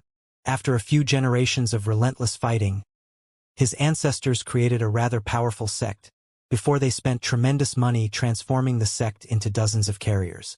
They usually smuggled dutifully and lawfully, but they would not hesitate to kidnap and kill when there was an opportunity. When it came to his father's generation, the business grew larger and larger, and they were gradually bored of the smuggling business. Instead, they were officially upgraded into a privateer fleet or licensed space pirates. After his father was killed by his enemy or his subordinates in a deal, he took down the few other heads neatly and became the commander of the privateer fleet. But he had greater ambitions than his father. Killing and looting at the edge of the cosmos were too boring, and they would forever be bumpkins. A great man should accomplish something great to honor their ancestors by devoting their everything. Right then, the Imperium's counterattack began. In his feverishness, Zhao Jinwu raised his own team and recruited a bunch of desperados with the savings of his family, before he dedicated himself to the great and glorious war as the vice admiral and the commander of the fleet. But as it turned out, the 10 years of bloody battles were like a dizzy dream. He had more and more medals, titles, and awards, but fewer and fewer men. In the end, even his left eye and his left hand were broken off. Even his abdomen had been half blown up. His spiritual root was as soft as the penis of a crappy old man. When he turned around, he could find no brothers of the past at all. The immortal cultivator Zhao Jinwu woke up. But before he realized what was going on, he had been politely asked to leave the advanced ward of the hospital, politely given new medals and honors, politely thanked for the unparalleled contributions he made to the Imperium, and then politely kicked to the Seminar of Generals. At this moment, in the underground world of the 36th district, wearing the military uniform that was losing colors because of overwashing, Zhao Zhenwu folded and unfolded the hat in a daze. It was a new habit that he had picked up in the Seminar of Generals. His daze was mainly because he could not think it through. What exactly had happened, and how did all his men disappear step by step? After all, there was nothing better to do in the Seminar of Generals. Many other surplus generals had been meditating like him all day. When they had too much thinking, they would also burst into tears, or found the relatives of the royal family for a fight. Even though they had been crippled and greatly lost their cultivation, it was more than easy for them to beat up a few pigs. But it was certainly not a good time to be absent-minded right now. After a moment of dizziness, Zhao Zhenwu focused his attention again, and both his hands were sweating so hard that he was almost squeezing water out of the hat. He looked at the 7-star jade cutting saber half in affection and half in uneasiness. At this moment, the 7-star jade cutting saber, which had never been away from him in the bloody battles over the past 10 years, was like a salty fish in somebody else's hands. That was an appraiser of the pawnshop. Judging from the young age of the appraiser, he couldn't have been an experienced man of his trade but more like a rookie who had just entered the business. It was possible that he might misevaluate his familial saber.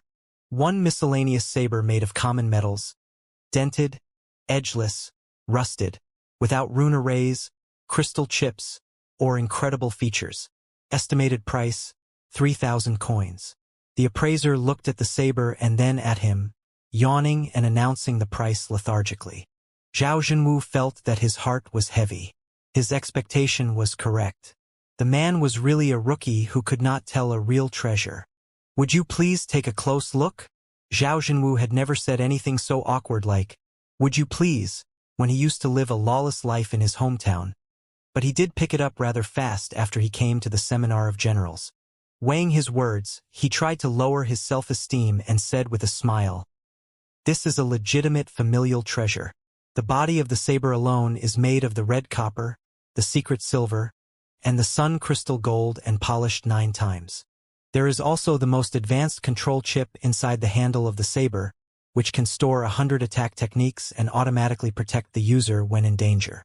It saved my life many times on the battlefield before. I almost regret that I cannot maintain it with the blood from my heart. How on earth can it not have any crystal chips, rune arrays, or techniques? The last maintenance alone cost me 1,000 crystal coins. Right now, you are giving me 3,000 for me to pawn it?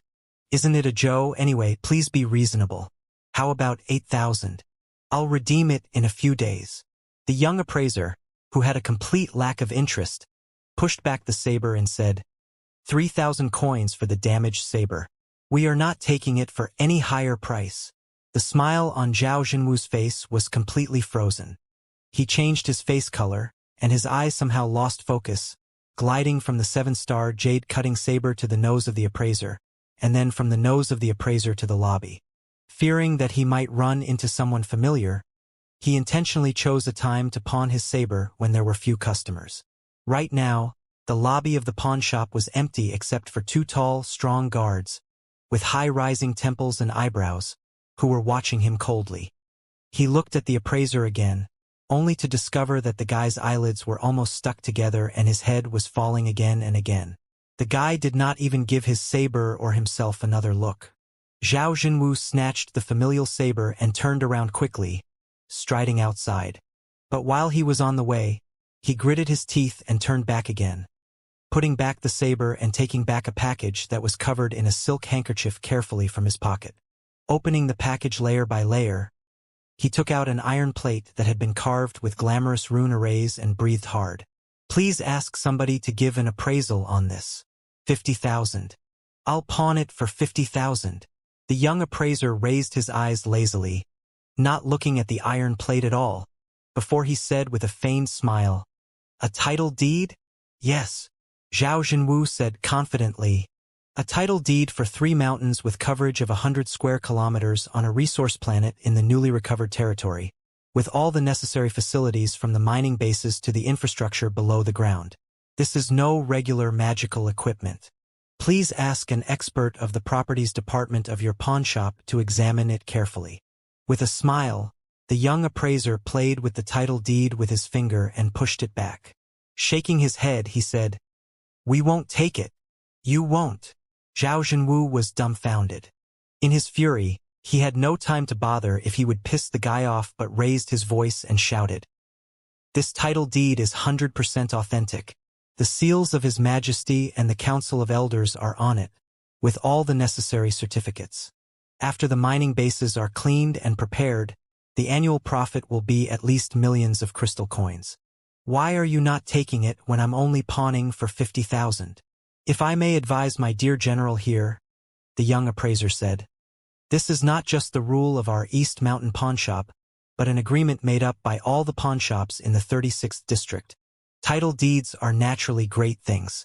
The ownership of the properties and mines in the inland of the Imperium is definitely unquestionable hard currency, and we will take it however high the price may be.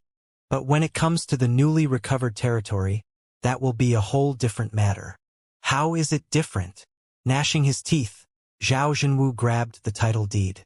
"They are both the territory of the Imperium. Yes, all the territory in the universe belongs to the Imperium. Naturally, it is part of the Imperium." Seeing that he was exasperated, the young appraiser explained patiently.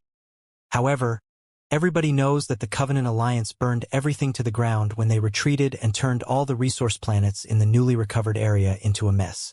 Almost every mining base has been completely sabotaged. Even the motherlodes thousands of meters into the ground have been polluted. In order to purge the pollution, rebuild the mining bases, and restore the operations, it will take at least 20 years and hundreds of millions of crystal coins. I imagine your mines are no exceptions, right? Of course, if the normal productions are recovered, the mines are likely to guarantee a revenue of millions per year. But the investment before that is simply too huge. How are you going to calculate the time and cost? Right now, you are pawning the title deed for 50,000. It appears to be a great bargain for us, but if you never come back to redeem it and it stays with us for all eternity, are we going all the way to the newly recovered territory and invest a huge quantity of resources and money to develop the mines? Most critically of all, although the front line is stabilized now, who can tell if the Covenant Alliance will come back again someday? If we really recover the mining bases in 10 to 20 years at the cost of tremendous time and capitals, only to find the place mired in war and reduced to the ground again, we will have no choice except to hang ourselves.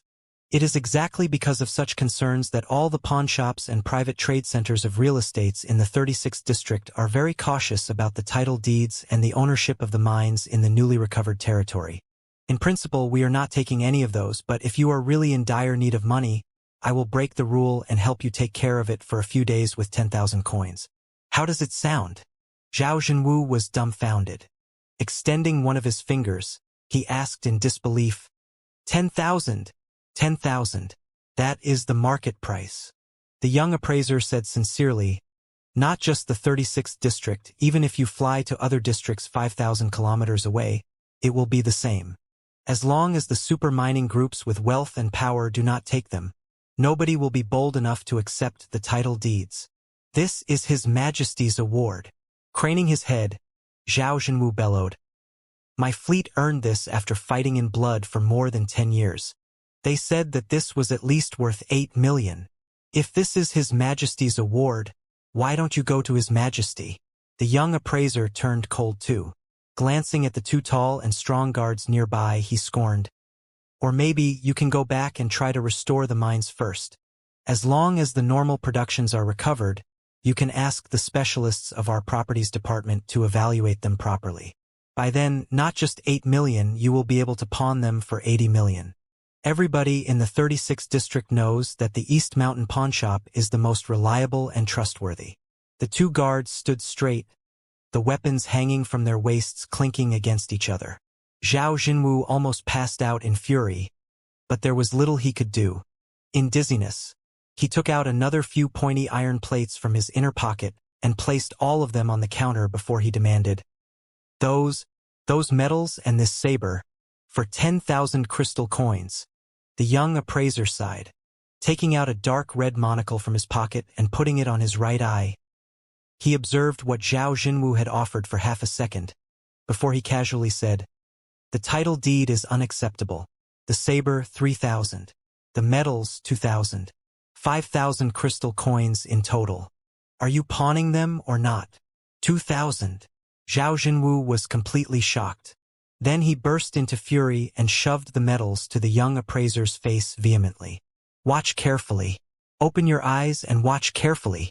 1 level 2 divine cauldron metal, 1 level 2 blue sky metal, 1 level 3 black star metal. It's the black star metal. I traded my eye and my arm for the black star metal. And you are telling me that it's only worth 2,000? 2,000. Divine cauldron and blue sky are 500 apiece, and level 3 black star is 1,000. That's the market price now. The young appraiser was untouched. A lot of generals like you have come to the capital in the recent half of the year. They lack everything but metals. Now that there are too many of them, it is only natural that they grow cheap. Yesterday, a general pawned a level 2 black star metal for 2,500 coins. It is already fair enough to give you 1,000 for your level 3 black star metal. In a few days, it will only become cheaper. Chances are that you won't even get 800, 2,500, 1,800. They were cheap because there were too many of them. Zhao Jinwu felt that his head was exploding. His ears hummed hard, and the level 3 black star metal was enlarging nonstop. The stars on the background of the metal seemed to have turned into the starships of the Covenant Alliance, throwing thousands of heavy crystal bombs on his team and himself, blowing all of them into smithereens. Pa! His eyes bloodshot, Zhao Jinwu drew the mini storm bolter from his waist and slammed it down on the counter before he realized what he was doing. This is the general's special gun. How much is it worth? He roared. He then dug out his artificial left eye brutally and slammed it down on the counter too. This is the artificial eye of a vice admiral of the Imperium. How much is it worth? He then tore off his artificial arm and tossed it at the young appraiser. This is my arm. How much is it worth? Tell me, how much is it?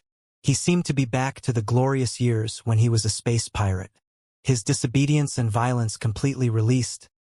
He dashed to the top of the counter, meaning to grab the appraiser by the collar.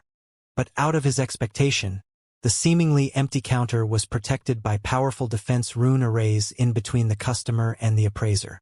Hardly had he extended his hand when dozens of electric arcs shot out from the counter and blew him out to the ground.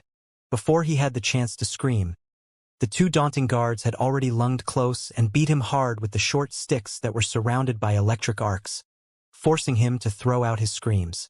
This is outrageous. Zhao Jinwu's lunacy all turned into poignance. He roared in devastation. I shed blood in the front line. I made contributions to the Imperium. I am a legitimate vice admiral of the Imperium and a commander of a fleet. Vice admiral. While the 2 guards beat him hard, one of them grinned hideously and said, Old fart, do you know where you are? The capital. If you throw a brick to the street, you may smash 10 sect leaders and 8 generals. I'll kill you. Zhao Jinwu groped for his 7-star jade-cutting saber. But then, he recalled that his familial saber was still on the counter and that it already couldn't perform the function of automatic defense due to the lack of crystals. So, he could only wail aloud, Wait for it. Just wait until I get my strength back. I am a vice admiral. Zhao Jinwu was drowned by the storm of fists and electric sticks again. Sparks were flying before his eyes like a volcano eruption, and he was seeing all kinds of illusions in his trance. He felt that he was back to the battlefields of bombs and bodies. His old brothers all turned into creepy ghosts and extended their skinny hands at him while they shouted desperately, Commander? Where is the fortune that you promised? Boss, where is the gigantic fortune? Zhao Jinwu shrieked and cramped hard. The 2 guards beat him for a while more before they dragged his feet and threw him out of the pawn shop into a gutter on the dark street. Clang, clang. His artificial eye, artificial arm, metals, title deed, and familial saber were all tossed out by the guards onto his body coldly. Such things were anything but unusual in the 36th district or any other underground district in the capital in the recent half of the year. There were even a bunch of scoundrels who lurked in front of the pawn shops every day, preparing for their shameless business. The moment they saw that Zhao Jinwu was thrown out, a large batch of scoundrels crowded forward. While shouting somebody, "Help him," they searched his body crazily. Zhao Jinwu was already half dead because of the beating. The world was swirling before his eyes. How could he have the strength to defend himself? He tried to defend his medals, title deed, and saber, but somebody hit his head hard, and he immediately passed out. 5 minutes later, when he woke up again, he felt coldness to the bones.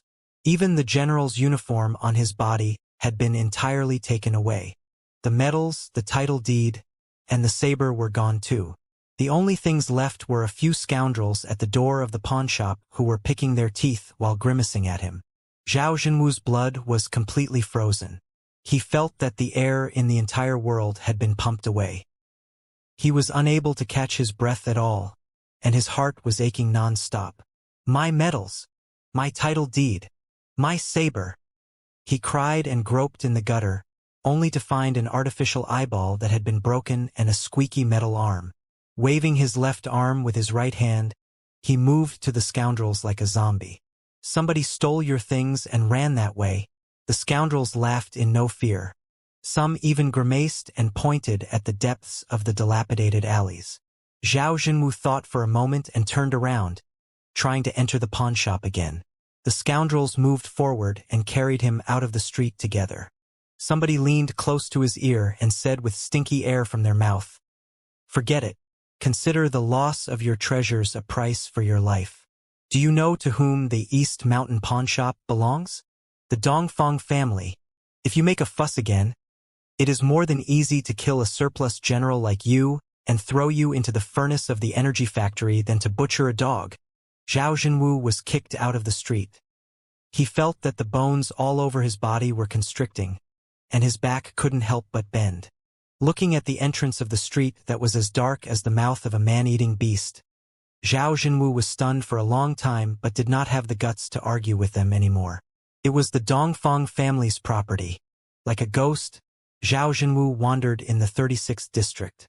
In his trance, he did not even know how he returned home. The Royal Seminar for Advanced Generals at least provided 4-bed dormitories for them, no matter how ragged they were. But he was not all by himself. He still had a wife and a son to feed. Zhao Jinwu was born a privateer or a space pirate, and he had killed too many people and made too many enemies in the business when he was in his hometown. Now that he was out to fight the war, there was naturally no reason to leave his wife and child behind to be butchered by other people. While he fought in the front line, his wife and his son had been renting a house in the capital. His wife was also from a family of immortal cultivators with a long history, and she was used to the extravagant lifestyle. She had been living in an advanced neighborhood in the capital and spending tons of money every year. A few years back, when he still had his troops, he naturally had various sources to make money and transfer it back to the capital to feed his wife and his son. At that time, Zhao Jinwu was very confident before his wife, and he was the unquestionable man of the family. Even if he looked for another woman outside, it was still what his job needed. His wife did not dare to ask anything about it. Now that he had lost everything, and his strength had hit rock bottom because of the heavy wounds, nothing about Zhao Jinwu could be hard anymore. He hadn't got his medical fees yet, and his son was about to enter the critical moment of awakening the spiritual root, which required tremendous resources. However, he was so destitute that he had even lost his medals, his saber, and his title deed. Zhao Jinwu wandered before his house for more than half an hour but still did not know how he could explain it to his wife. He was almost of a mind to kill himself. Suddenly, he heard his wife's giggle from the house. This was not the advanced neighborhood that his wife rented earlier but just a regular slum in the 36th district. How could there be any sound-blocking rune array? Zhao Jinwu bulged his eyes and stuck his ears to the wall, listening carefully. His jaw hit the ground before he knew it. Voila! Right then, the door opened, and a tall, fancy-looking man walked out of his house. Zhao Jinwu felt that his skull now weighed 10,000 tons and was pressing his head into the ground. Countless voices were shouting in his heart, but his body seemed to have been emptied, and he could not even lift his finger. The man saw him too, and he was quite embarrassed. After a cough, for some reason, the man went close and patted his shoulder before he swaggered away. He patted my shoulder. In his dizziness, Zhao Jinwu thought to himself, "Fuck him. He dared to pat my shoulder." Aya. His wife's voice came over unemotionally. "Why are you here? You didn't go to the seminar today?" Zhao Jinwu's blood was erupting out. He raised his hand high and meant to slap his wife, but his wrist was caught by her before he could touch her. His wife was also an immortal cultivator, but she was a culture type 1. Naturally, she was no match for him in the past. But now, she easily dragged him into the room and threw him onto the messy bed. As if suffering an electric shock, Zhao Jinwu jumped to his feet and looked at the bed that was in a mess like it was a viper's nest. Is he? Zhao Jinwu's face was furious, but his voice was filled with tears as he asked, "Is he that Dongfang guy?" "Yes, he is Dongfang Yi, my current boss," his wife admitted frankly. Combing her hair carefully, she said in peace, "Old Zhao, I did not know how to explain it to you before. Now that you have run into us today, let's just talk about now. There is no need to burst into a fury, which will only hurt your body. Your health should be your primary concern right now. As for me, I do not have time to quarrel with you either, because I'll be moving to the Cloud Sun district, too. I'm gathering my stuff right now. There is no need to make a scene. After all, when you enjoyed yourself outside before, I never fought you, right?" The Cloud Sun district was a community of immortal cultivators on the ground that was within the reach of the sun. The house that Zhao Jinwu rented for his wife and his son was exactly in an advanced neighborhood in the Cloud Sun district. Naturally, the environment and the rental cost of the place were incomparable for the 36th district, that did not even have a name. After a long days, Zhao Jinwu asked, "How long has it been?" His wife smiled. "Does it matter?" Zhao Jinwu fell silent. Then he struggled to say, "Why?" His wife sighed and took out a golden, glittering card from her pocket. Putting into Zhao Jinwu's pocket carefully, she said, "The wounds you suffered in the front line are too heavy. If you can't find enough heavenly materials and earthly treasures to treat yourself, the levels you have lost will never be recovered. There are 100,000 crystal coins in the card. Use them to treat your wounds first. If they are not enough, I will give you some money every month later. Cultivation is what matters most for every immortal cultivator. In any case, try to recover your strength first." Zhao Jinwu's face almost turned green. He grabbed the card hard, meaning to throw it at his wife's face. But he somehow thought to himself, "The 3 medals that I earned with my life are only worth 2,000 coins. But my wife, 100,000? 100,000. Also, you don't need to worry about Zhao's spiritual root. I've taken care of everything." His wife continued, "Rest assured, Zhao has great gifts. With the investment of abundant resources, he will certainly grow into an immortal cultivator stronger than you." Zhao Jinwu felt like crying. He opened his mouth, but he did not know what to say. His throat constricted for a long time before he finally said, "You are taking Zhao away with you?" His wife smiled.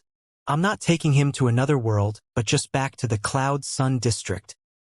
He lived there and was used to everything there, and he has been complaining about the filth and stink of the 36th district and asking me to find a way to move back to the Cloud Sun district. In any case, his surname is Zhao and you are his father. What are you worried about?" Looking at his empty sleeve, Zhao Jinwu lowered his head helplessly. I don't want to do this. I really don't." His wife sighed and said gloomily, "I never left you when so many things happened to our family. After all, we have been a couple for so many years. I hoped that you could think of a solution as the man of the family. But half a year has passed, and you are as helpless as half a year ago. If men can't come up with a solution, women have to step up and see what we can do. I know that the wives of a lot of senior officers in your seminar show up often in the entertainment places. Why? To support the family, of course. Today, if you insist that I do not leave with Dongfang Yi, I won't, but where will your medical fees be tomorrow? Where is the money for us two to keep our current level the day after tomorrow? And where is the money to help our son awaken his spiritual root the day after that? Are you going to be happy when I have to dance in the clubs like the wives of your classmates? His wife's words couldn't have been more true. Rendered speechless, Zhao Zhenwu moaned and collapsed to the ground.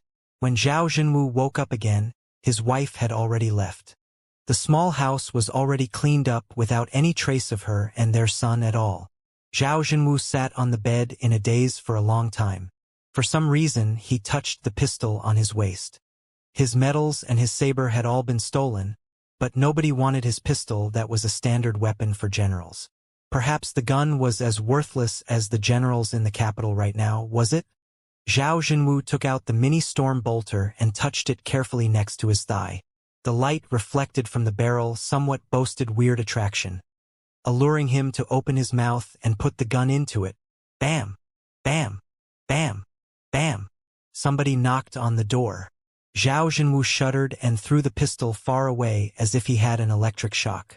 Calming himself down, he asked, "Who is it?" "Old Zhao, it's me," a familiar voice said sullenly from outside. He opened his door only to discover that it was He Peng, his fellow general in the Seminar of Generals. When the immortal cultivators were absolutely confident about themselves, they would naturally compete with each other openly and in secret. But when they were in a battlefield fighting on the same planet or even in the same trench, they sometimes could also become best friends. It was especially so when they had all been heavily wounded and pushed into the fire pit that was the Seminar of Generals. There was nothing in them that could be taken advantage of anymore. So, their friendship was rather pure.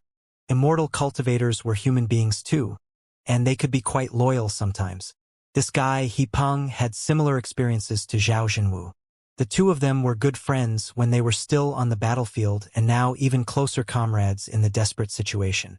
Zhao Zhenwu was rather anxious to see He Peng, thinking that the man had learned the conflicts between him and his wife and came to offer consolation. However, his good brother looked too devastated for that. Frowning, he asked, "What happened?" He Peng sighed heavily and shook his head. "Zhou Lifu is dead. His death was quite miserable." "What?" Zhao Zhenwu was greatly shocked. Zhao Lifu was also their fellow in the Seminar of Generals. He was a notorious, brutal man at the peripheral worlds in the first quadrant since decades ago. The man used to be a gladiator and had a high cultivation. It was said that he had a glorious accomplishment of 35 consecutive victories. In his peak, he once reached the beginning level of the nascent soul stage and was known as Ghost Butcher. In the Seminar of Generals, Zhou Lifu was also a very famous student. The man was outspoken and had a lot of friends. He was more or less a central person of all the students. It never occurred to Zhao Zhenwu that he would die so abruptly. "Old Zhou was different from you and me. I am all by myself and do not have any concerns. You have a wife and a child, which is not very burdensome. But old Zhou had 5 sons, and all of them had shown talents in training. They all needed abundant resources for their growth." He Peng walked into the room, sat down, and slapped his thigh. As the saying goes, a half-grown boy can easily bankrupt his father. Now that 5 boys are waiting to be fed in his home, how could old Zhou's subsidies and allowances be enough? The future of the kids is certainly important. Having no choice, he could only go back to his previous business. He somehow reached out to an underground arena and went to the games again. Sigh. Did he think he was still the Ghost Butcher decades ago? After so many years of battles, what could he butcher now? With the stimulation of drugs, he managed to win 2 games. Last night, he encountered a tough person. Attracted by the large sum of the prize and also under the promise that he would get the money even if he failed as long as he fought another round, he was beaten to death in the arena. Damn it! How majestic and daunting the Bloody Butcher Legion he established with the 800 gladiators used to be. He was not killed by the Covenant Alliance after so many years of perilous battles, but he died such a worthless death in the capital. With mixed feelings, Zhao Zhenwu couldn't help but feel truly sorry for the guy who had similar experiences to him. That's not all of it. Wiping his eyes, Peng said. After the dead body was carried to the home, his wife immediately changed. She did not burst into tears or make a fuss but even thanked the staff of the arena. When everybody had left and it was almost dawn, she almost left the world together with the 5 sons and old Zhou. Ah! Zhao Jinwu was greatly surprised, almost forgetting that he put a barrel into his own mouth a moment ago. How could she be so silly? Were they saved? Thankfully, one of their debtors went to kick their door before dawn and discovered them in time. They are all fine. Peng said, but even if they are saved for now, so what? The pillar of the family is gone, and the family will soon collapse. What are the 5 little guys going to do in the future? Are they going to stay as hominoids because of the lack of resources? Right now, all the fellows in the Seminar of Generals are at Old Zhou's. Old Zhou used to be a good friend for all of them when he was alive. We are discussing working together and taking care of his family after he is gone. If he did not live peacefully, he should at least rest in peace, right? Exactly, Zhao Jinwu declared. Let's go together. I don't believe that so many generals are not enough to give a comrade a proper funeral. The 2 generals of the Imperium packed up and walked to Zhou Lifu's cottage in the 36th district. Peng naturally noticed Zhao Jinwu's anomaly too, and he asked what was troubling him. Too embarrassed to confess that his wife had eloped with somebody else, Zhao Jinwu simply said that his familial saber was stolen. The 2 of them walked forward gloomily and soon reached Zhou Lifu's alley. At this moment, the alley that was no more than 3 meters wide was already packed with the surplus generals. The black, gray, and brown uniforms covered the ghost-like humans. The atmosphere was particularly solemn and depressing. Deep inside the alley, some women seemed to be crying. Zhao Jinwu was so upset that he somehow recalled his own wife again. Shaking his head, he looked around and discovered fellows that he was familiar and unfamiliar with everywhere. Most of them were in as much destitution as he was. Somebody was sighing, some were gnashing their teeth, some were angry, some were whispering to one another, and some were nodding their heads at Zhao Jinwu and Peng, as if they had made some sort of secret pact. Zhao Jinwu and Peng squeezed into the crowd. Suddenly, they heard some people roaring desperately apart from the cries, reciting what sounded like a poem or a suicide note. Vaguely, they heard the same shouting. The warriors killed in the battlefields, the wandering souls in the universe. Open your eyes and watch the bloody noble families built on your bones. You are killed for nothing in the front line, your family is starving in the rear, but the corrupted officials and the noble families are still living the most extravagant life with your flesh and blood. Who will pity you? Who will remember you? Who can protect your innocent family? Let the storm blow harder to cover your miserable cries. Clenching his fists, Zhao Jinwu asked in a low voice, "Who wrote this?" "No idea." Peng shook his head. "A certain dour and gloomy general, perhaps. A lot of people are writing and singing these days. What else can we do?" The 2 of them went through a lot of trouble to squeeze into the memorial hall, only to discover Zhou Lifu's widow kneeling on the ground in white, stunned. The 5 little guys next to her were all somewhat overwhelmed. They were all bulging their eyes observing the generals around them, who were supposed to be awesome. A female officer was comforting Zhou Lifu's widow in a low voice. There was no telling what sorrow she triggered, but Zhou Lifu's widow suddenly burst into tears again and cried, "I don't want to die either. I want to live a good life too. But sister, how can we survive? And how can we live on?" Her words were exactly everybody's pain. After a long days, the female officer cried together with the widow. The cries spread out contagiously like a virus. The weirdest thing that had probably never happened in the history of the Imperium of true human beings took place. In the dilapidated alley, hundreds of immortal cultivators began to sob one after another as they recalled their own misfortunes. In the atmosphere, even Zhao Jinwu and Peng shed a few sincere tears. When everybody was weeping sadly, an officer in the crowd suddenly said aloud, "We are all honorable warriors of the Imperium. The Imperium is already corrupted to such an extent, yet we are doing nothing more than a few secret cries in this place. Since there were too many people, and the light was too dim, it couldn't be told who exactly was speaking." Somebody argued, We have neither the men nor the guns. Most of us are heavily wounded and have lost most of our cultivation. Even if we want to contribute to the Imperium, what can we do except to weep for it? The first officer said, even if we can do nothing but to cry, we should not cry here stealthily, because nobody will know even if we cry ourselves to death. If we are going to cry, we should go to the gate of the Council of Elders and cry openly and shockingly to make all the people of the Imperium know what happened to us. The second officer continued to argue. Everybody knows that the capital is under curfew right now. The elite troops of the 4 Kurfürst families have surrounded the Council of Elders. We will be discovered, dispersed, and captured when we are 100 kilometers away from the Council of Elders. How can we possibly cry shockingly? Everybody? The first officer finally stood out to the top and spoke in fury. Fellow cultivators, brothers who have been through life and death together, the highest authorities are disposing of us to such a degree that we cannot hold it anymore. What happens to General Zhou today will happen to all of us tomorrow. Are we really going to wait and die without doing anything to fight back? Yes, we are utterly unarmed, and we do not intend to start a rebellion. But we have no livelihood right now and are mired in sheer destitution. Let's rally to demonstrate to the highest authorities and express the will of the people. Do you not even have the guts to do that?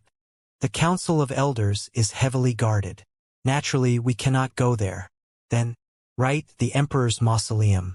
Let's go to the Emperor's Mausoleum and cry before Blackstar the Great, the ancestor of the immortal cultivators, as well as all the previous monarchs of the Imperium of true human beings. We will tell them how we are wronged and ask the soul of Blackstar the Great to make things right for us. Shuddering hard, Zhao Zhenwu stood on his toes and looked at the man who was raising his arms and calling for supporters, only to discover that it was the monitor of his class in the Seminar of Generals.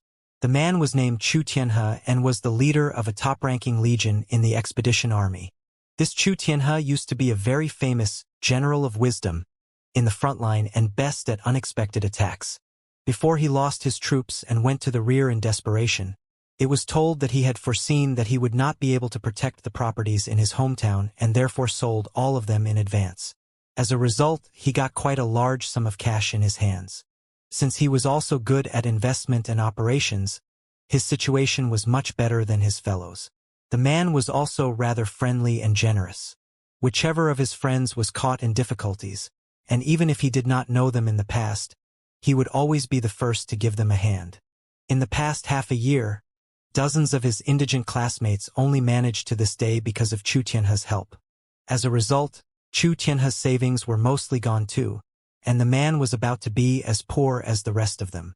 Other people might find it hard to understand his generosity, but Chu Tianhe simply said with a smile that, after all of them survived so many bloody battles from the piles of dead bodies on the hellish battlefields, even life and death meant nothing to them. Would he cherish a few coins at all? Money given away would come back one day. What mattered more was camaraderie. After hearing that, all his classmates, including Zhao Zhenwu, were touched by him. The man had a high prestige in the Seminar of Generals, and was somewhat the leader of the surplus generals. After hearing his speech, everybody fell silent and began to consider his suggestion carefully. Zhao Zhenwu thought quickly. The more he thought, the more he felt that Chu Tianhe's idea was marvelous. In the past, when Blackstar the Great established the Imperium of true human beings, he naturally hoped that the Imperium would grow into the strongest, greatest, and longest country in history, and that it would not rise brilliantly only to perish abruptly soon like the Star Ocean Imperium. Even though it might not last forever, it should at least continue a few 100,000 years, like the reign of the demons, right?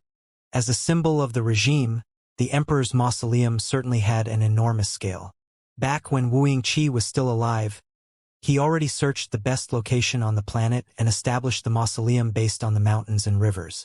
Even an entire mountain was built into a magnificent statue of him looking down at the great landscape of the capital. It was said that the entire underground mausoleum was as complicated as a maze and could accommodate an entire army. After the demise of Blackstar the Great, the emperors of every generation had been buried here, and the scale of the mausoleum was thus enlarged into a splendid city. However, the Imperium of true human beings was not one of the ancient dynasties tens of thousands of years ago after all. After the education and enlightenment in the Star Ocean Republic, many popular ideas in society had changed.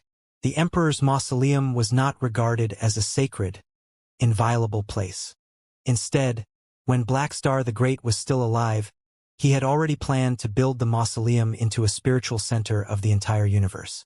The main building on the ground, other than the mausoleum itself, was the Museum of the Imperium, which was dedicated to the introduction of the accomplishments of the Imperium of true human beings, as well as the infinite glories of the true path of immortality.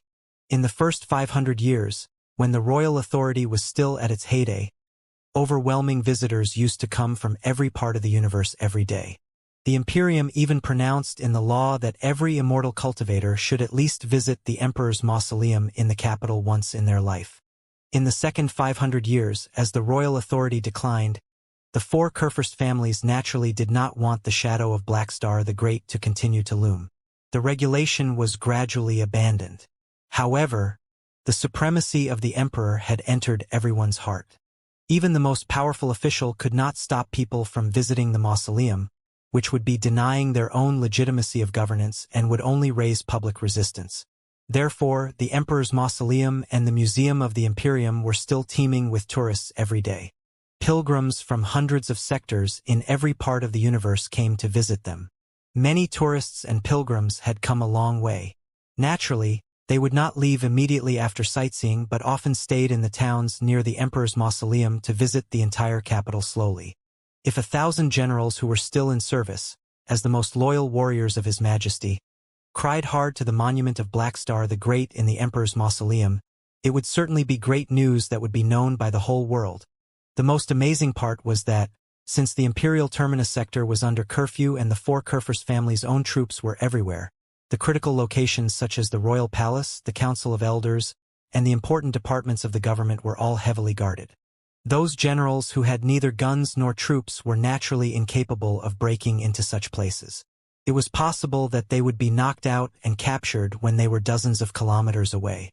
The troops that were stationed in the Emperor's mausoleum, on the other hand, were not the Kurfürst family's troops but the Imperial Guards. The reason could have been more simple. Most of the members in the Imperial Guards belonged to the royal family with the surname of Wuxia. They were the descendants of Blackstar the Great as well as all the emperors that followed. Who should guard the mausoleum of their ancestors if not them? It was somewhat ironic, but in the entire Imperium of true human beings, the Emperor's mausoleum was perhaps the only place that was still under the control of the Imperial Guards. The surplus generals, after being enlisted into the Royal Seminar for Advanced Generals, belonged to the Imperial Guards. To be more exact, they were all the reservists of the Imperial Guards. The Emperor's mausoleum was their territory. The plan could very likely work out. For a moment, Zhao Zhenwu felt that all his blood was flooding to his head, and his breath was even heavier than before. His friend He Peng, as well as all the other surplus generals around, also whispered in excitement and applauded Chu Tianhe's plan. Somebody hesitated. It will be quite a huge event. Will it trigger the intense reactions from the Council of Elders? The accomplices of the Blood Oath Alliance are being captured in the capital right now. Innocent or guilty, a lot of people have been caught. Chu Tianhe declared loudly. We are all people who have lost everything and are waiting to die. We may be captured and tossed into the sunless dungeons. But so what? Will that be any different from our situation right now? Even if we are beheaded, it will be a quick and clean end to our life. Somebody else asked, what about the Imperial Guards? We will certainly raise a lot of attention with such a large group of people. Group visits have to be scheduled in advance. Chu Tianhe said, the Imperial Guards work for the royal family. Many of them are even our classmates and tutors right now. Although there are minor frictions between us in the school, there is nothing too serious. In fact, I think we get to know each other better through the fights. The royal family hates the arrogance of the four Kurfürst families as much as we do. If we have a chance to humiliate the four Kurfürst families, they will certainly be glad to see it. Besides, by crying before their ancestors, we will be expressing our unquestionable loyalty to the royal family. Why would they stop us at all? You can rest assured about that. I know a few members of the Imperial Guards very well. Everything will be good as long as I talk to them. It all depends on whether or not you have the guts to do it right now. Are you going to live an ignorant, unchangeable life and die miserably exactly like General Zhou? Or are you going to rise and counterattack? Zhao Jinwu's blood that had flowed to his head was boiling. In his trance, he saw the cocky appraiser in the Dongfang family's pawnshop again. The stormy fists of the guards and the scoundrels, the embarrassing man who walked out of his own house and heard his wife's cold and helpless chuckle. The faces and the sneers all turned into bombs on the battlefield and the screams of his old brothers before their death. Where is our fortune? Boss, what are we fighting for exactly in the front line at the risk of our lives? Let's do it. With a courage that came from he didn't know where, Zhao Jinwu clenched his fists and roared. Even the Covenant Alliance never scared me in the front line. Why should I be scared of the scumbags in the rear? Let's just fight them and die if we must. If I had died a hero's death in the front line a few years ago, the misery today would have all been saved. Exactly. Chu Tianhe's eyes glittered. Then he declared in a high voice, Brother Jinwu is quite right. No immortal cultivators are scared of death. How many of our brothers have died as heroes in the front line? Even if we must die, we will die for something worthwhile like them. Then, we will have to ask Brother Chu to be our commander in the tribute to the Emperor's mausoleum. For some reason, Zhao Jinwu blurted out, Let's go to the Emperor's mausoleum and turn it upside down. All the surplus generals who had been angry for a long time cheered for him, making Zhao Jinwu enjoy the feeling of being respected again. His back that was hunched a moment ago straightened again. Chu Tianhe frowned. Pondering for a moment, he nodded his head and said, All right, if this thing truly gets huge, the leader will probably not end well. But with everything coming to this point, we cannot think that much now. If they want to execute me, just take away my head.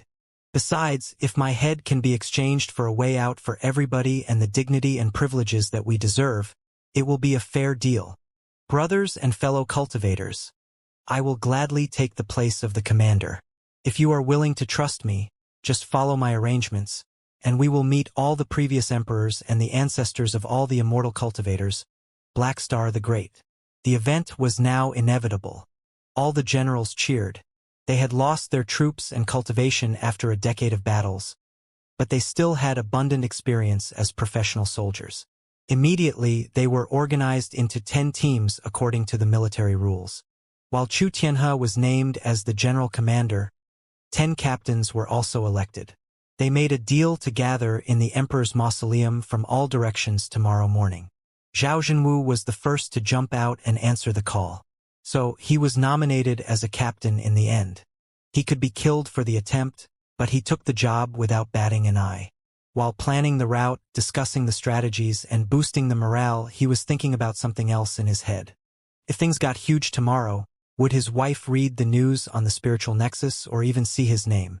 The next morning, the surplus generals who had planned all night were not tired at all. Their nerves and their faces were all burning in excitement, as if they were back to their dominant days years ago. They left from their temporary residences or the dormitories of the school for the Emperor's mausoleum on civil vehicles. The 4 Kurfürst families had been troubled by Li Linghai, the reformists, and Lei Chenghu's rebellious army for days. They were like shocked birds and considered everybody their enemy. In the central district, where the royal palace, the council of elders, and the major departments of the government were deployed, tremendous troops had set up impenetrable defenses. Most of the Crystal Suit legions and low-altitude fleets were deployed in the place too. The defenses were so meticulous that even a fly would not get in. However, they had limited soldiers and attention after all. The accomplices of the Blood Oath Alliance alone were already too many to be caught. Who could have thought that the destitute, unfortunate generals would go to the Emperor's mausoleum to cause trouble? Besides Chu Tianhe, Zhao Jinwu, and the rest of them were the legitimate generals of the Imperium after all. It was one thing to rob them below the ground, but when they were walking in daylight, few people would dare to attack them openly. Most importantly of all, visiting the Emperor's mausoleum was completely legal and even encouraged by the authorities.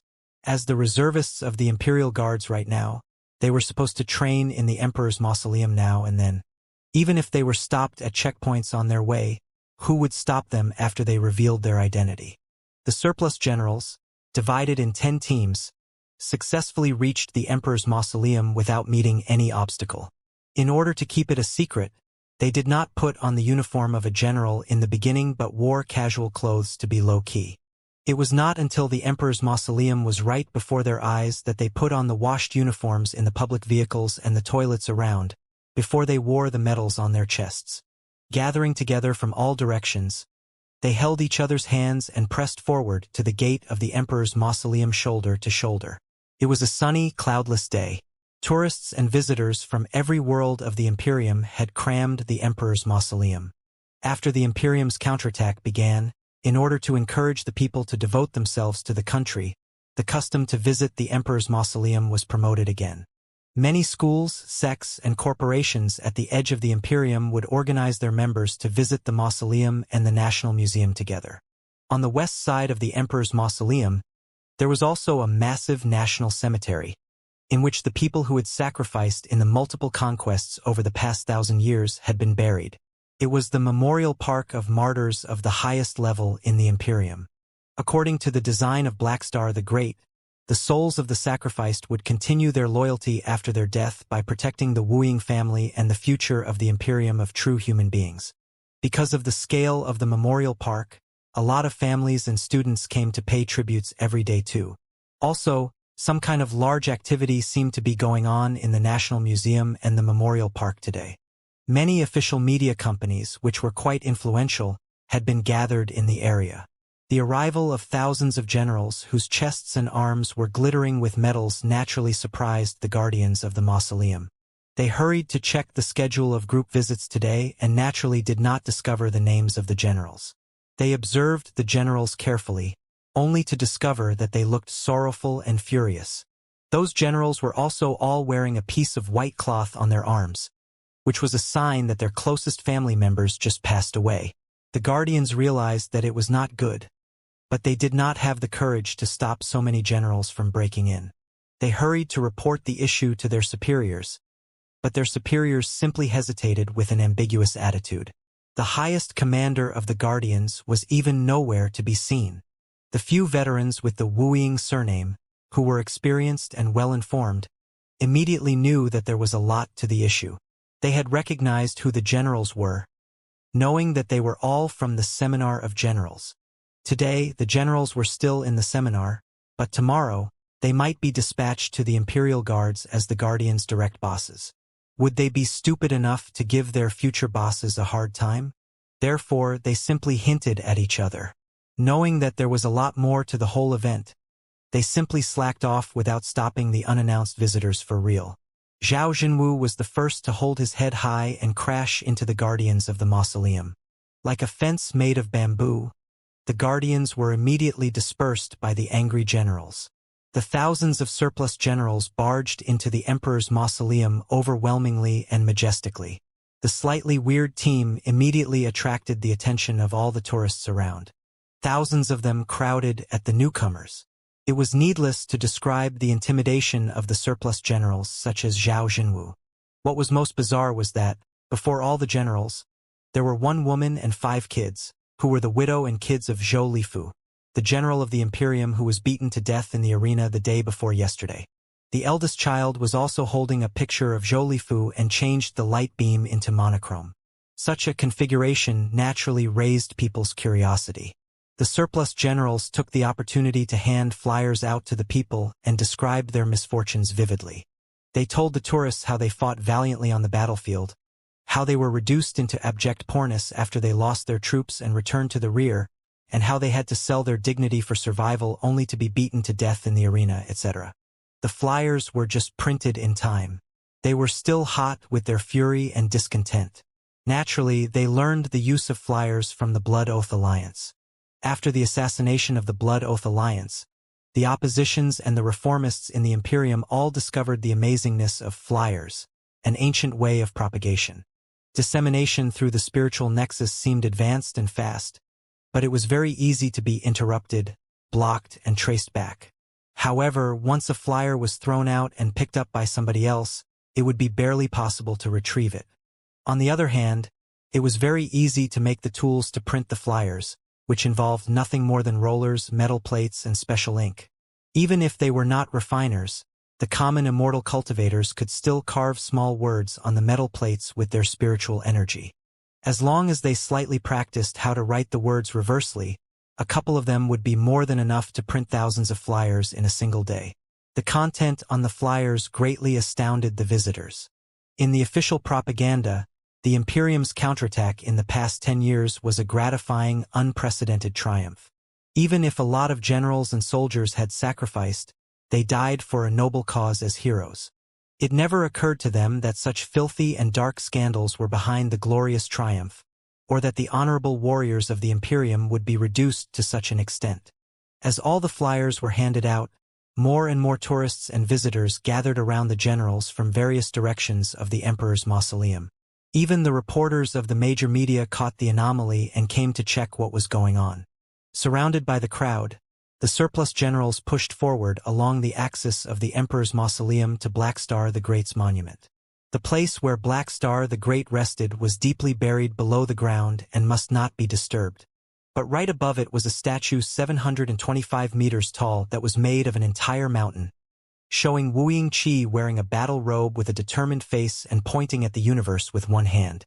It was considered a symbol of Black Star the Great. All the memorial ceremonies were all conducted below the super-enormous statue. The intention of the surplus generals had spread throughout the Emperor's mausoleum. Even the groups before them who were preparing to pay tributes cleared the way for them. When they arrived below the super-enormous statue of Black Star the Great, hundreds of thousands of people had already gathered with the surplus generals. Despite the enormity of the crowd, they were all standing in silence. The ceremony officially began. Chu Tianhe, the leader of the event, invited Zhou Lifu's widow and kids to stand next to him. Squaring his hat, he shouted aloud with the last bit of his spiritual energy. "I'm sure that all the compatriots here have learned why we are here. We are here not to pay tributes but to cry. We are all the firmest believers of the true path of immortality. We are the most loyal defenders of the Imperium, His Majesty, and the Council of Elders. We fought against the Covenant Alliance with blood and sweat, never hesitating to die together with the enemy. Although we have never made exceptional accomplishments, we at least did our part. Even our bodies have been reduced to such poor conditions. We do not have the luxury to hope that our work can be exchanged for a lot of things. But before the fire in the front line completely dies out yet, some people already cannot wait to kick us away and deprive us of our chance of living. This is General Zhou Lifu's widow. General Zhou was known as Ghost Butcher in the front line. He was a tough warrior that often intimidated the troops of the Covenant Alliance. But after he returned to the rear, he was unable to make a living and forced to death, leaving one widow and 5 kids who do not know what to do now. What happens to General Zhou today will happen to all of us tomorrow. If you lead livestock to the slaughterhouse to butcher them, even the livestock will scream and weep. We are all living people and soldiers who have sacrificed and shed blood for the country. But we cannot even get a mouthful of food today. How can we not cry? However, we are not just crying for ourselves, but also for all the sacrificed soldiers, for the emperors of all generations, for the true path of immortality and its creator, Black Star the Great, and for the Imperium of true human beings as well as the whole civilization of mankind. The Imperium today is dominated by wolves and tigers. The arrogant aristocrats have caused all kinds of corruption.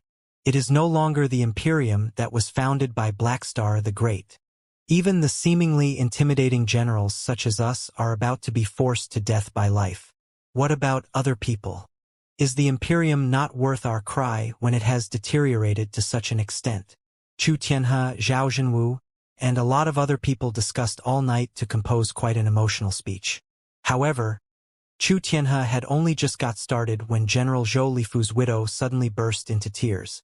After their mother started to cry, the few little kids followed her and started weeping too. The few female officers attending to them nearby, soaked in the atmosphere, were upset and felt like crying too. Chu Tianhe couldn't help but feel distressed after seeing that. and he could not go on with his speech anymore. He simply turned around and kneeled before Black Star the Great and shouted, "Your Majesty, take a look at today's world." After his cry, many generals began to wail together with him. The tourists and visitors nearby were all filled with indignity as they watched. Right then, a team marched close aggressively from not far away. Many people in the team were wearing the uniform of the mausoleum's guardians. At first, the bystanders thought that those people were here to disperse the surplus generals. They couldn't help but whisper. Some were even bold enough to move forward to stop the newcomers. However, cries were echoing from the team that was growing larger and larger too. All the bystanders looked at each other in bewilderment, not knowing what was going on. Before Chu Tianhe, Zhao Zhenwu, and the rest of them went forward to ask, the leader of the team had already introduced themselves. As it turned out, they all belonged to the royal family and were the descendants of Black Star the Great. The emperor's mausoleum in the Imperium was a splendid and vast city. Besides the tombs of the emperors of all generations, the Memorial Park of Martyrs, and the National Museum, there were also smaller museums, hotels, restaurants, and business areas around. The tourism in the place was rather developed. Most of the interests in the tourism industry, including the staff of the Mausoleum's Guardians, the Memorial Park of the Martyrs, and the tour guides in the National Museum, were in the hands of the royal family. It was also one of the few ways to make a living that the four Kurfürst families had left them. Many members of the royal family simply gathered in the city and lived on it. The members of the royal family with the surname Wu hadn't seen so many generals of the Imperium paying tributes to their ancestors for years. Now that they read the flyers and learned why the generals were here, they were even more touched and also thought of their own misfortunes. Organized by certain people, they also formed a huge team to cry to Black Star the Great. The royal family was the natives of the place. Naturally, their number was dozens of times higher than the number of generals. Even though only 1/10 of them had joined the team of crying, the crowd had still significantly expanded. Pressing forward like angry tides, they boosted the atmosphere to an even higher level. The leader of the newcomers walked forward to Chu Tianhe's side quickly and kneeled before Black Star the Great's enormous statue first, before he turned around with his head soaked in blood and bashed his chest before the people. "I guarantee that what General Chu said is true. The Imperium has been corrupted to such an extent that even the members of the royal family can barely survive. It is needless to mention the generals here. Ancestor, please wake up and make things right. There are bad guys in the Imperium." Bad guys. While he was talking, the members of the royal family almost burst into tears. The members of the royal family cried differently from the generals. The surplus generals such as Chu Tianhe and Zhao Zhenwu were iron-hearted soldiers and ruthless immortal cultivators after all. Even though their lives were terribly difficult, and despite all the dissatisfactions in their hearts, they still had the bones of soldiers and immortal cultivators after all. It was definitely impossible for them to weep and snot like women and children. The best they could do was to quietly shed a few tears while they bowed and paid respects to Black Star the Great statue. Nothing more. The members of the royal family, on the other hand, had mostly lived here for hundreds of years. Many of them had come with their entire families, with both the old and the young. Also, without life and death experiences and without too much training, many of them were no different from civilians. Those aunts and ladies who were slightly aged couldn't care less about their manners. They yowled so hard that even the sky seemed cloudy and the earth was collapsing, with a combat ability 10 times higher than the generals. Such a splendid gathering went on a rampage like a raging flood and a volcano eruption. Soon, the emotions of all the tourists, visitors, and pilgrims on the spot were triggered. The virus of grief instantly spread to every corner of the emperor's mausoleum. Everybody was in a subtle reverberation of feelings. When hundreds of thousands of people burst into tears at the same time, the emperor's mausoleum was in a state of almost falling, and Black Star the Great could have crawled out of his tomb in fury. After the unexpected turn, the ceremony of crying was already vaguely getting out of the control of the surplus generals. At this moment, everybody inside and outside the emperor's mausoleum was crying beyond their control. Even the imperial guard stationed at the edge were cursing that the royal family had been reduced to such misery only because there were too many bad guys in the Imperium today. They were also crying and shouting and spitting in the direction of the Council of Elders. The surplus generals, on the other hand, became the most conscious ones on the spot. Zhao Zhenwu vaguely felt uneasy. This wasn't where things should be going. According to their plan last night, they would cry in the Emperor's mausoleum, disseminate flyers to the people, and bow and offer flowers to the statue of Blackstar the Great. After they created enough influence, they would disperse. In such a way, they would make their voices heard without giving any excuse to the authorities. Visiting the Emperor's mausoleum was the most natural thing in the world. It was even an obligation for every soldier and every immortal cultivator of the Imperium. What could the highest authorities do other than secretly cursing them? But the situation right now was obviously going out of control. When hundreds of thousands of people were on a riot in the Emperor's mausoleum, something terrible would definitely happen to them. Zhao Zhenwu secretly observed Chu Tianhe, who was next to him, only to discover that the commander of the gathering today had been completely devoted to his role. The man looked so excited that his eyes seemed to be bleeding. He cried while he continued instigating the people, as if he felt that the atmosphere was not hot enough. Isn't Chu Tianhe a very famous general of wisdom? Why is he acting so stupidly today? Uncomfortably, Zhao Zhenwu looked at the direction of the Council of Elders and immediately bulged his eyes. The Emperor's mausoleum was established next to the mountains. The enormous statue of Blackstar the Great was naturally at a high height. From the high stance, Zhao Zhenwu looked afar, only to discover that black torrents were rolling toward the mausoleum from not far away. The overwhelming crowds were dozens of times more than the members of the royal family. Also, they were wearing the standard uniform of the expedition army of the Imperium. The floods of people moved very fast and passed the Imperial Guard's defense line in the blink of an eye. Naturally, the crying and cursing Imperial Guards did not mean to stop them either. The troops of the Council of Elders? Zhao Zhenwu grew rather anxious, but he was relieved after careful observation. Unlikely. They are not wearing crystal suits or carrying any heavy magical equipment. No starships are covering them from above either. They are not the Council of Elders troops. However, the news that passed on from down below half a minute later shocked him so hard that he almost passed out. The newcomers were the disabled veterans in the Imperium's counterattack in the past 10 years. They had come from various worlds at the edge of the Imperium to the Emperor's mausoleum to pay tributes. Tens of thousands of veterans had already broken into the mausoleum. 10 times or even more people were joining them incessantly from behind. The lives of the disabled veterans were even more difficult than that of the surplus generals. The latter were taken in by the Royal Seminar for Advanced Generals after all, and they could manage to survive with the few subsidies and allowances. The disabled veterans from the peripheral worlds, on the other hand, were simply kicked back to their hometowns, where they were supported by the local finance. But right now, the governments of the peripheral worlds of the Imperium were all going bankrupt. They had to submit all kinds of war taxes and national defense fees. How could they find enough money to feed the garbage? Therefore, the disabled veterans had been dissatisfied for a long time. When they heard that some generals were crying in the Emperor's mausoleum, they immediately came to join the event too. This isn't right. Zhao Zhenwu's brain hummed and exploded with 10,000 questions. He knew the sufferings of the disabled veterans very well. But now that those guys did not even have the money for food, how could they have afforded the fees of transportation and accommodation when they traveled from the peripheral worlds to the Imperial Terminus sector? Besides, how were the hundreds of thousands of disabled veterans organized and delivered to the capital? Couldn't have been a spontaneous event.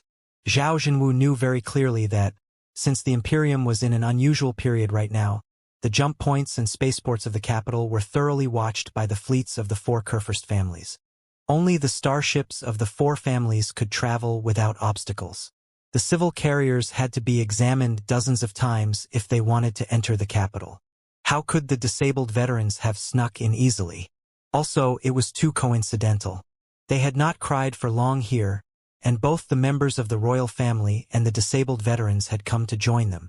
That was really, the more he thought about it, the more uneasy Zhao Zhenwu became. Sweating hard, he looked at Chu Tianhe unconfidently and said, "General Commander." "Old Zhao." Chu Tianhe's eyes were bloodshot, but his face was calmer than ever. Patting his back heavily, the organizer of the event whispered to his ear, "With everything coming to this point, we will be executed anyway. The only way of survival for us is perhaps to make the trouble even greater and turn everything upside down. You used to command troops too. Do you not understand such simple logic?" Looking at Chu Tianhe's demonic eyes, Zhao Zhenwu shuddered hard. Rigidified, he was unable to say anything anymore. Chu Tianhe smiled at him in the most hideous way. Then, he suddenly raised an arm and explained, "Look, 1,000,000 disabled veterans have joined us. We are not leaving today. We will just wait in the Emperor's mausoleum until the Council of Elders gives us the justice that we deserve. Without justice, we would rather die below Blackstar the Great's feet." Boom! Zhao Zhenwu felt that he had been blown up into pieces. He had no idea where he was or what he was doing anymore. The participation of the 1,000,000 disabled veterans upgraded the crying event into a superstorm that swept across the entire planet, if not the entire Imperium. When the noises of the storm pressed unstoppably, Dongfang Wei, the Prime Minister of the Imperium of True Human Beings and leader of the Dongfang family, was having a friendly and constructive discussion regarding the special budget for national defense for the next year with the directors of the Department of National Defense, the Department of the Treasury, as well as many other departments in the Prime Minister's residence not far away from the Council of Elders. Or to be more frank, everybody was simply bickering with each other while they were mired in the swirl of numbers. Dongfang Wang had been the Prime Minister of the Imperium for 20 years. Many people said that he was one of the most powerful prime ministers in the recent few hundred years of the Imperium. He certainly deserved to be called a prime minister of iron and blood. That was also the reason why Dongfang Wang knew deeply what an arduous task it was to coordinate and balance the interests of hundreds of sectors, resource planets, and countless forces, sects, warlords, and super experts as the prime minister of the Imperium of True Human Beings. On the surface, he was the most powerful and unquestionable lord. Even the emperor had been eclipsed by him. But in fact, the other three families controlled their troops tightly and established their own systems in their dominions.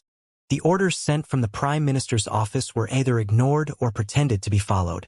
As long as some policies affected their interests so much as the loss of one hair, those people would be bold enough to pick up their sabers and fight him. There was even one time when two elders mauled each other right in the Council of Elders like two street thugs. The other three families were insubordinate, but it wasn't like everybody within the Dongfang family listened to him as the patriarch either. After 1,000 years of development, the Dongfang family naturally had a lot of factions within. The 7 most developed, heavy industrial worlds were all supervised by a big shot. Those big shots were all at the high level or even peak of the divinity transformation stage. Some were his peers and some were his seniors. He could become the leader of the Dongfang family and even the prime minister of the Imperium only because of the powerful support from those people. How could he be really ruthless enough to deny their interests? The special budget of national defense for the next year was what troubled him right now. The Imperium's counterattack had lasted more than 10 years. Billions of soldiers had been mobilized. A lot of new worlds had been occupied. The supply lines were stretched again and again. The cost in the attrition and the consumption of the troops had drained the wealth of the national treasury, which had been accumulated for 100 years. The economics in many worlds in the rear were terrible. Many places were even having famines. The war could not be fought anymore, and the scale of the expedition army had to be reduced. But the regrouping and the elimination involved tremendous retirement fees and compensations. A lot of bonds and shares had been awarded earlier with the promise that they would be fulfilled after the victory. It would be a great trouble to really fulfill them. Therefore, the cost of national defense next year would not be reduced at all but would be even more than previous years. It was almost throes of peace. The problem right now was that there was no money. Of course, it was not accurate to say that there was no money. There was no money in the national treasury, but the 4 Kurfürst families still had a lot. However, while they were wealthy, an agreement was certainly necessary for them to provide capitals to fill the gap. Dongfang Wang went to the other 3 families to make an agreement. The other 3 families also looked at him docilely, gently, and obediently, adulating that the Dongfang family, as the greatest family of the Imperium, had unparalleled wealth and power and that its wrist was thicker than the thighs of other families. Naturally, the agreement should be taken care of by the Dongfang family. All in all, the Dongfang family should fill the gap as an example for other families, and when the gap was more or less filled, the other families would follow and make sure that the work was completed. Whatever Dongfang Wang said, he could not get any money from them. The three families pointed at their starships and colossi and claimed that they spent all their money on the weapons for the Imperium's attack and that there was no additional funding at all. Gritting his teeth, Dongfang Wang went to discuss it with the big shots of the factions within his family. The big shots glared at him and said that they elected Dongfang Wang as the prime minister because they wanted him to earn more benefits for the family. Why was he asking the family to devote money when he hadn't earned any? Was he the prime minister from the Dongfang family? Or was he from the Li family and the Yun family? He was talking to the big shots at the peak of the divinity transformation stage who controlled an entire heavy industrial world. Could he kill them and confiscate their belongings? Of course not. He could not negotiate with them. After all the negotiations, the big shots of his own family and those of other families wanted the same. They had money and resources if they tried to search within the families, but they were not offering them for nothing. Those supplies had to be exchanged for the land, properties, and monopolization rights in the newly recovered territories.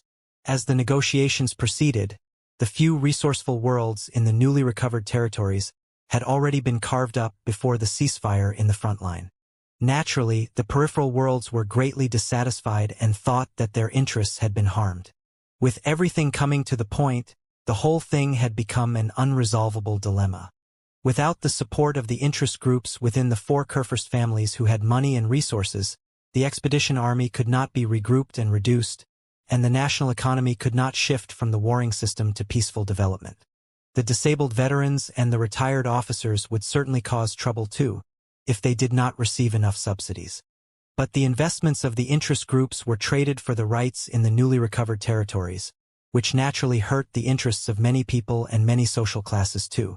It was even a form of betrayal for many local groups who were given a promise before the war. One moment of carelessness, and they would turn the world upside down too. The incident of the Blood Oath Alliance, the rise of the reformists, and the rebellion of Lei Qinghu all began because of that.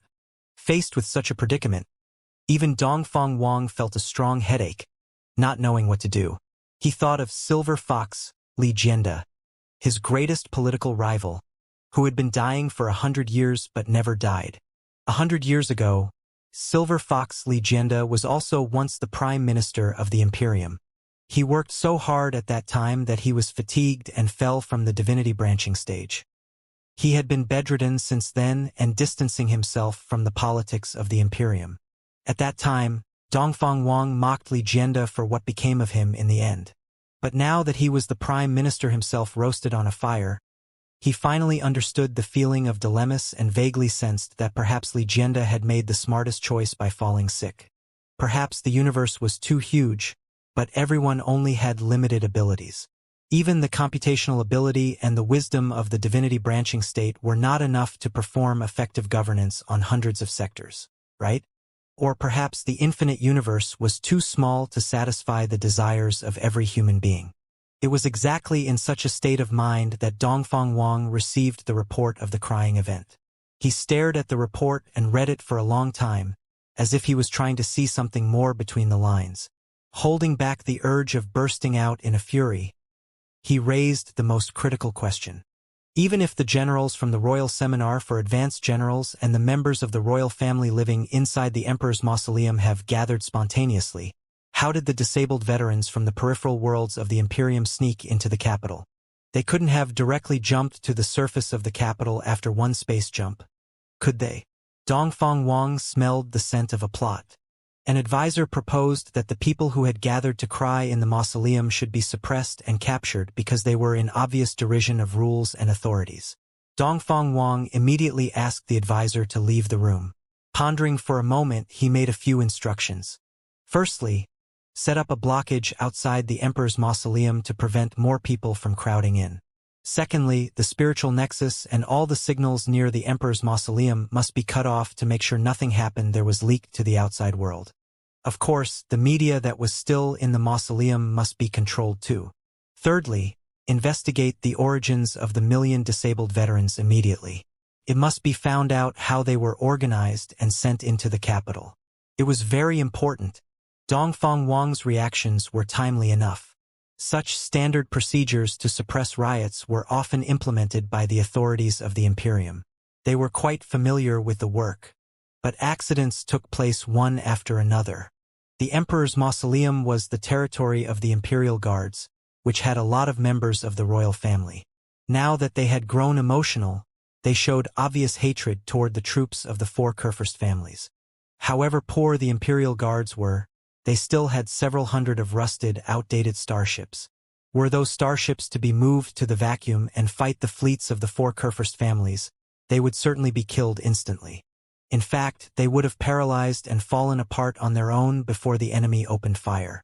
However, it was still more or less manageable for them to surround the Emperor's mausoleum and protect their last territory. The Imperial Guards were protecting the disabled veterans, and the disabled veterans were shouting the names of Emperor Xinwu and Blackstar the Great. It was really a touching scene. What could the fleets and crystal suit legions of the four Kurfürst families do even if they arrived?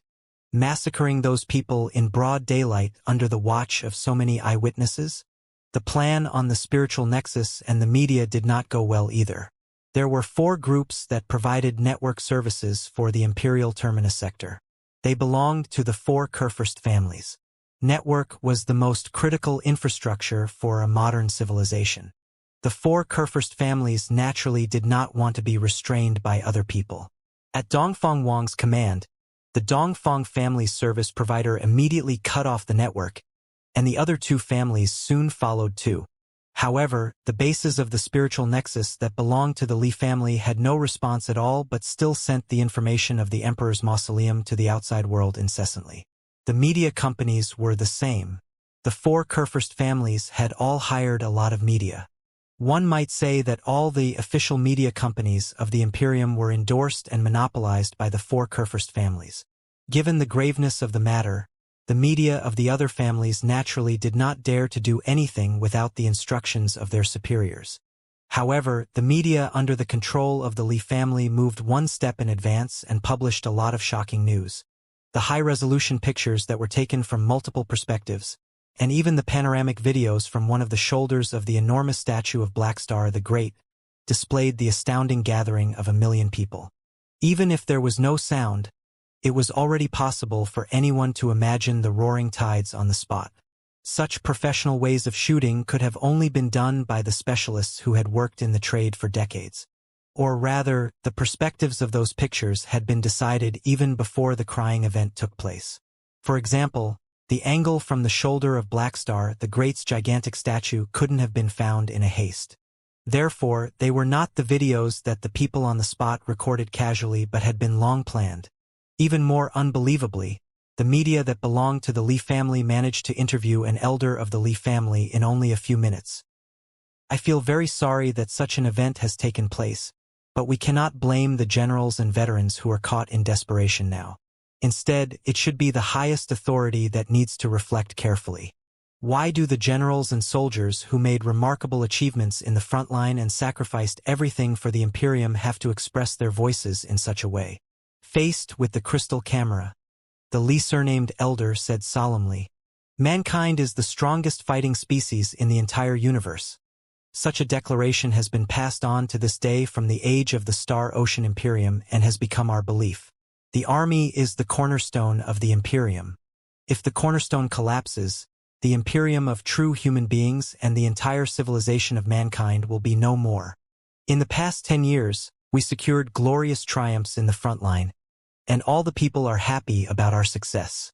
But the unprecedented victories were earned by the sweat and blood of those generals and soldiers. Right now, we have only reclaimed our lost territory.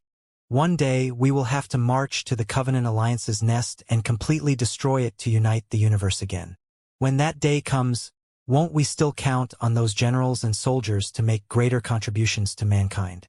If the generals and soldiers are chilled because of their unjust treatments, who will devote themselves to the country in the future?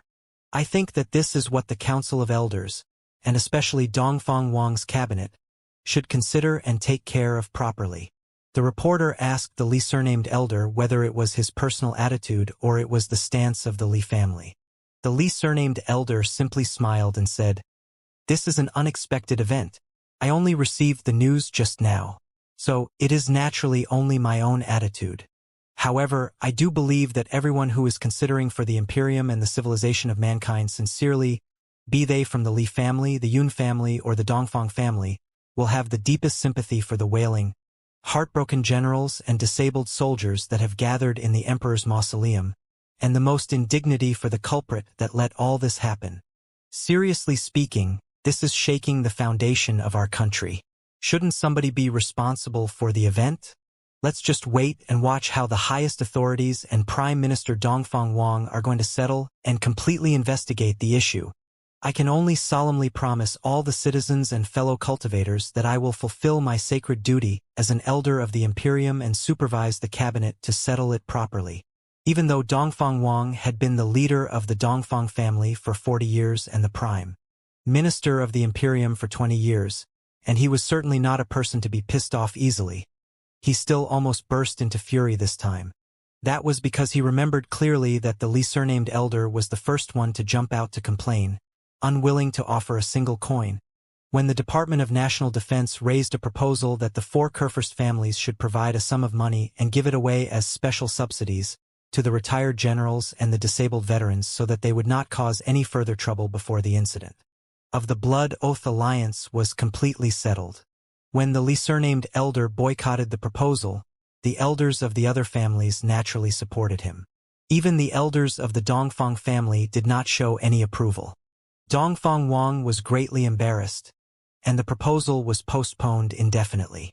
It never occurred to him that the Li surnamed elder would be shameless enough to declare to the citizens that he would fulfill his sacred duty, or that he would be blatantly insinuating Dongfang Wang's cabinet.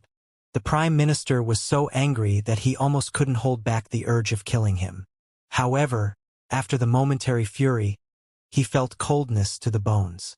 The Li surnamed elder was obviously not saying it without thinking. His words represented the attitude of the Li family. What was going on exactly? Like a fat Buddha that was meditating, Dongfang Wang pondered emotionlessly until 2 pieces of news came over. Firstly, the source of the million disabled veterans was found out. It was impossible to cover the traces of such an overwhelming crowd at all. The Dongfang family's intelligence organizations soon discovered that they came with the Li family's fleet, landed on the defense area that the Li family was responsible for, and marched all the way into the Emperor's mausoleum under the protection of the Li family. Secondly, Silver Fox Li Jianda, leader of the Li family, had yet another attack of diseases. It was said that he was unconscious right now. Li Mingxian, his 7th son, was now the temporary leader of the family. Slightly dazed, Dongfang Wang sighed. With everything coming to this point, he knew clearly what was going on now. Family leader. A tall, brawny guard walked into the office and declared aggressively, "Our troop has been gathered on the east side of the Emperor's mausoleum. We can march in and suppress the insubordinate rebellions at any moment." The guard was his trusted subordinate that he brought from the family. Therefore, he called Dongfang Wang family leader instead of prime minister. Idiot! There were not too many concerns in front of his personal bodyguard. Dongfang Wang glared at him and said, "Stand by and do not act rashly. Remember to be wary of the enemy's intentional provocation. Absolutely do not attack." Known as the Prime Minister of Iron and Blood, Dongfang Wang was never a man hesitant to use violence. If all the links between the Emperor's mausoleum and the outside world were cut off, and the spiritual nexus and the media were under his control, Dongfang Wang would have probably really settled the riot in the quickest way. However, it was obvious that the Li family was behind the curtain. If he made a wrong decision, the 4 Kurfürst families would completely fall out. For the Prime Minister of the Imperium, it was definitely the last thing he wanted to see. Besides, why was the Li family confident to challenge him at such a moment? This equaled a comprehensive attack on the Dongfang family. What was the Li family's reliance? Did they have other backup moves? He had to figure out those things first. The most important thing was that, Since the media and the spiritual nexus of the other three families had been blocked, the Li family was the only source of information. If conflicts did break out, what would the outside world see and hear? And how would he be vilified as the prime minister of the Imperium? While Dongfang Wang was hesitating if he should send the Dongfang family's own media to follow, another piece of astounding news came over. A small fleet was breaking into the Emperor's mausoleum by force. "It's not our guy." His personal bodyguard hurried to connect the live picture, which naturally came from the media of the Li family too. "Our troop is confronting the Imperial Guards on the east side of the mausoleum. We absolutely obeyed the family leader's orders and did not have any conflict with them." This is... In the bodyguard's exclamations of disbelief, Dongfang Wang narrowed his eyes and stared at the sky of the mausoleum in the picture. Under the contrast of more than 10 low-altitude starships, a gold giant grew bigger and bigger.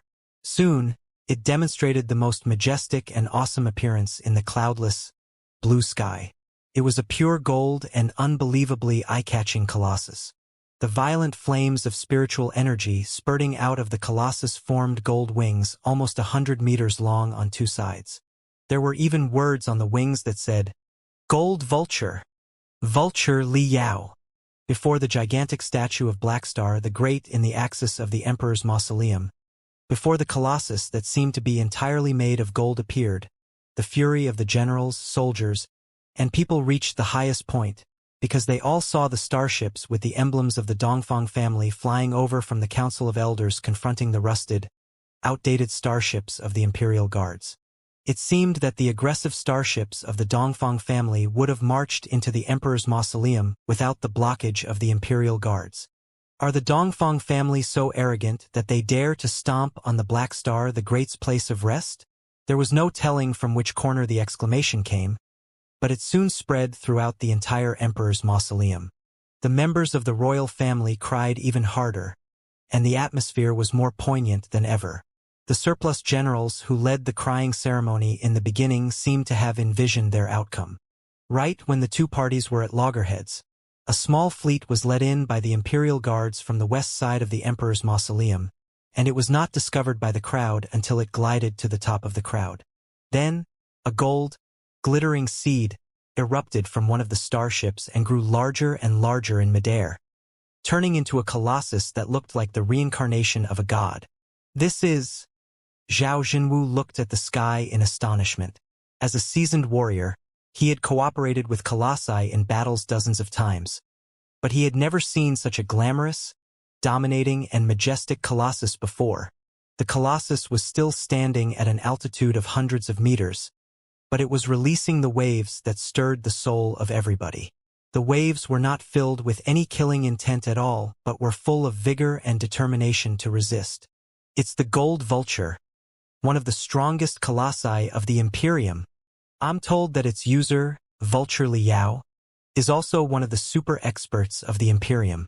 However, he has been working in the secret frontier, engaged in espionage and sabotage work against the Covenant Alliance. That is why he is known by only a few people. But Vulture Li Yao made great contributions to the glorious triumph of the Imperium's counterattack too. Yes, I've heard about the guy before too. He is a devoted patriot, a purist immortal cultivator, and a loyal believer of Black Star the Great. He must be on our side." The rumors that Zhao Jinwu had never heard before burst out from every corner of the Emperor's mausoleum the moment Li Yao showed up. Some rumors said that Vulture Li Yao was the strongest secret weapon of the Imperium's army, and that he had been fighting arduous battles against the super experts of the Alliance of the Holy Covenant in the dark, desolate space zones in the front line. Some rumors claimed that Vulture Li Yao was an expert from the royal family and that his ancestors had protected the emperors dutifully for generations. They had been defending the throne since the age of Black Star the Great. So, they were the first-generation immortal cultivators.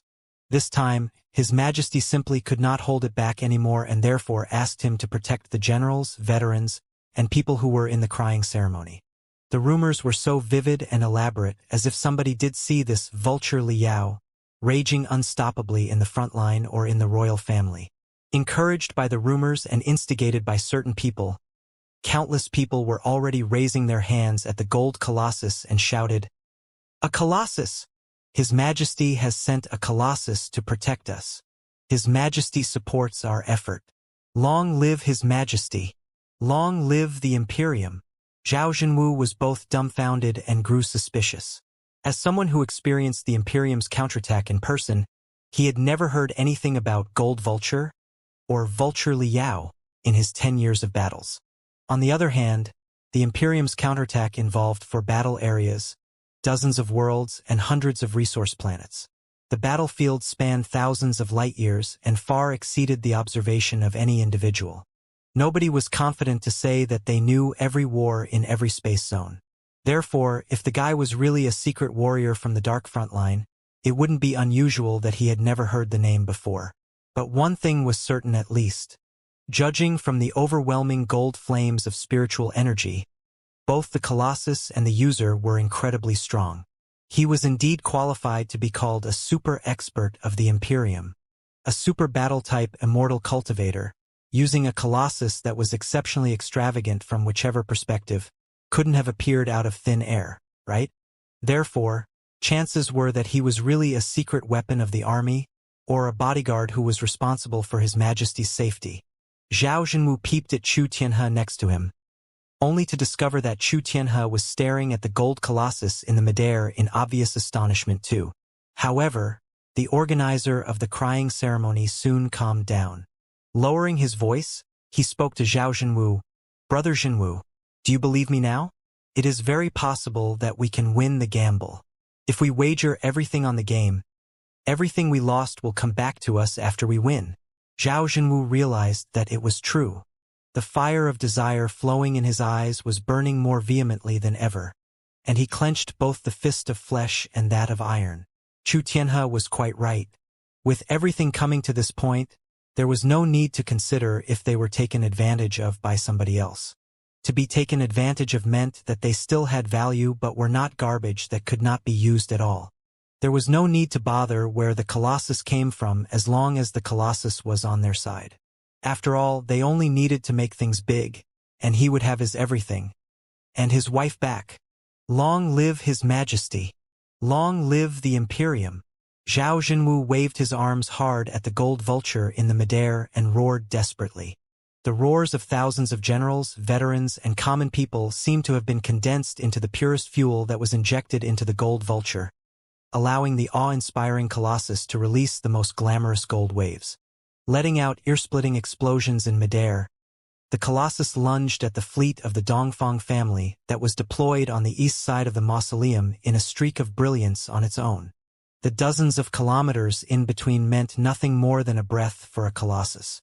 The million people on the ground only felt that something flashed before their eyes before the gold vulture stopped before the Dongfang family's fleet majestically. The gold saber cut forward and raised an aura more than 10 kilometers long, which turned into a gold wall and blocked the Dongfang family's fleet from moving forward. Ah! A competition between a Colossus and a fleet above the Emperor's mausoleum.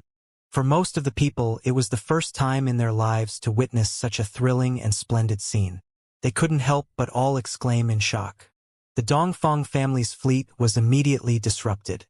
The troop that had come to the Emperor's mausoleum for suppression had only the low-altitude assault starships that were designed to deal with ground targets. Resisting a Colossus was not within their battle requirements. Besides, the most important thing for starships to resist a Colossus was to keep a distance of at least hundreds of kilometers, so that they could block and stall the Colossus with their incessant firepower.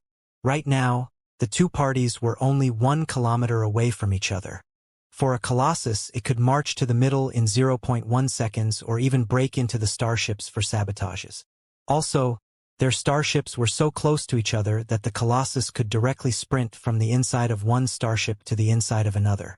In short, their battle formation right now was not suitable to resist a Colossus at all. Dealing with the most advanced Colossus at such a battlefield would not achieve a good result whatever gory prices they paid. The arrival of Liao with his gold Colossus disrupted their plan, forcing them to retreat for several hundred kilometers and set up defenses again. Also, Prime Minister Dongfang Wang strictly forbade them from opening fire. At first look, it was almost like Liao threatened a whole fleet of the Dongfang family on his own. Thunderous cheers and ovations burst out inside and outside of the emperor's mausoleum. Everybody applauded Li Yao for his valiant performance. Even the rusted, outdated starships of the Imperial Guards blew their cannons for Li Yao to show their utmost respect for the loyal, immortal cultivator, and Black Star the Great's most avid follower. Inside the gold vulture, Li Yao was having mixed feelings and almost filled with tears. The mental devil said, "Are you serious? You are not moved to tears by them, are you?" Li Yao, "Of course not. I am moved by myself. A long time ago, I said that my dream was to arrive at the capital of the Imperium of true human beings majestically with the strongest colossus to demonstrate my power in this place. And today, after my arduous efforts and determined work, my dream has come true. I can even pee and shit on the head of the statue of Black Star the Great. Is this what they say, God help those who help themselves? I have come such a long way." The mental devil. "Do you know what my biggest dream is right now?" Li Yao, "What is it?" The mental devil. "I truly hope that the enormous statue up ahead will split apart, and Black Star the Great's tomb down there explodes, so that Black Star the Great will crawl out of his coffin and slap the shameless you on the face." Li Yao, "Well, however shameless I am, I cannot be compared to her, right?"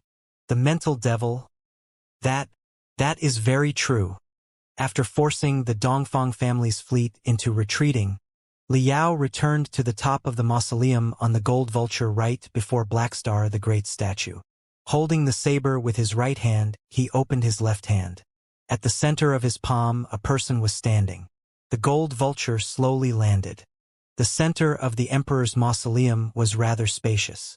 The generals and the veterans had already ordered the people to clear room for Li Yao to stand. Li Yao straightened his left hand and raised the person in his palm high. Through the special modifications, the gold vulture shot out a super-enormous 3D light beam from the shoulder and the back with a coverage of thousands of square meters, displaying the image of the person in his palm to the sky clearly. It was a graceful but gaunt woman in plain clothes and without any makeup, who was staring at the million people down below with the most merciful look. It took the generals, soldiers, and people a long time before they finally recognized who she was. They all exclaimed in disbelief, "It's the Queen! Her Grace has come to support us. Her Grace has come on behalf of His Majesty. She's on our side." The sound waves congregated into torrents that flooded into the heart of every mourner in the mausoleum. "Dear generals, warriors, and citizens, I'm sorry that I'm late." Queen Li Linghai spoke heartfeltly and almost wept halfway through her sentence, as if she had no time to care about the etiquette of the court anymore. "After learning that everybody spontaneously gathered here to pay tributes to the previous emperors, I came to the emperor's mausoleum as soon as possible. I heard and learned a lot on my way here. The more I learned, the more scared and infuriated I got. I never knew that the brave generals and warriors who defended the Imperium and His Majesty in the front line with blood suffered such unjust treatments after they returned to the rear, to the point that they were killed without anybody knowing. This is shaking the foundation of our country. This will chill the hearts of all the people. Some malicious guys are trying to destroy the cornerstone of the Imperium of true human beings and the entire civilization of mankind. Not expecting the Queen to boast such a tough attitude, a lot of generals, soldiers, and people were stunned. Many of them knew that the Emperor and the Queen of the Imperium were also puppets who could not master their own fate. They could not help but feel worried for Li Linghai for her outspoken behavior. "His Majesty and I feel deeply sympathetic to the suffering people and the wronged warriors too." As if she were summoning her courage, Li Linghai said, "However, in many cases, His Majesty and I could barely do anything even if we wanted to. We are truly sorry for everyone, and we feel ashamed before the ancestors resting in this place and Black Star the Great in particular." As she talked, she almost couldn't go on any longer because she was sobbing. The audiences listening to her were also weeping as their emotions were triggered. The tears they shed were like boiling oil that made the fire of wrath burn more and more furiously.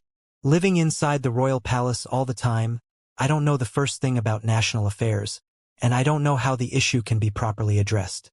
But I'm sure that Prime Minister Dongfang Wang will come up with a solution, right? Li Linghai wiped her tears and said, "However, after all these years, I do have some personal savings. Until the issue is satisfactorily settled, the generals and soldiers who have come here after a long way need money for food, accommodations, and daily uses after all.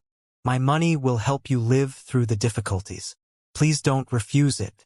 This is the least I can do as the Queen of the Imperium for the generals and warriors who have made great contributions but who have been gravely wronged." After Li Linghai took out tremendous jewelry from her cosmos rings and asked the members of the royal family to sell them on her behalf to subsidize the surplus generals and the disabled veterans, all the generals, soldiers, and people were shocked. They finally understood why the Queen, who should have looked elegant and poised, was so plain. It was because she had donated her last hairpin for them. What Li Linghai did next raised even louder cheers and applause.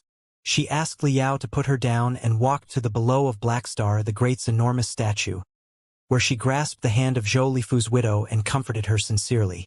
Then, she hugged General Zhou Lifu's youngest child and wept in grief. The picture soon spread throughout the emperor's mausoleum through the enormous light beam in the sky. Even the crowd hundreds of kilometers away saw it clearly that the Queen of the Imperium, who had been away from the public for half a year, returned to the center of attention in such an unexpected way. Then, the Queen sent comfort and instructions to the Imperial Guards who defended the Emperor's mausoleum. She complimented them for their determination in defending the souls of their ancestors first and asked them to believe that His Majesty and most of the warriors of the expedition army were on the same side as the Imperial Guards. She also asked them to protect the safety of the mourning soldiers and people at whatever cost and to prevent malicious scoundrels from sneaking in and causing trouble. Naturally, for the generals, soldiers, and people who had come for mourning, she also told them to trust the highest authorities, the Council of Elders, Prime Minister Dongfang Wang, and his cabinet, and that they must not do anything outrageous out of consideration of the big picture. Wailing and crying before the tomb of Black Star the Great would disgrace the Imperium after all. Therefore, she asked everybody to abide by the rules of the Emperor's mausoleum. If they had anything they would like to speak to the previous emperors, they could totally mourn in silence. Everybody was divided into 3 shifts so that the hundreds of thousands of people could mourn in silence in the Emperor's mausoleum at any moment during a day. Was there any problem at all? Not at all. To ensure the supplies, the Queen and the members of the royal family would encourage the hotels, restaurants, and business agencies near the Emperor's mausoleum to provide free residences and food for the disabled veterans who had come after a long way. Their reasonable, legitimate, and supreme rights to pay tributes would certainly be guaranteed. It would be absolutely fine even if they wanted to stay here and mourn for a year and a half. The Queen's words were both practical and reasonable and controlled the agitating soldiers and people effectively, transforming the overwhelming tides into continuous brooks.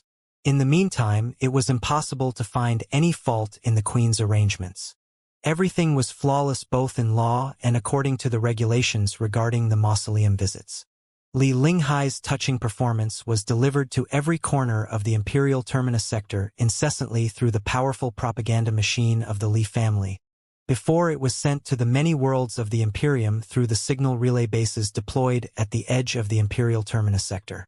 Even though the Dongfang family could control the spiritual nexus in their own territory and block all the cursed information, it was not so easy to cut the network of the other 3 families as well as the peripheral worlds of the Imperium. At this moment, countless people of the Imperium saw a queen who was benevolent, fearless, and truly considerate of the people. Of course, they saw the gold vulture that had stood behind her and protected her dutifully all the time too. Only half a year after the fall of Manjusaka, the city in the sky, Liao shocked the entire Imperium in a whole new appearance. It was just like what they said.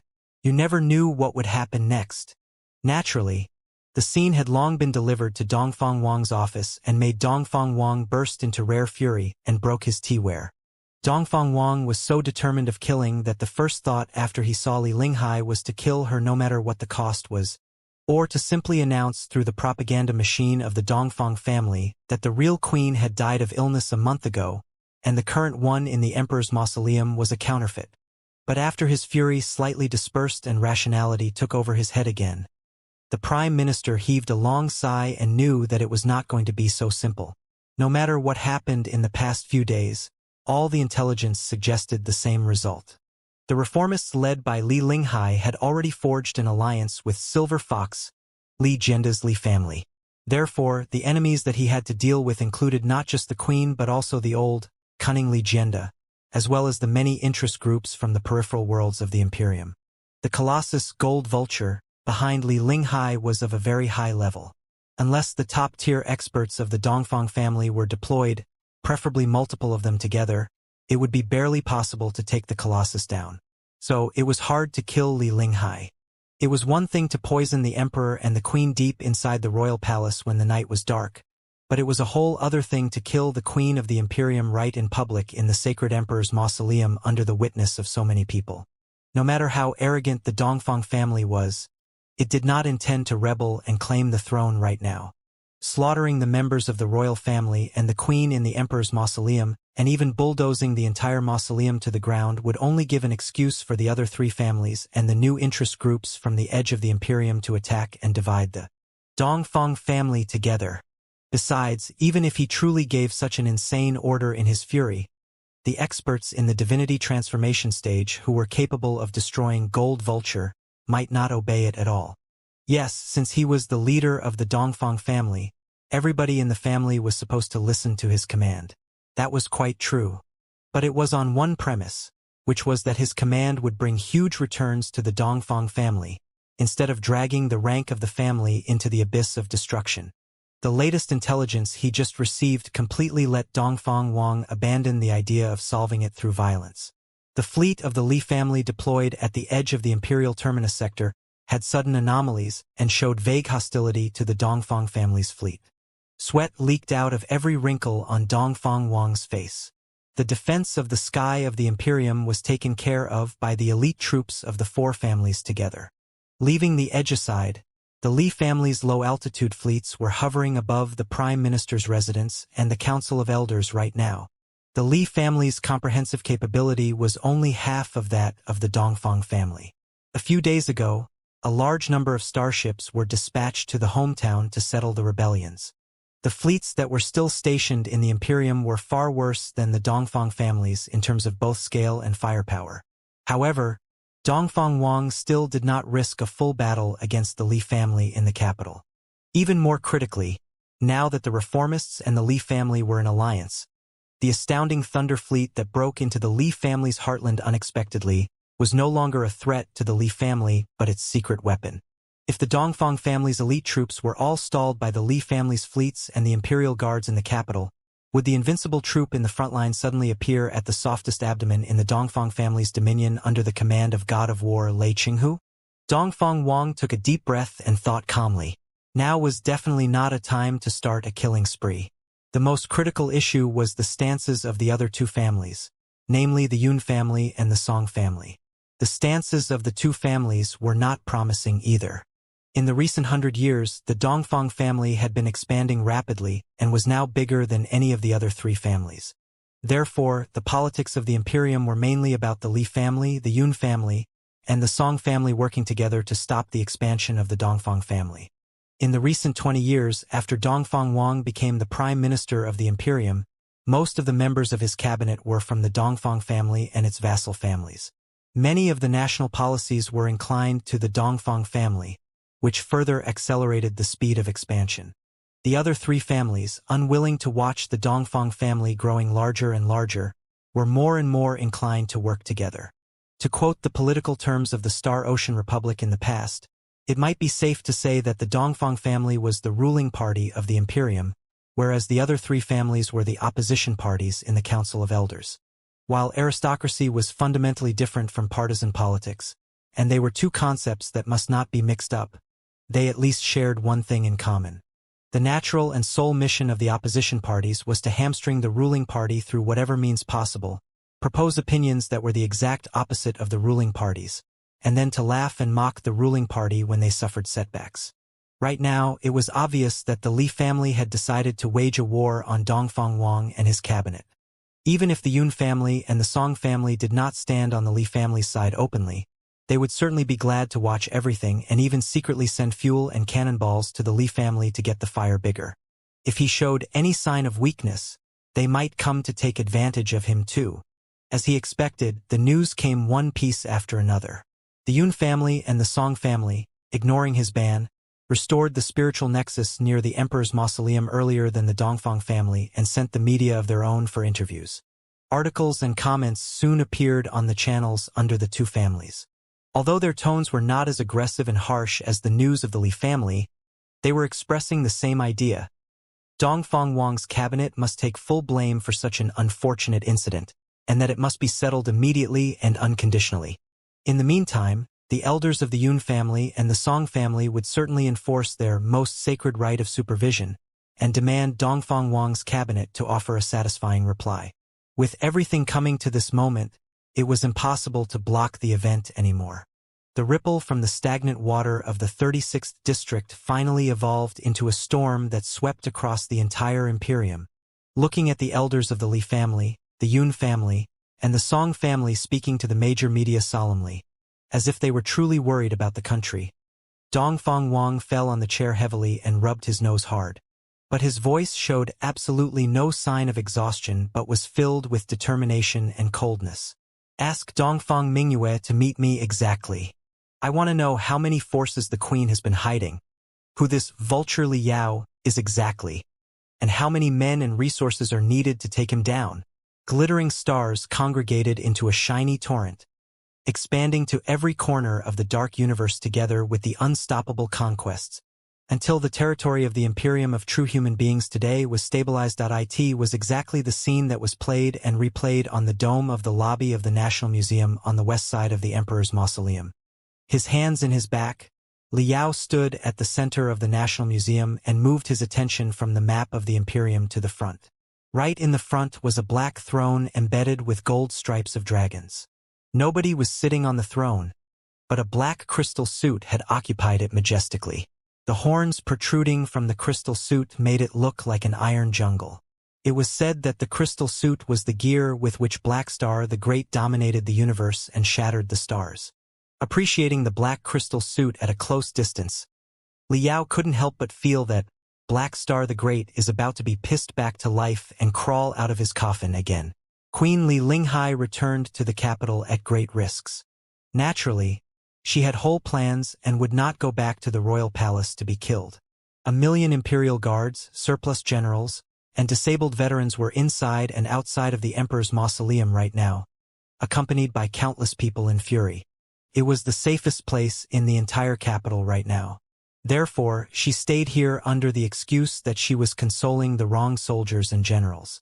Perhaps for irony, she even transformed the National Museum as her temporary base and changed the office area on the top 2 floors into her secret meeting room and her command center. Li Yao was Li Linghai's personal bodyguard in name, but he was well aware that Li Linghai's combat ability was far higher than his own because of the Supreme Emperor's legacies, and she did not need his protection at all. Except for the occasional plays in front of other people, Li Yao quite enjoyed his leisure time and appreciated the National Museum of the Imperium of True Human Beings for a few days, which gave him a deeper understanding about the history of the Imperium and even allowed him to observe Black Star the Great's many relics from the closest distance. It was certainly not something that he had expected before he snuck into the Imperium of True Human Beings on his own. Li Yao almost couldn't wait to send his dreamy experiences back to the Star Glory Federation as a great surprise for Ding Lingdang and Jin Xinyue. It was a pity that he had been in the company of Li Linghai, Lei Qinghu, and hundreds of immortal cultivators ever since Manjusaka, the city in the sky, was blown up by him. He had no time to find a secret place to set up his super remote communication base, and therefore had no chance to contact his hometown. Therefore, he could only hold back his laughter and set them free later. Walking along the stairs, he arrived at the 3rd floor of the National Museum, only to discover that Li Jialing was looking afar through the window at the crowds who were paying tributes to Black Star the Great. You have been observing those people all the time over the last days. Li Yao walked over and asked, and you seem deep in thought. What's on your mind? Nothing. Li Jialing shook his head. After a brief silence, he said, I only feel that those people are both pitiful and pathetic. They will be manipulated no matter what they do, just like I have been manipulated since I was born. Li Yao was slightly dazed. I don't know if the queen is manipulating those people, but for me, I am sincerely helping those people to get what they deserve, no matter if it is their military credits, their dignity, or just the rights of survival. Such an approach may be too extreme and carry too many risks, but they already cannot live on anymore. This is their only and last chance. Li Jialing looked at Li Yao, somewhat in surprise. They are immortal cultivators. Yes, they are. Li Yao sighed and said, immortal cultivators are naturally the greatest enemy of the cultivators. Also, those surplus generals are definitely not the kindest people in the world. Many of them were ferocious bullies, if not bloody butchers, when they were in their hometowns. But things should be considered separately. No matter what atrocious crimes they committed, they should at least be credited for resisting the invasion of the Covenant Alliance and defending humanity. Whatever their motives to participate in the Imperium's counterattack were, and even if they were just seeking fame and fortune, objectively speaking, without the fighting and sacrifices of those immortal cultivators, it is possible that the universe would have been occupied by the puppets of the Covenant Alliance. They might even have gathered enough resources and energy to revive the Pangu clan, which would be an irreversible catastrophe for the civilization of mankind. Accomplishments cannot offset crimes, but crimes should not cover accomplishments either. Those people are both criminals and contributors. I want those immortal cultivators to be tried for their crimes in the past, and I even want to perform the punishments in person, but I am unwilling to see them kicked away like dogs after they devoted their everything for the civilization of mankind. Do you understand the difference between the two concepts? Li Jialing thought carefully for a moment and nodded his head. Besides, Li Yao said, those surplus generals may have committed unpardonable crimes in the past, but those disabled veterans, the low-level immortal cultivators in the refinement stage and the building foundation stage, are different. How should I put it? I'm not saying that they are innocent, but if they grow up on a different land under a different system in a different way of education, they might become cultivators too. I cannot kill all the immortal cultivators at the center of the cosmos, but I truly want to find a way to destroy the soil from which the immortal cultivators are grown. Li Yao's gaze went past Li Jialing's shoulders as he watched the common veterans of the Imperium who strode forward in lines and pay tributes to Blackstar the Great Statue. He had a lot of mixed feelings. Li Yao was himself a veteran of the Star Glory Federation. When he took part in the college entrance examination in his younger years, and when he was smeared to be the Blood Devil after he returned to the Federation, it was all thanks to the selfless help of the veterans that he lived through the difficulties. He had deep feelings for the army and the veterans. Although the Imperium of true human beings was a hostile country, he found it impossible to hate the veterans who had devoted everything to the war against the Covenant Alliance. The four Kurfürst families are too idiotic and greedy. Prime Minister Dongfang Wang is the same too. Li Jialing found it hard to believe. Do they not know that they are shaking the foundation of the country? Why didn't they address it earlier? This is outrageous. I can only say that reality is not a game. It is impossible that everybody will follow the orders 100% without any discount like machines after the authorities press a button. Li Yao said, strong as Blackstar the Great might have been, weren't there still people who pretended to obey him but in fact did not? How could one Dongfang Wang control so many people down below? I believe that Dongfang Wang must have foreseen the consequences of reducing the generals and ignoring the disabled veterans with his vision and wisdom, but everybody has only limited abilities. If his subordinates each have their own plans or even embezzle the subsidies for the veterans, what can he do? Li Jialing frowned. Dongfang Wang is known as a prime minister of iron and blood. Is he unable to settle such a minor issue? If anybody dares to embezzle the subsidies, just behead them. What if the criminal is an experienced expert in the divinity transformation stage with deeply rooted forces? Can he be killed too? Li Yao asked. If the criminal is a divinity transformation stage expert from the Li family, but other divinity transformation stage experts of the Li family are defending him, can you kill all of them? If the criminal is a divinity transformation stage expert from the Dongfang family, can Dongfang Wang execute a member of his own family? If all the experts of the four Kurfürst families, regardless of their origins, already have unspoken rules and all of them embezzle, what can Dongfang Wang do? After a long daze, Li Jialing asked. They are all unparalleled experts with high computational abilities. Can't they think of the consequences? Why are they so greedy and short-sighted? It has nothing to do with greed, idiocy, and short-sightedness. Getting to the bottom of it, it is a systematical issue. Their ideals and beliefs have grown awry since the root. Liao said, it is exactly because the prevailing idea of survival of fittest among the immortal cultivators that every rational immortal cultivator has strong motives to loot resources and benefits through whatever means possible to strengthen themselves. As to if the looting was reasonable and legal and what kind of catastrophic consequences it will bring in the long term, such things are beyond their concerns. If they do not loot crazily right now, they will become weaklings and losers in the short term, and they will lose everything in the cruel internal competitions. How can they care about the long term and the overall interests? The majority of the rational immortal cultivators with normal thinking abilities will not hesitate to embezzle if it can increase their odds of survival. The resources that have already fallen into their pockets can barely be given away too. Why would anybody do such a thing that would lower their odds of survival? Perhaps when the Imperium of true human beings was just born 1,000 years ago, there were still some immortal cultivators that had dreams and integrity. They were the pure immortal cultivators such as Lei Qinghu. However, in the prolonged race of survival, those immortal cultivators are destined to be eliminated. Just like the devoted surplus generals and disabled veterans would have been eliminated if we hadn't appeared in time. The valiant immortal cultivators who fought bravely were all eliminated. Only the most selfish, shameless, blatant, and greedy immortal cultivators were able to survive.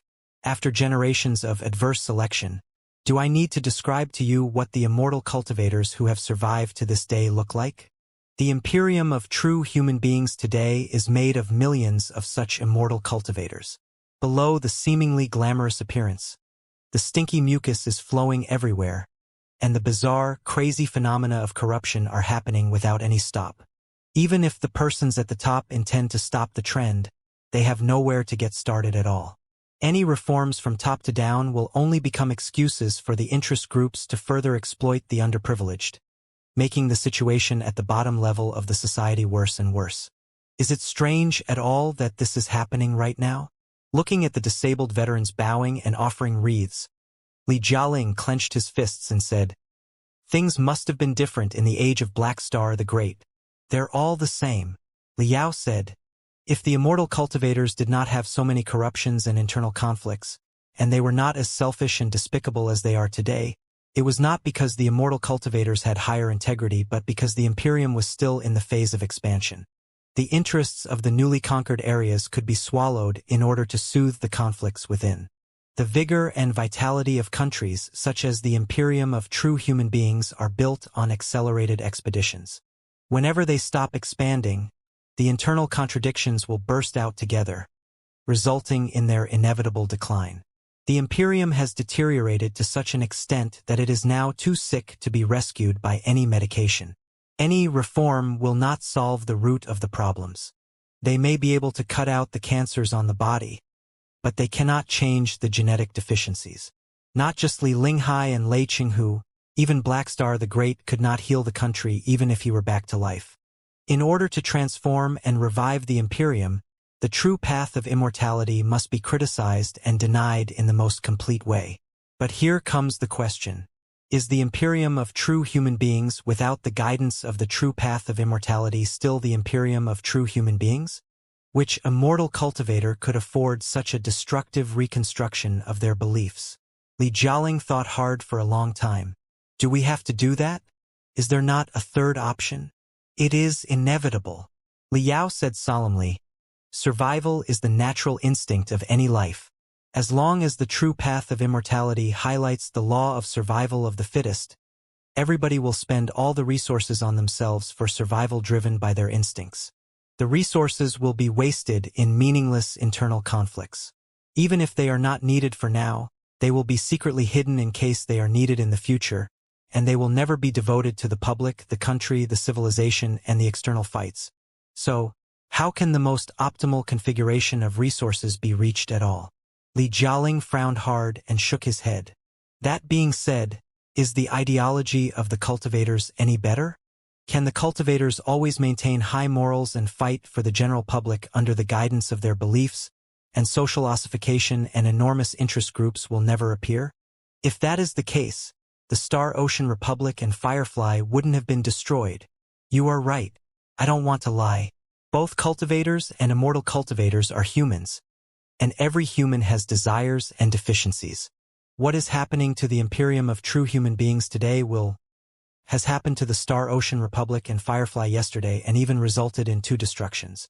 Deep in thought, Liao mumbled, but I still prefer to believe that, at the very least, in a society where the prevailing ideas are that the strong should help the weak should support the strong, and the strong and the weak should fight together, people will not be so motivated to jeopardize the interests of the whole just to strengthen themselves. If the community is the most solid shield and the warmest reliance for the individuals, then considering the interests of the whole before considering themselves will not be in violation of human nature, right? If you still find it hard to understand, we can construct a simplest social model, where the whole society is highly compressed and simplified into 2 persons and 1 unit of resources. One of the persons is you. You are not sure whether you are a cultivator or an immortal cultivator, and you can switch between the policies of the cultivators and those of the immortal cultivators easily.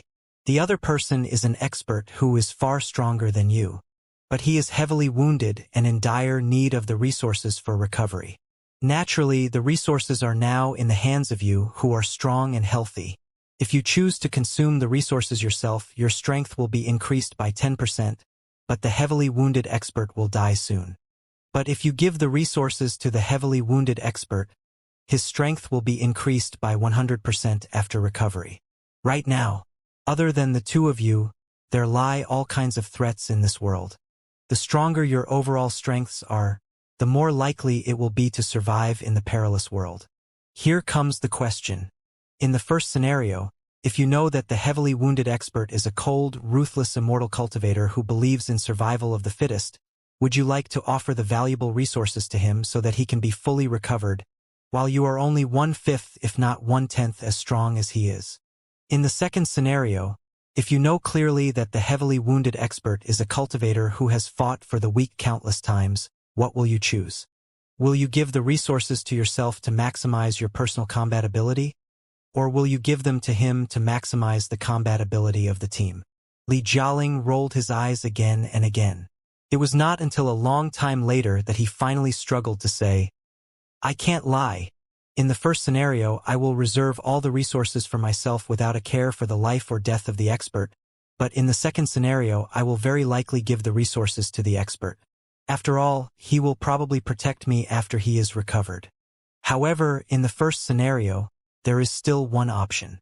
If the resources can be divided, I will separate the resources, giving the larger proportion to myself and the smaller proportion to the expert to make him more or less recovered.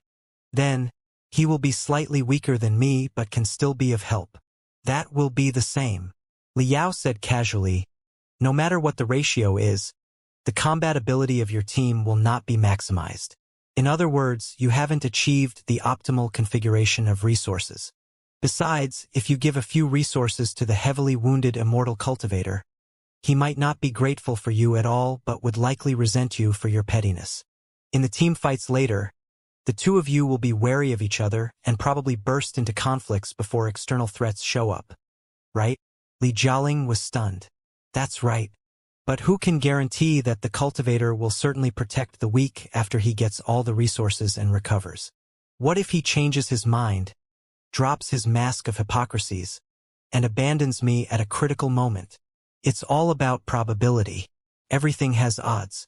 I'm not saying that it is necessarily the right choice to give all the resources to the cultivator expert in the second scenario. I'm just saying that such a policy will maximize the odds of survival. That's all. Holding the windowsill with both hands, Liao stared at the statue of Blackstar the Great and said, It's true that cultivators may be fake gentlemen sometimes, but immortal cultivators are certainly always real villains. Fake gentlemen will not hurt other people until they drop their disguise at the last moment. But real villains spurt out venom, implement schemes, and harm other people for their own interests 20 hours a day. If you have to choose one of them as partners, even a fool will know which option is better. Li Jialing frowned and said, "What are you trying to say, Brother Yao?" Li Yao said, "What I'm trying to say is that, in a world of any scale, if your companions are immortal cultivators, it won't matter however kind-hearted, honorable, selfless, and devoted you used to be. Driven by the instincts for survival, your only policy will be to transform yourself into an immortal cultivator as soon as possible, preferably an even more cruel, brutal, and cunning one than your companions. At the very least, you will have to strike a balance of deterrence between one another. That is the only way for you to ensure your own safety and your partnership with other people. But as a result, the world made of the immortal cultivators cannot achieve the optimal configuration of resources that you brag about at all. On the contrary, if you have 100 points of combat ability in the ideal situation, it will only be 10 points because of your conspiratorial games of survival. I would like to name such a phenomenon as Dilemma of the Immortal Cultivators.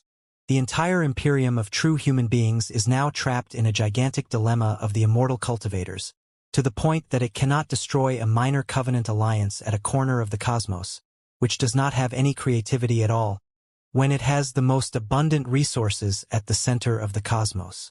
In the second social form, if your companions are cultivators, the odds that you are transformed into a cultivator will be very high, and you tend to act selflessly, say, give the valuable resources to other people first, because you know that it is a reliable investment and that they will return even more resources to you after their wounds are recovered. Such a positive encouragement and feedback will make the two of you more and more selfless and united.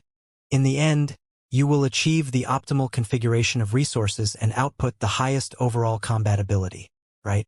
Li Jialing tilted his head and thought for a long time. It does seem to make sense. Of course it is. Isn't a living example standing right here?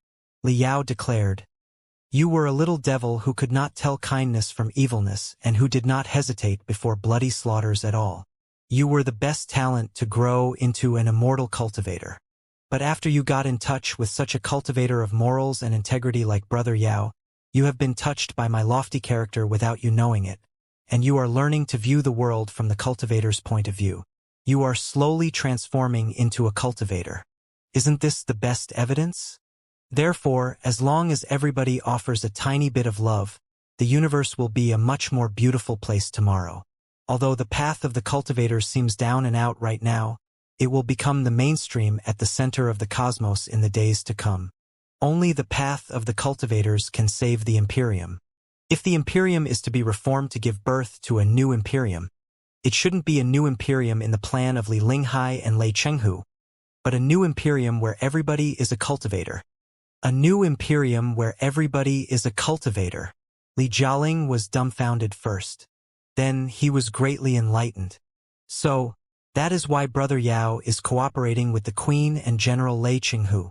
Li Yao said, Of course, why else would such an honorable, selfless, generous, and patriotic cultivator like myself participate in the so-called reform of the immortal cultivators that will not resolve the problems from the source at all, and why would I work so hard? However, thinking for a moment, Li Jialing sighed and said, Except for the guys who escaped from Manjasaka, the city in the sky, Brother Yao is the only cultivator in the vast universe right now. How can you be a match for the Queen and General Lei, and how can you possibly establish your utopia? I never thought that I could succeed in only 100 years.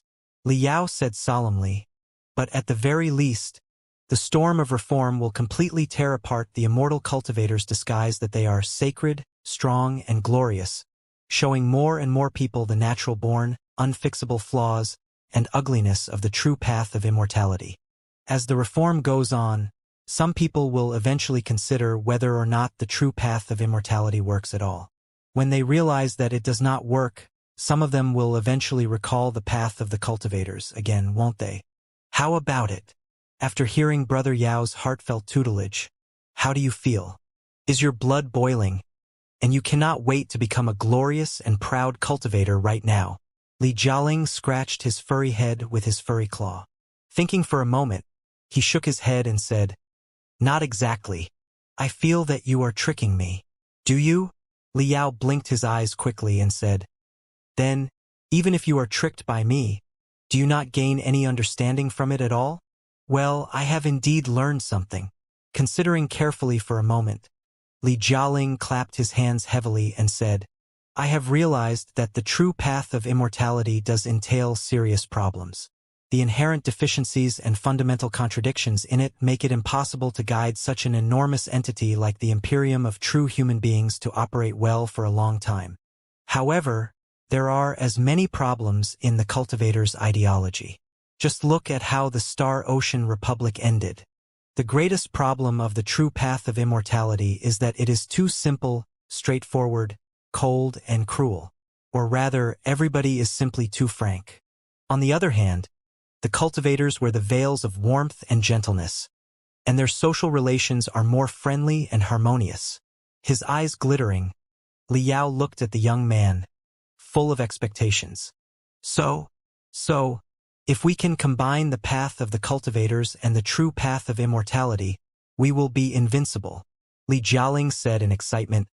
Look, Brother Yao, in order to survive in the cold, cruel universe, the true path of immortality is indispensable. But even if we do as immortal cultivators, we can still propagate the ideas of the cultivators with our mouths, right?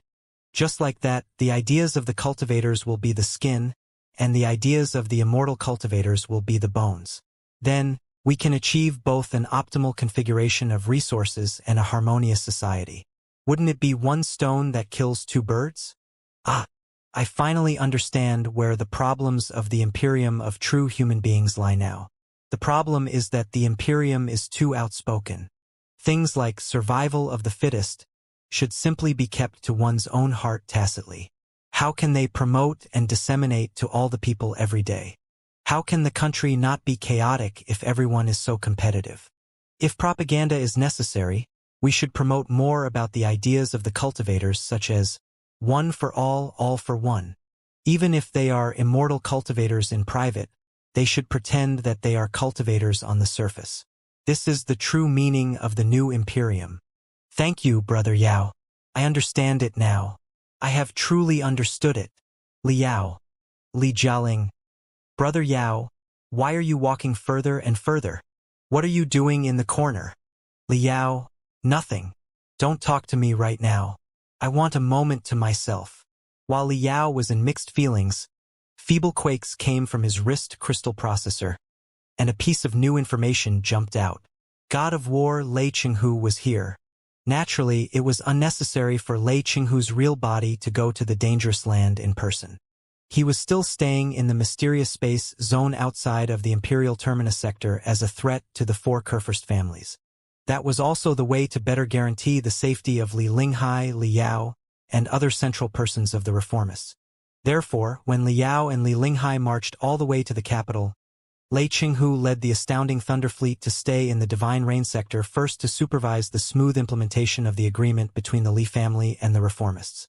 After the Li family and the Dongfang family completely ended up on bad terms, and nothing could possibly reverse the situation, the astounding Thunder Fleet filled fuel and ammunition on a large scale blatantly, acting as if they were going to lunge at the central space zones of the Dongfang family in another massive space jump. Also, they did not keep it a secret at all but intentionally leaked the intelligence to the Dongfang family. In such a way, they curbed Prime Minister Dongfang Wang's urge to solve the problem with violence, when the man's own hometown was threatened. At this moment, Lei Qinghu's real body was still commanding the army of the reformists. Under the support of the tremendous resources of the Li family, the fleet was as menacing as a saber that was about to be unsheathed. But he controlled a spiritual puppet through remote control to participate in the secret meeting of the reformists regarding the operations in the next step on behalf of him. Li Yao, as the liaison officer between Lei Qinghu and Li Linghai, was naturally responsible for the maintenance and debugging work of the spiritual puppet. After receiving the message that Lei Qinghu was ready, he fell on one of his knees and retrieved the spiritual puppet that had been specially modified to receive extraterrestrial signals. He set the frequency of the signals and activated all the rune arrays and antennas. Hum! The spiritual puppet shivered softly. The rune arrays all over its body shone and turned into a fuzzy halo that gradually condensed into Lei Qinghu's appearance. General Lei, Her Grace is waiting for you. This way, please. Liao asked Li Jialing to lead all the guards to watch over the third and the fourth floors, while he led Lei Chenghu to the fifth floor that had been entirely blocked. On his way, he recalled the discussion with Li Jialing a moment ago. Not entirely satisfied, he couldn't help but ask, "General Lei, you must have seen what happened to the surplus generals and the disabled veterans, right? I wonder, what is your take on this? And how would you have resolved the problems if you were the highest authorities?" "Yes, I've seen it all. To be honest, when I was fighting in the front line in the third battle area, I never thought that the situation in the rear was so horrible. No wonder the force of the reformists has developed to an overwhelming level in darkness after only decades. The Imperium today does need a reform." Lei Chenghu sighed but changed the topic. "However, the surplus generals have themselves to blame for what they have become today too." Liao was dazed. He asked, "Are you suggesting that they shouldn't have adopted such an extreme approach as crying in the Emperor's mausoleum, however desperate they were, General Lei?" "No. I'm saying that they should have sacrificed themselves in the front line," Lei Chenghu said casually. "That way, they would have saved their reputation, and the country's financial burden would have been reduced. Then, the regrettable thing that happened today would never have occurred." Liao was rendered speechless again.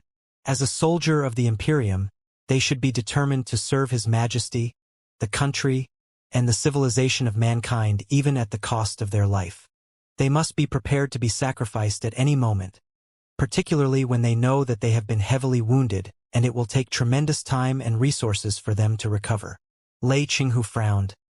"If they waver at such a moment, they will be the burden of the country, which is far worse than dying with a random soldier of the Covenant Alliance in the front line. That is what a real warrior and a real immortal cultivator should do." Liao couldn't stand it anymore.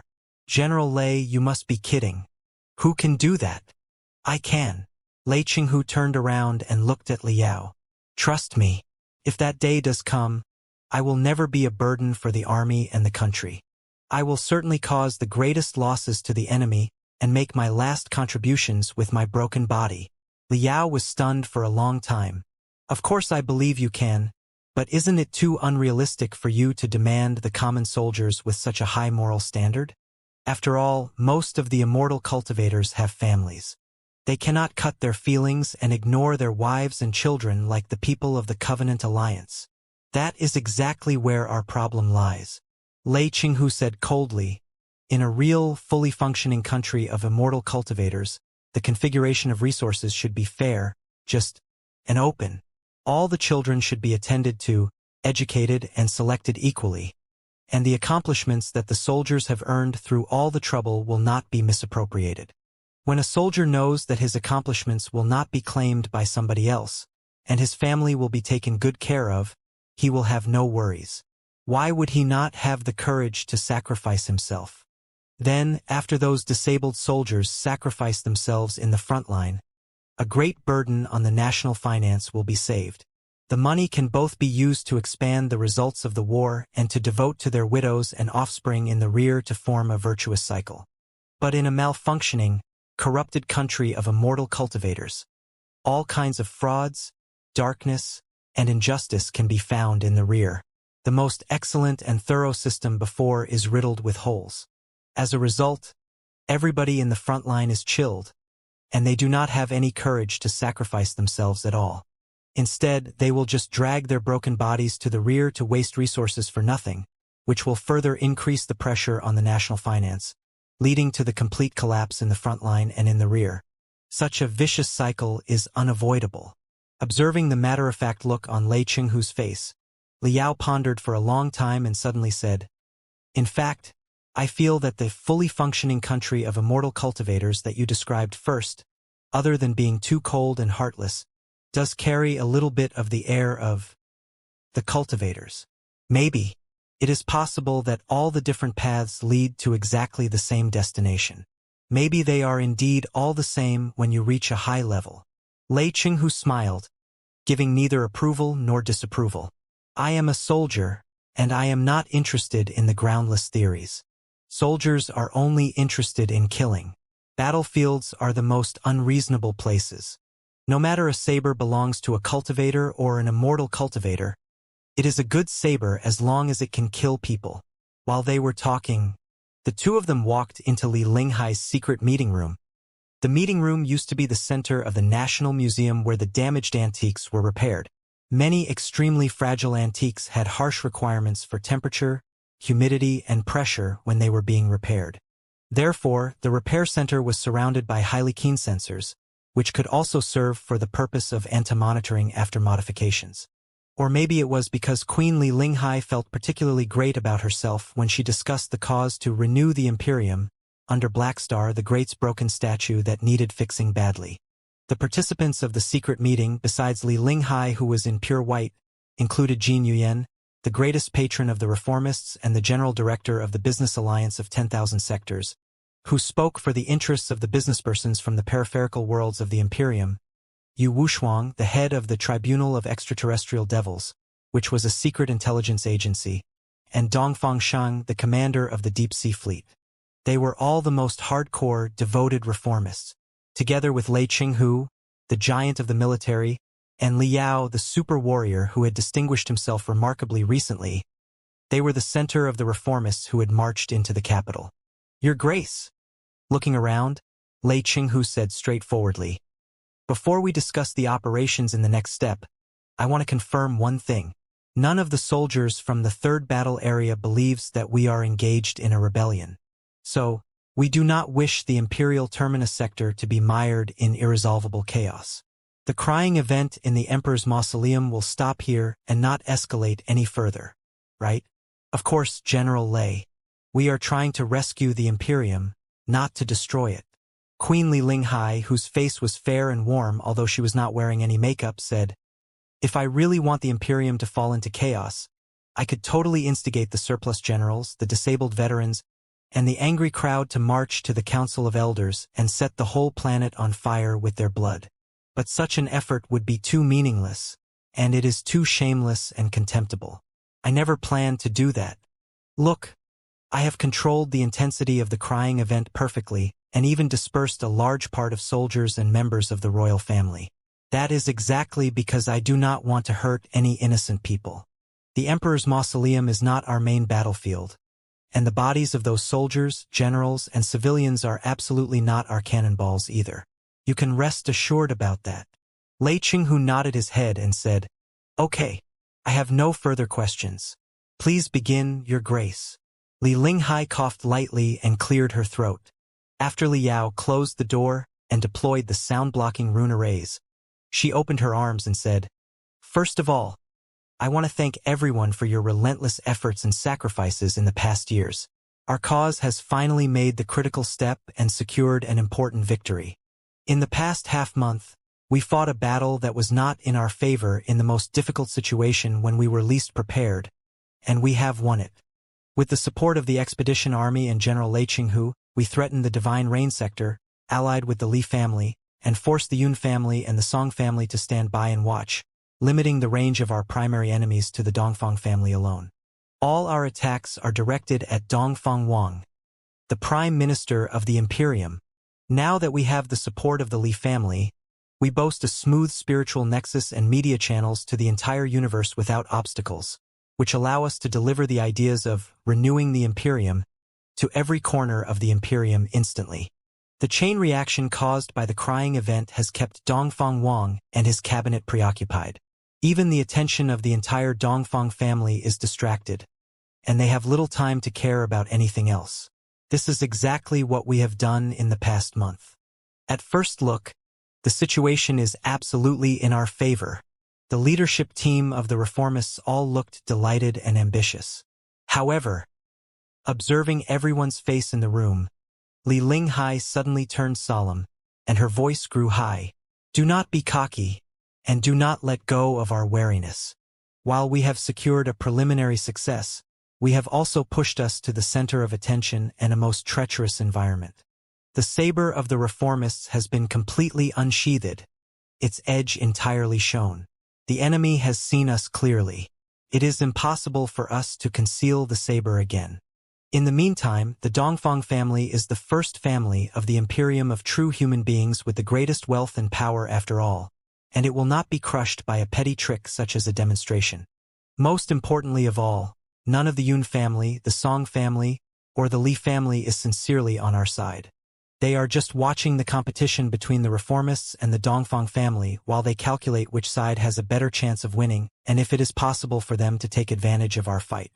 The war between us and the Dongfang family is exactly like the duel of two experts. We have made our moves first, and our attacks are unstoppable, seamless, and incessant, like raging tides on an ocean. Our enemy is entirely drowned by us and unable to counterattack at all. At first look, the situation is completely under our control. But we are the only ones who know that the seemingly dazzling attacks have not caused any fatal wound yet, and our enemy is gradually accumulating their strength while hiding and evading. As long as our attacks halt, giving the enemy a moment to catch their breath, we will immediately be greeted with a thunderous counterattack. If we cannot kill the enemy immediately as time went by, the Yun family and the Song family who are observing, as well as the Li family who seems to be on our side, may turn against us and kill us at any moment. Therefore, we are now racing against time. By my estimation, if we cannot deal a heavy blow to the Dongfang family with a critical move in the next month, the wavering Yun family and Song family will be inclined to the Dongfang family, and different voices will emerge in the Li family too. Silver Fox, Legenda will even make deals with the Dongfang family in private and sell us out. Her words cast everybody into deep thought. Lei Chenghu asked, "The crying event in the Emperor's mausoleum was not a fatal move?" "Of course not." Li Linghai shook her head. "The demonstration can be settled easily. In short, it's just about money." Although the petty big shots of the Dongfang family are usually reluctant to offer any money, Dongfang Wang must have ways to open their pockets at such a critical moment. If he is unable to do that, he wouldn't have been known as a prime minister of iron and blood. As long as there is enough money, the surplus generals and the disabled soldiers won't be a problem at all. Instead, they may even be bought over by Dongfang Wang. I believe that Dongfang Wang will certainly take care of the problem perfectly without leaving any flaw that we can make use of. It is too naive if you think that we can force a prime minister who has worked for 20 years to resign with only a few tears. Like I said just now, the crying event was just a disguise and a distraction to shift the enemy's attention. Then, considering carefully for a moment, Lei Chenghu asked, "Have you found critical evidence of the incident of the Blood Oath Alliance, Your Grace? Was Dongfang Wang really behind it?" The incident of the Blood Oath Alliance must have been a play directed and played by the Dongfang family themselves for the purpose of taking a larger share in the interests of the newly recovered territory. Even a blind person can see that. Li Linghai sighed and said, "However, it is not easy to find concrete evidence. Even if we want to create certain evidence, we do not have enough credibility for that yet. Therefore, while it is indeed a fatal move, this is not the time to use it yet. Such a great card will be wasted if we do not play it at the right moment." Lei Chenghu frowned hard. "Then where is the focus of our attack this time? Didn't you say last time that there are a lot of cannonballs in the arsenal of the reformists?" "Exactly. I did say that." With a mysterious smile, Li Linghai said unhurriedly, "There are indeed a lot of cannonballs in the arsenal of the reformists. In the next couple of days we will have a blanket bombardment, exposing many scandals of the Dongfang family. Some of them are even shocking cases that involve multiple financial groups. Although the scandals are not enough to completely crush the Dongfang family, they will at least further consume Dongfang Wang's energy and divert his attention, making it impossible for him to see our real attack in his burning fury. Then, we will throw this giant bomb to him which will likely blow him into pieces." The light around Li Linghai dimmed, and a beautiful, delicate, and refreshing building appeared behind her. Lei Chenghu recognized it after the first look. The first affiliated hospital to the Medical University of the Imperium? What is the meaning of this? The first affiliated hospital to the Medical University of the Imperium, commonly known as Heavenly Star Hospital, was one of the state-of-the-art comprehensive hospitals with the most advanced facilities and the best medical and research teams in the entire Imperium of true human beings.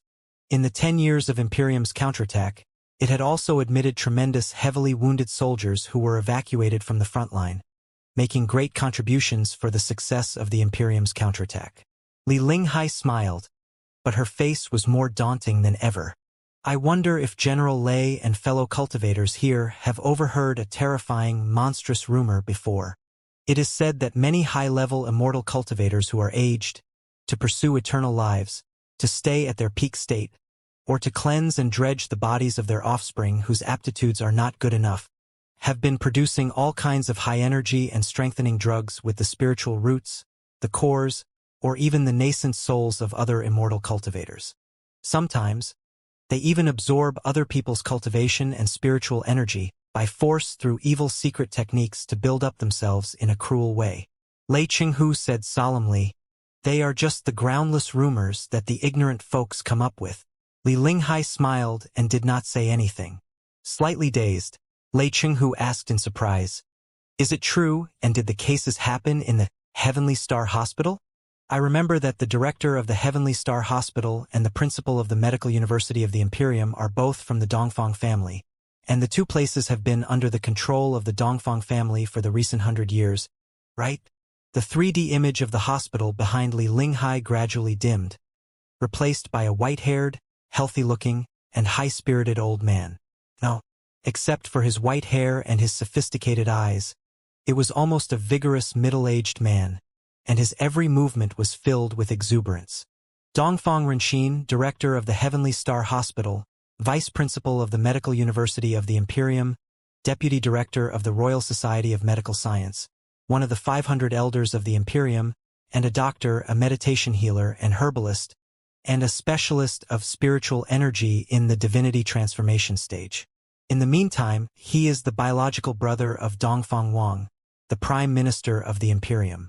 He is already 390 years old this year. You can't tell that from his picture, can you? Pointing at the 3D light beam, Li Linghai said casually, 200 years ago, Dongfang Renxin was already an exceptional specialist in foreign organ transplantation. He was best at eliminating the rejection reactions of the foreign materials, namely the demon beasts, the spiritual beasts, or the alien beasts, with human bodies so that the organs of the animals could be transplanted into a human body to build up their compatibility. In his most successful case, he replaced all the internal organs of a patient with the foreign organs from a demon beast. Later, the patient who was believed to be dying for sure lived another 82 years and even kept his cultivation arts and capabilities before. In the end, he did not die of organ failures but got killed in a fight with other people. In other words, if he had taken care of himself in peace, he could have lived longer. The surgery of comprehensive foreign organ transplantation was definitely a huge success. It was much better than the regular replacements with artificial bodies. It is well known that the greatest headache in organ transplantation is the rejection reaction. The transplantations between human beings are still faced with severe rejection reactions, let alone those between a human being and a demon beast. But Dongfang Renxin solved the problem successfully and published multiple monographs. He also won the highest prize in medical studies in the Imperium with his achievements and was nominated as a director of the Royal Society of Medical Science. After he made a name for himself, he expanded his field of studies to the production of all kinds of drugs, trying to build the blood, bones, and cores of the magnificent demon beasts into the most effective strengthening drugs. As high-level immortal cultivators in the divinity transformation stage, you should also know that the strengthening drugs made of biological materials have intense rejection reactions with the human body too. They need to be purged slowly, and one might be seriously hurt after one moment of carelessness, right? It was exactly the problem that Dongfang Renxin tried to resolve. But no matter how perfectly he addressed the issue, the gap between mankind and beasts was still too huge, not to mention the alien beasts who were of totally different origins from human beings. The rejection reactions always existed. In practice, the organs of demon beasts that are perfectly in match with a patient's body are rare to come by. The ratio of a match is often below 1/100,000, which means that if a patient with broken organs were to find Dongfang Renxin needs to filter 100,000 demon beasts to find a matching organ, and there is still no guarantee that he could find one. It means that such foreign organ transplantation has a high threshold. Although Dongfang Renxin was adept at what he was doing, few people were privileged to enjoy the procedure. It became one of those fancy but useless arts. However, on a different methodology, human beings are beasts too, and they are not very different from general animals from the biological point of view. If the organs of demon beasts could be transplanted, those of humans could certainly be transplanted too. If demon beasts could be cooked for medicines, why couldn't human beings? The cores of demon beasts are great tonics, and the spiritual roots and the cores of the immortal cultivators should be tonics too, with much fewer rejection reactions, right?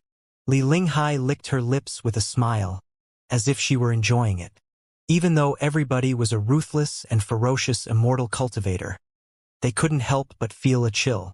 Liao took a deep breath dozens of times before he finally managed to calm himself down. Training is like rowing a boat against the current, and you are either making progress or falling back. Also, the higher levels you are, the more difficult it is to take another leap ahead. You have to maintain your level with countless efforts and resources. It is almost like a parabola. It is very easy to reach the apex, but it is terribly difficult to stay at the peak. The higher you reach, the faster you will fall. Regardless of your altitude, you will eventually plunge someday. Take yourselves for example, you must know the feeling of pressure at the high altitude very well, don't you? Her hands in her back, Li Linghai continued coldly. It is the law of nature to age and die. Training is all about going against nature's will. When we are old and weary, it is inevitable that nature will get to us. Nobody can escape from such a destiny. Furthermore, training and power are essentially contradictory. Training highlights concentration and dedication, but if you are in power, you will be unavoidably occupied in all kinds of affairs, important ones and unimportant ones. You will likely spend 24 hours a day and 365 days a year in your work. To keep yourself at the peak state, you have to spend at least half of your time training in seclusion, but if you do seclude yourself for 12 hours in training every day, how can you control your power, how can you command your subordinates, and how do you process your daily affairs? Wouldn't your subordinates manipulate you easily and turn you into a figurehead? Do any of you not have such troubles? Your words do make sense, Your Grace. Li Linghai spoke exactly what had been troubling all of them. Lei Qinghu said, "To be honest, ever since I became the commander of the 3rd battle area, I had been drowned by the battle reports from the front line every second and occupied in the most bizarre affairs in the entire fleet and the entire battle area. I barely had any time of my own that I could use for meditation, summary, and training.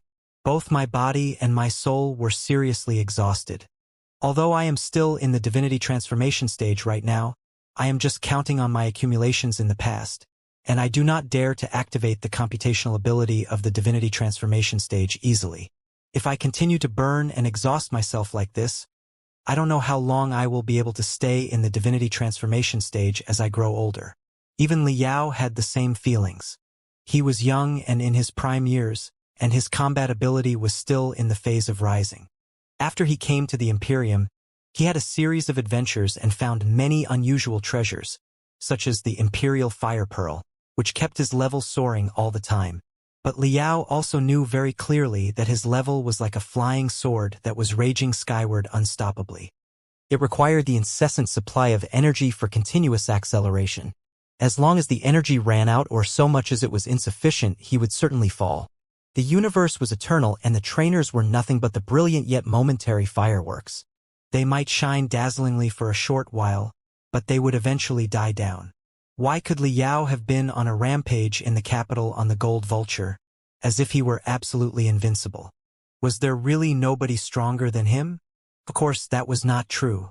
There were countless experts in the 4 Kurfürst families. Apart from Li Linghai, there were too many experts whose combat ability exceeded Liao's. But those experts must have been at least 300 years old if they had advanced into the divinity transformation stage through normal methods of training. They were uncles and seniors, and their bones were all too old. Why on earth would they fight Liao unless it was absolutely necessary? Even if they did take down Liao after all the trouble, it was possible that they would die very soon after they returned home because they were exhausted in the battle. Leaving aside the hibernation time, Liao's real age was less than 100 years old. He was arguably the youngest battle-type expert in the divinity transformation stage in the entire universe. The advantage of his young age was his greatest reliance for him to show off blatantly. To stay at the peak state all the time and remain a divinity transformation stage expert as long as possible when they entered the level was truly the ultimate dream that all the trainers in history had pursued. Li Linghai said calmly, "You all agree that for the high-level immortal cultivators who are powerful but who are getting old, it is terribly troublesome for them to maintain their level. Take Silver Fox Li Jianda, the patriarch of the Li family, for example. After he became the prime minister of the Imperium, he suffered mental derangement because of too many insignificant affairs, and he eventually fell from the divining branching state. Although everything he did later was perhaps a show, it was absolutely true that he was once heavily wounded. But what about the Dongfang family? Do you not feel that it is weird if you think about it carefully? In the recent 100 years, a lot of experts from the previous generations of the Dongfang family stayed in their peak state. Accidents of severe injuries are rarely reported. Some of them are even advancing into higher levels when they are more than 300 years old. In terms of average peak duration, the experts of the Dongfang family are apparently longer than the experts of the other three families. If we can stay at the peak for 50 years, they can stay there for 100 years. On the other hand, the talented children of the Dongfang family are emerging at an astonishing ratio in the recent 100 years too. Some of them are even 1 in 100 years geniuses in training. In the matches held within the four Kurfürst families, the young people of the Dongfang family have won the championships for many years in a row. They are known as the Golden Generation. It is exactly because of the vigorous seniors and the rising juniors that the Dongfang family has been expanding continuously until it is far stronger than any of the other three families today. Have you ever considered the reason for that? Lei Chenghu said solemnly, "Your Grace, are you trying to say that somebody in the Dongfang family is engaged in cannibal training? Cannibal training? That is a neat summary." Li Linghai said in a smile. "Yes, that is exactly what I'm saying. Headed by Dongfang Renxin, there is a secret research team that specially helps the leadership of the Dongfang family and their offspring with the cannibal training. That is how the Dongfang family grew into what it is today." Lei Chenghu took a deep breath. "This is an important matter that requires solid evidence. Where did you get such appalling intelligence, Your Grace?" Pondering for a moment, Li Linghai said, "Such confidential information naturally couldn't have been retrieved from the outside world. It was from the sources within the Dongfang family." Lei Chenghu frowned and said, "Why would anybody from the Dongfang family leak such intelligence? Aren't they destroying their family?" The question made Li Linghai smile and look at Dongfang Shang, commander of the deep-sea fleet. In a sniff, Dongfang Shang said slowly, "The highest commander of all the fleets of the Dongfang family today is Dongfang Polong. That old fart has been the general commander of the family fleets since 100 years ago, and judging from his vigorousness, he can easily live another 100 years. If such an old fart holds the position of the general commander of the family fleets for 200 years, how can the people below him ever rise to the top? Besides, as one grows old, one tends to be rigid, arrogant, and without any creativity and courage to try new things. They also do not see eye to eye with the ideas and tactics of the young people. It was really a waste of life to be commanded by such an old fart and watch the family fleets grow ossified after each other, which felt worse than death. I couldn't stand the old fart anymore, and I could not see any hope, fearing that he might still be alive when I died of old age. Finally, an intense conflict between us burst out, which escalated into a comprehensive competition. Later, I was wanted by the family and forced to escape. Then, I found my way to the deep-sea palace and served the queen as the commander of the deep-sea fleet. But my companions and friends in the past to whom I was very close are still in the family, infuriated by the old farts such as Dongfang Polong every day. If they by chance learn that Dongfang Polong and the rest of them are maintaining their level and strength through cannibal training, it is not strange at all that they would expose the information to the outside world in their exasperation. I would have done the same. Everybody thought carefully for a moment and nodded their head quickly. The evil arts that Dongfang Renxin has been studying, above all, jeopardize the interests of a large proportion of people within the Dongfang family. If the old do not die, the young will never rise. Besides, the ideas of the older generation and those of the younger generations are always in conflict. You think I am stubborn and conservative, but I think you are radical and extreme. When the old people always win the competitions, how can the young people not be angry? When their grudge is long accumulated, not just betraying the family, they will not hesitate to die together with the old people. Li Linghai said with a smile. On the other hand, a confidential evil technique such as the cannibal training is definitely not a privilege for everybody in the Dongfang family. I'm afraid that only a few central persons who are deeply associated with Dongfang Wang and Dongfang Renxin are entitled to it. Think about it. Suppose you are a rather capable middle-level manager in the Dongfang family, and you have a rather gifted son who crushed the kid of a certain big shot in the internal games of the family. You are very proud of him and believe that your son will lead your bloodline to a new altitude. However, unexpected changes take place in the family games this year. There is no telling what strengthening drugs he has been using, but the guy crushed by your son last year has made significant progress in only 1 year and broke all the bones of your son. You are angry, anxious, and in pain. In your curiosity, you investigate in secret, only to discover a great secret within the family. As it turns out, the central leadership of the family has mastered such an appalling evil technique. Henceforth, their bloodlines will forever dominate the family, and the secondary branches like you will forever be in their background and sidekicks. Hehe. Naturally, you want to join the little circle too, and get a ticket of cannibal training for yourself or your offspring. But you are not qualified at all. You are even living in fear day and night, worrying that your peeping was caught and you will be killed to keep your mouth shut. In your anger and fear, it is almost the only option to seek help from the outside world, trying to completely expose the matter, which will at least keep the lives of your wife and children. Everybody looked at each other and was deep in thought. That's not the end of it yet. Li Linghai's smile was more and more intense. Even the cannibal training entails a certain extent of rejection reactions. Who do you think will trigger the minimal rejection reactions when they are eaten? Of course, judging from your look, you have all guessed it. The members of the Dongfang family themselves, of course. The same bloodlines mean the least reject reactions and the highest absorption efficiency. Therefore, Dongfang Renxin's primary targets are the low-level immortal cultivators of the secondary branches of the family, the cannon fodder who are destined to die for the family. But it is one thing to lead the vanguard and die in the front line, and it is another thing to be drained as a medicinal ingredient. Somebody did not want to die just like that and escape to the outside world in their desperation only to run into me later. Is it so hard to believe? Therefore, considering carefully, Lei Chenghu said, Dongfang Renxin has established the hospital in the capital, which is not under the control of the Dongfang family, instead of the Dongfang family's own dominion, because he is worried about his own people? Mostly, yes. His primary concerns are the competitors within the family.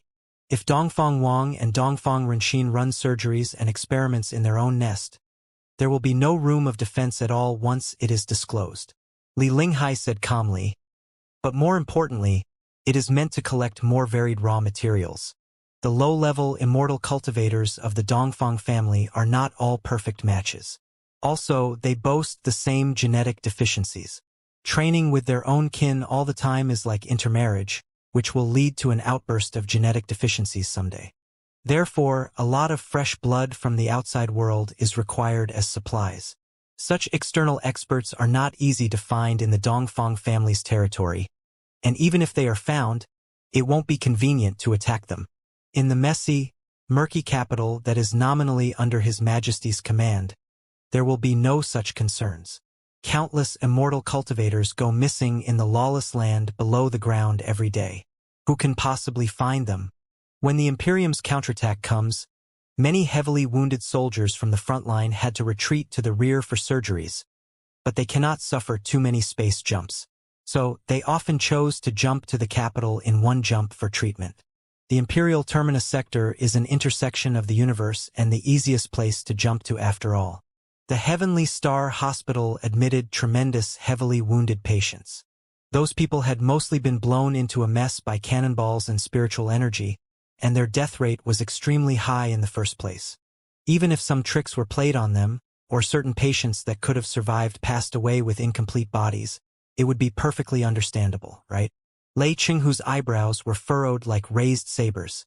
The patients that retreated to the rear for treatment included experts from the other three Kurfürst families. Dongfang Renxin was bold and insane enough to touch them. That is exactly why we have chosen this matter as our detonator, Li Linghai said with a smile. If they had only butchered hominoids for training, it would have been perfectly normal. Nobody cares about the deaths of a few hundred hominoids. If they had only trained with some low-level immortal cultivators of unknown backgrounds, Dongfang Wang and Dongfang Renxin still could have taken care of the aftermath with their influence. However, what they have been training with are the experts from the other three Kurfürst families, which, once exposed with solid evidence, will definitely be a fatal blow to Dongfang Wang. Nobody can expect to save him. Then, it will be the landslide of the entire family. Lei Qinghu shook his head slowly. I still find it hard to believe that Dongfang Wang and Dongfang Renxin would be unwise enough to lay fingers on experts of the other three families. Greed can never be satisfied. Practicing the evil arts is like doing drugs. You will only be mired deeper and deeper with greater and greater addiction, until you completely go mad in the end. Li Linghai sighed and said, General Lei, please imagine this. You are now a dying old man catching your last breath, and it's been a long time since you fell from your peak state. Only in your dreams can you taste the feeling of the divinity transformation stage. All the juniors are watching you like voracious wolves, ready to lunge forward and bite your body. Your offspring, on the other hand, are just mediocre. Your bloodline will completely fall as soon as you die. At such a moment, if somebody can make you return to the peak state and your children reborn with the most excellent talents, whatever the prices may be, and even if you have to piss off the other three families, would you reject the offer? Such evil arts are obviously not a one-time thing but have to be practiced regularly. Also, the dosage required will be larger and larger to keep your best state. Then, addicted and unable to free yourself, will you quit halfway and degenerate into what you used to be in only a couple of days, aging and weakening? After a long daze, Lei Qinghu shook his head firmly. No, I will never do that. It is the most shameless betrayal on the true path of immortality. Pausing for a moment, he said in frustration, but I can understand why some people in the Dongfang family are so bold and inconsiderate. Now, you have all understood why I choose this matter as the detonator, right? Li Linghai concluded. This matter also involves few people of the Dongfang family. The pressure we are faced with is not very huge. Also, the nature of the case is so ghastly that everybody will stand on our side once the truth is revealed. For their reputation, it is absolutely impossible for the other three families to negotiate and make deals with the Dongfang family. After we completely unveil Dongfang Wang and Dongfang Renxin, revealing the truth that they have been possessed by the extraterrestrial devils, we will naturally present our finding of the incident of the Blood Oath Alliance. Even if all the pieces of evidence are created by us, who will suspect them? In short, if a wall starts tottering, everyone will give it a shove. As long as Dongfang Wang's cabinet completely collapses and more big shots of the Dongfang family are involved, the other three families will certainly attack the Dongfang family together. In the dog-eat-dog battle of the noble families, the reformists will be able to take the most advantageous location, carry out our ideas, and realize our purpose to renew the Imperium. This is all I want to say. Any questions? Yes. Thinking carefully, Lei Qinghu said, even if the whole thing is set to public, is it possible that Dongfang Renxin will separate his brother from him and keep the Prime Minister out of the issue, pretending that Dongfang Wang does not know anything about it? It's impossible. Li Linghai shook her head reassuringly. Dongfang Renxin is more than 100 years older than Dongfang Wang. 100 years ago, the two brothers were unattractive in the Dongfang family and showed no sign that they would rise to power. It is safe to believe that Dongfang Renxin's medical arts helped him win the favor of a bunch of big shots of the Dongfang family, who formed a compressed interest group. Eventually, the little circle elected Dongfang Wang to represent their interests and endorsed him to be the prime minister of the Imperium. The whole circle will rise and fall together. As long as Dongfang Renxin collapses, nobody will survive. Dongfang Wang won't be an exception. Lei Qinghu said solemnly, "Got it. Dongfang Renxin is the key. We have to take him down quickly and neatly and break into his secret institute to find unquestionable proofs. Right? Yes. This is the most difficult thing in the whole mission. We have to capture Dongfang Renxin alive and find critical proofs." Narrowing his eyes, Li Linghai said coldly, "Dongfang Renxin is a renowned, prestigious elder of the Imperium after all. If we accuse him of such serious crimes but cannot capture him on the spot with concrete proofs, he will have 10,000 ways to escape and bite us back. We have only one shot. Right now, Dongfang Renxin has no idea that we have got our eyes on him yet. If we miss the attack and alarm him, he will definitely destroy all the traces in the secret institute and run back to the Dongfang family's territory immediately. In that case, there will be absolutely nothing we can do. In other words, the capture operation will be the decisive step in this war. If we catch the culprit and the evidence successfully, Dongfang Wang's cabinet will definitely collapse and raise an avalanche-like chain reaction, and nobody can prevent the fall of the Dongfang family. If we fail, the Yun family and the Song family who are on the fences, as well as the Li family who seems to be on our back, will immediately change their attitude and annihilate us without any hesitation. Everybody thought quickly and had to admit that it was indeed a great opportunity for the reformists if the crimes were real, but it was also a dangerous move like a dance on the edge of a saber. Lei Qinghu looked at Dongfang Shang and said, "What are we going to do? An assault with a fleet?" Li Linghai shook her head. "We cannot dispatch fleets. The unspoken agreement we have reached with the other three families is that they will keep an eye on the fleets of the Dongfang family as long as we do not move our own fleets. If our fleets are to assault the Imperial Terminus sector, leaving the odds of success aside, the Dongfang family's fleet will definitely intervene. A war will be raised if we get into a huge fight in the capital. Nobody wants that to happen." "Exactly." Considering carefully, Lei Qinghu nodded his head slowly. "No one wants the Imperium to be caught in chaos, as that will only be in the Covenant Alliance's favor. Therefore, the capture operation this time will mainly be taken care of by Yu Wushuang's Tribunal of Extraterrestrial Devils. Theoretically speaking, as long as they are suspicious that Dongfang Renxin has been corrupted by the extraterrestrial devils, they will have the legal rights to arrest and interrogate him." Li Linghai said, "General Lei and General Dongfang, your fleets will stand by and keep the pressure on the Li family's fleets, forcing them to stall the Dongfang family's fleet so that none of the fleets will make any bold moves. Director Jean, your mission is to continue lobbying in the business groups of the other three Kurfürst families to express the kindness and sincerity of the reformists. For example, they can totally have the largest share in the interests of the Dongfang family after the Dongfang family is split apart. All in all, you will reiterate the idea that the Dongfang family's collapse will be greatly beneficial for the three families, and that the business groups from the peripheral worlds of the Imperium are all short-sighted bumpkins who will be satisfied by the tiniest benefits. Of course, now that everybody's fleet is not moving on the surface, the dark battlefield in the capital will be very busy for a while in the future. Please dispatch all those that you can dispatch to the capital.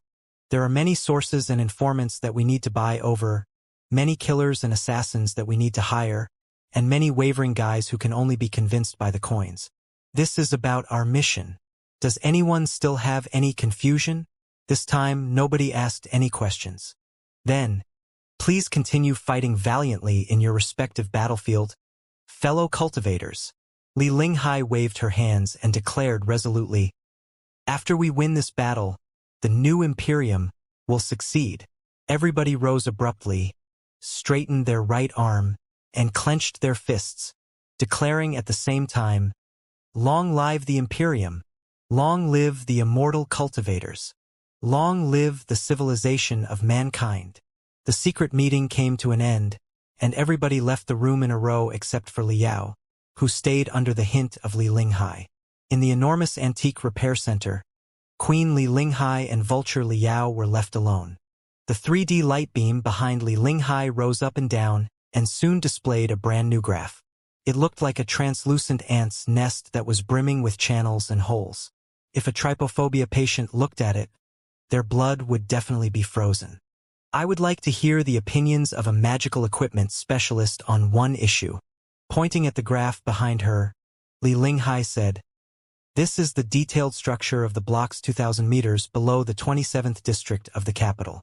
According to our intelligence, this is Dongfang Renxin's secret institute. All the studies that he's running in the Heavenly Star Hospital are naturally legal, open, and flawless.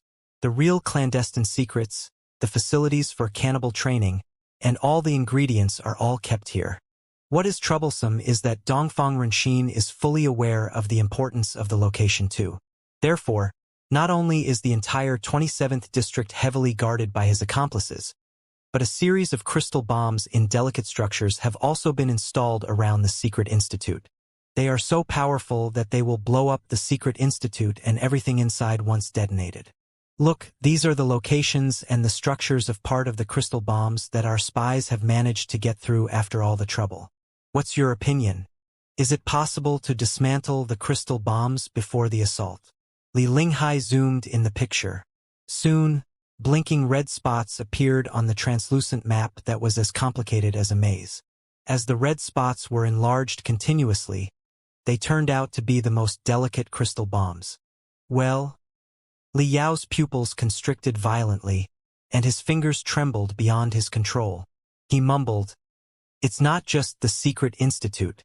The entire 27th district is essentially sitting on an active volcano. Once the crystal bombs are detonated, I'm afraid that the entire underground town will be blown to the sky.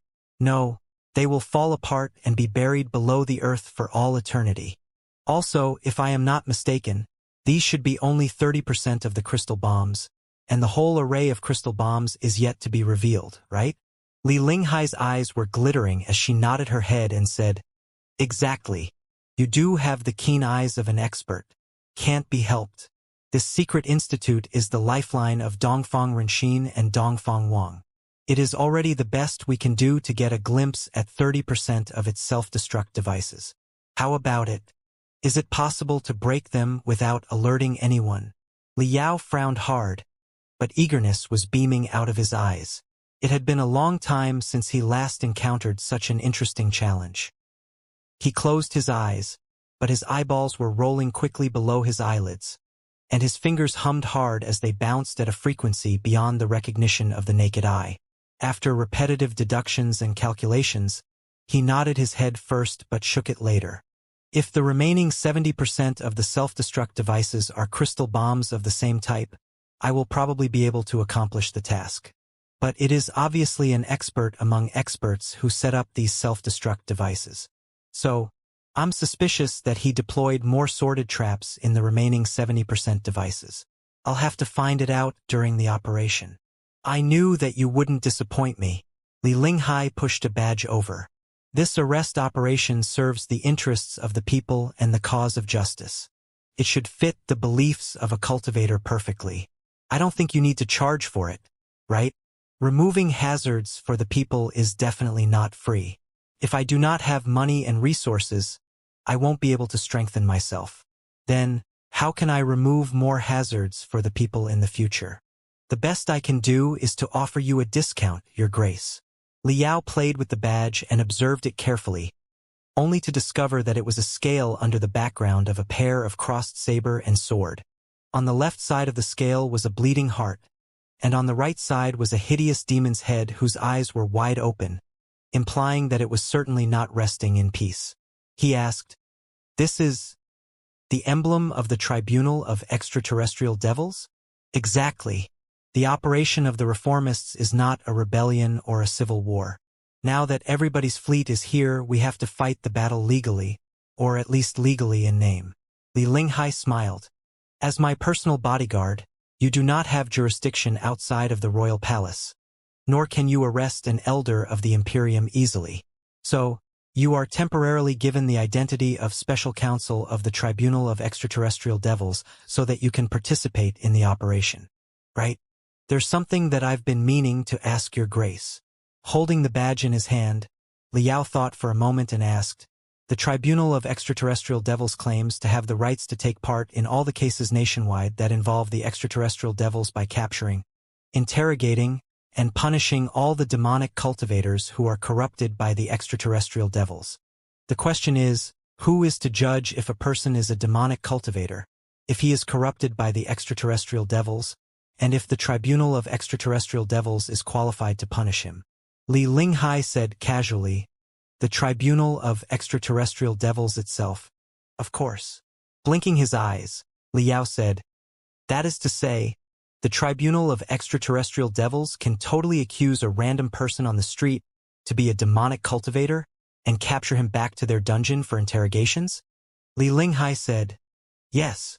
Liao asked, "What if they discover that the poor guy is not a demonic cultivator after the interrogations?" Li Linghai said, "Rest assured, it will never happen. The Tribunal of Extraterrestrial Devils has 10,000 ways to make a suspect admit that he is a demonic cultivator." Liao said, "Well, what if there is no tenebrum energy on his body at all?" Li Linghai said, "That's because they have been corrupted only recently, or they are demonic cultivators that are hiding themselves very well." "Is there a problem?" After a long daze, Liao said, "If you put it that way, there is certainly no problem at all." Li Linghai smiled and said, "In the first 500 years of the Imperium, when the Emperor still had the supreme power, the Tribunal of Extraterrestrial Devils, as His Majesty's sharpest saber, indeed boasted the unquestionable, absolute power to arrest and execute anyone. At that time, a little devil huntress of the Tribunal of Extraterrestrial Devils walking on the street could make the major ministers in the court shudder in fear. If the devil huntresses knocked on their door at night, they might have been scared to death. However, as the royal authority declined, the Tribunal of Extraterrestrial Devils gradually lost its resplendence too. What I said just now was only a theoretical possibility.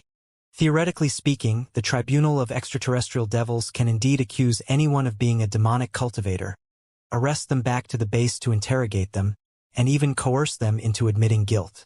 However, in reality, if they want to capture anyone, it still depends on if they are capable of doing so. Before they earned the full support of the reformists, the Tribunal of Extraterrestrial Devils was far from capable enough of arresting any random guy, especially in the cases where the 4 Kurfürst families were involved. If you are bold enough to knock on their door, they will be bold enough to beat you to death, burn you into ashes, and spray you into space. What can you do? To be more straightforward, not just wronging the good guys and forcing them into admitting guilt, even if somebody in the 4 Kurfürst families was really complicit with the extraterrestrial devils as demonic cultivators, what could the Tribunal of Extraterrestrial Devils have done except turning a blind eye to it and pretend that they did not notice? Liao was greatly shocked. There are truly people who cooperate with extraterrestrial devils? Even a cultivator and an immortal cultivator like you and me can cooperate. Why can't the extraterrestrial devils cooperate with humans as long as there are enough returns? Li Linghai said casually, "The extraterrestrial devils are also an intelligent life form. An intelligent life form means the possibilities of negotiations, concessions, deals, and ceasefire. The bottom line is, despite the full support of the reformists, the Tribunal of Extraterrestrial Devils has not recovered back to its prime days yet. It only has the theoretical power of punishing the ungodly creatures but is actually not half as powerful as it sounds. But there is another organization that is different, the Association of Demon Hunters." Liao thought for a moment. Got it. The authoritative agency of the Imperium in dealing with demons and demon beasts. Exactly. Ever since the Star Ocean Imperium collapsed because of the joint work of demons and extraterrestrial devils, they have been the 2 threats of mankind. All the regimes at the center of the cosmos later established agencies and even armies to cope with the threats. In the Imperium of true human beings, they are the Tribunal of Extraterrestrial Devils and the Association of Demon Hunters. Li Linghai introduced. After 10,000 years, the extraterrestrial devils have gone extinct despite the minor trouble they occasionally caused, and the demons have completely lost their organized, systematical country as a civilization, exiled to the edge of the cosmos. I think they are about to be annihilated, aren't they? The Tribunal of Extraterrestrial Devils and the Association of Demon Hunters, losing their targets, have gradually degenerated into the two biggest secret agencies of the Imperium. The sharp weapons that dealt with demons and extraterrestrial devils in the past are equally suitable to deal with human beings. The first 500 years of the Imperium was the age of the Tribunal of Extraterrestrial Devils. With the support of His Majesty, it stayed on the top of the Association of Demon Hunters all the time. As a result, the Association of Demon Hunters joined the four Kurfürst families at a very early stage and made great contributions in the secret war to diminish the royal authority. Then, in the second 500 years, they were properly rewarded, and their scale and level both expanded. The organization turned into a source of horror for all the immortal cultivators of the Imperium. Thinking quickly, Liao nodded his head and said, "Understood. Is it completely legal for a member of the Association of Demon Hunters to claim someone they do not see eye to eye with on the street to be a demon, capture them back and force them to admit guilt?" "Yes. If the Tribunal of Extraterrestrial Devils is His Majesty's sharpest saber, the Association of Demon Hunters will be the most loyal hound of the four Kurfürst families. Those who dare to defy the orders of the four families and violate their interests will inevitably be accused to be spies of demons or hybrids of demons and humans until their reputation is gone and they are punished free at will." Li Linghai said, "Also, as the Dongfang family's capabilities expanded in the recent 100 years, allowing them to extend their influence into all the key fields of the Imperium, the Association of Demon Hunters is naturally an important target of infiltration for them. The president that was just nominated is exactly from the Dongfang family. To be more exact, that person is Dongfang Wang's trusted subordinate. Right now, everybody's fleet is in a quandary, and nobody has the courage to start a civil war. So, the Tribunal of Extraterrestrial Devils and the Association of Demon Hunters will have to restart the fire of war on the dark battlefield that they've been fighting on for 1,000 years. Li Linghai touched a rune array. The light and shadow behind her flashed, and the map of the underground blocks just now turned into the image of a young woman. That woman, her black and glamorous hair poured down straight like a waterfall to her waist. Her face could almost be called cute, but it did not have enough attraction as a whole and couldn't leave a deep impression, like a few vague blots on a piece of gray paper. After seeing the 3D picture, despite Liao's memory and cognitive abilities, he still couldn't tell what features the woman had apart from her long hair. The waterfall-like long hair, however, was obviously a disguise that could be cut short, dyed, or reshaped at any moment. Focusing the attention on the hair was absolutely useless. After Liao advanced into the divinity transformation stage, he had never felt that a person could be so unpredictable before. It was truly uncanny. This woman's name is Dongfang Mingyue, the president of the Association of Demon Hunters that assumed office last month. Li Linghai introduced, "We believe that she is head of the special agents under Dongfang Wang's command and plays a similar role to you Wushuang's on our side. She will be the most dangerous enemy for us in the next phase.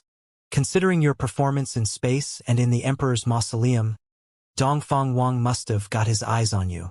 It is very likely that you will need to deal with this woman. You must be careful."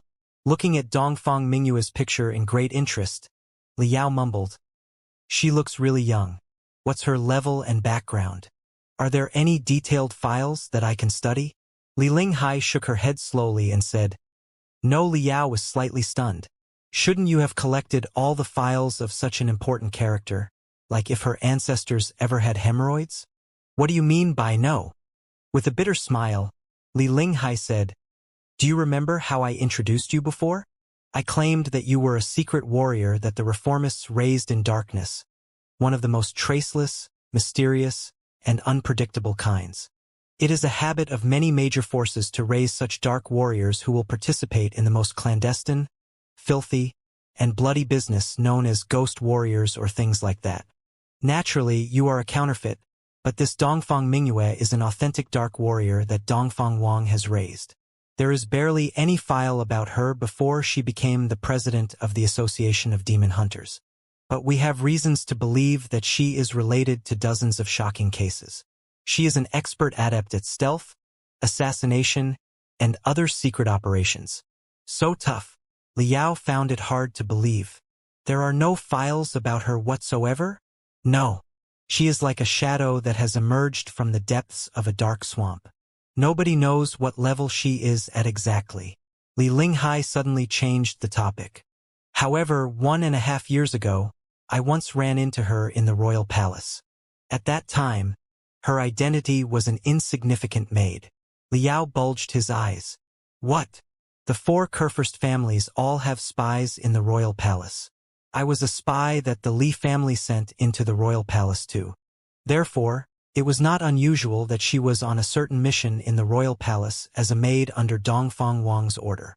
Slightly frowning, Li Linghai mumbled, "What was strange was that I somehow grew a sense of wariness after just a casual glimpse at her." "Your Grace grew wary of Dongfang Mingyue?" Liao was greatly surprised. He knew Li Linghai's terrifying combat ability better than anybody else. Even if she was not the best expert in the Imperium of true human beings, she certainly ranked at the top 10, if not top 5. Such an unparalleled expert, who practiced the Supreme Emperor's techniques and who were protected by the true dragons of purple flames, felt wary of Dongfang Mingyue? In other words, even if Dongfang Mingyue was not as strong as Li Linghai, she at least posed some threat to Li Linghai. Pondering for a moment, Liao asked, "Your Grace, tell me the truth. Do you ever have the feeling of wariness toward me?" Li Linghai thought for a moment and said, "I don't think so." Liao found it hard to believe. "Are you serious? Not even once? Not even for a single second?" Li Linghai shook her head and said, "No, you are never perceived as a threat to me at all. That is, if you are not hamstringing me as my pig teammate." Liao sighed. "Fine. It means that Dongfang Mingyue should be slightly stronger than me, although we are both warriors in darkness." "Yes. But there is no need to be frustrated." Li Linghai comforted him. "I reflected on it carefully later. Even if Dongfang Mingyue is really stronger than you, she might not be strong enough to kill you. Should the two of you be engaged in a fight, you will still have a good chance to escape." Liao. Okay. All in all, the demand for magical equipment will soar when the Tribunal of Extraterrestrial Devils declares war on the Association of Demon Hunters. You and Master Jin Tianzong will have to do more work. Li Linghai said, "As for the files of Dongfang Mingyue, more will definitely be collected in the Dark War. It will be even better if you can see how good she is yourself. But getting to the bottom of it, this massive Dark War is only a distraction and a disguise. When the time is ripe and most of the enemy's forces are distracted, we will take down Dongfang Renxin's secret institute as quickly as a flash of lightning, locate the critical evidence, and, of course, capture him alive and bring him back to our secret base. Then, the avalanche of the entire Dongfang family will be unstoppable. Do you have any questions?" "I do." Liao raised his hands. "Can I ask why your Grace said that I was your pig teammate? When did I hamstring you? Also, have I really never posed any threat to you at all?"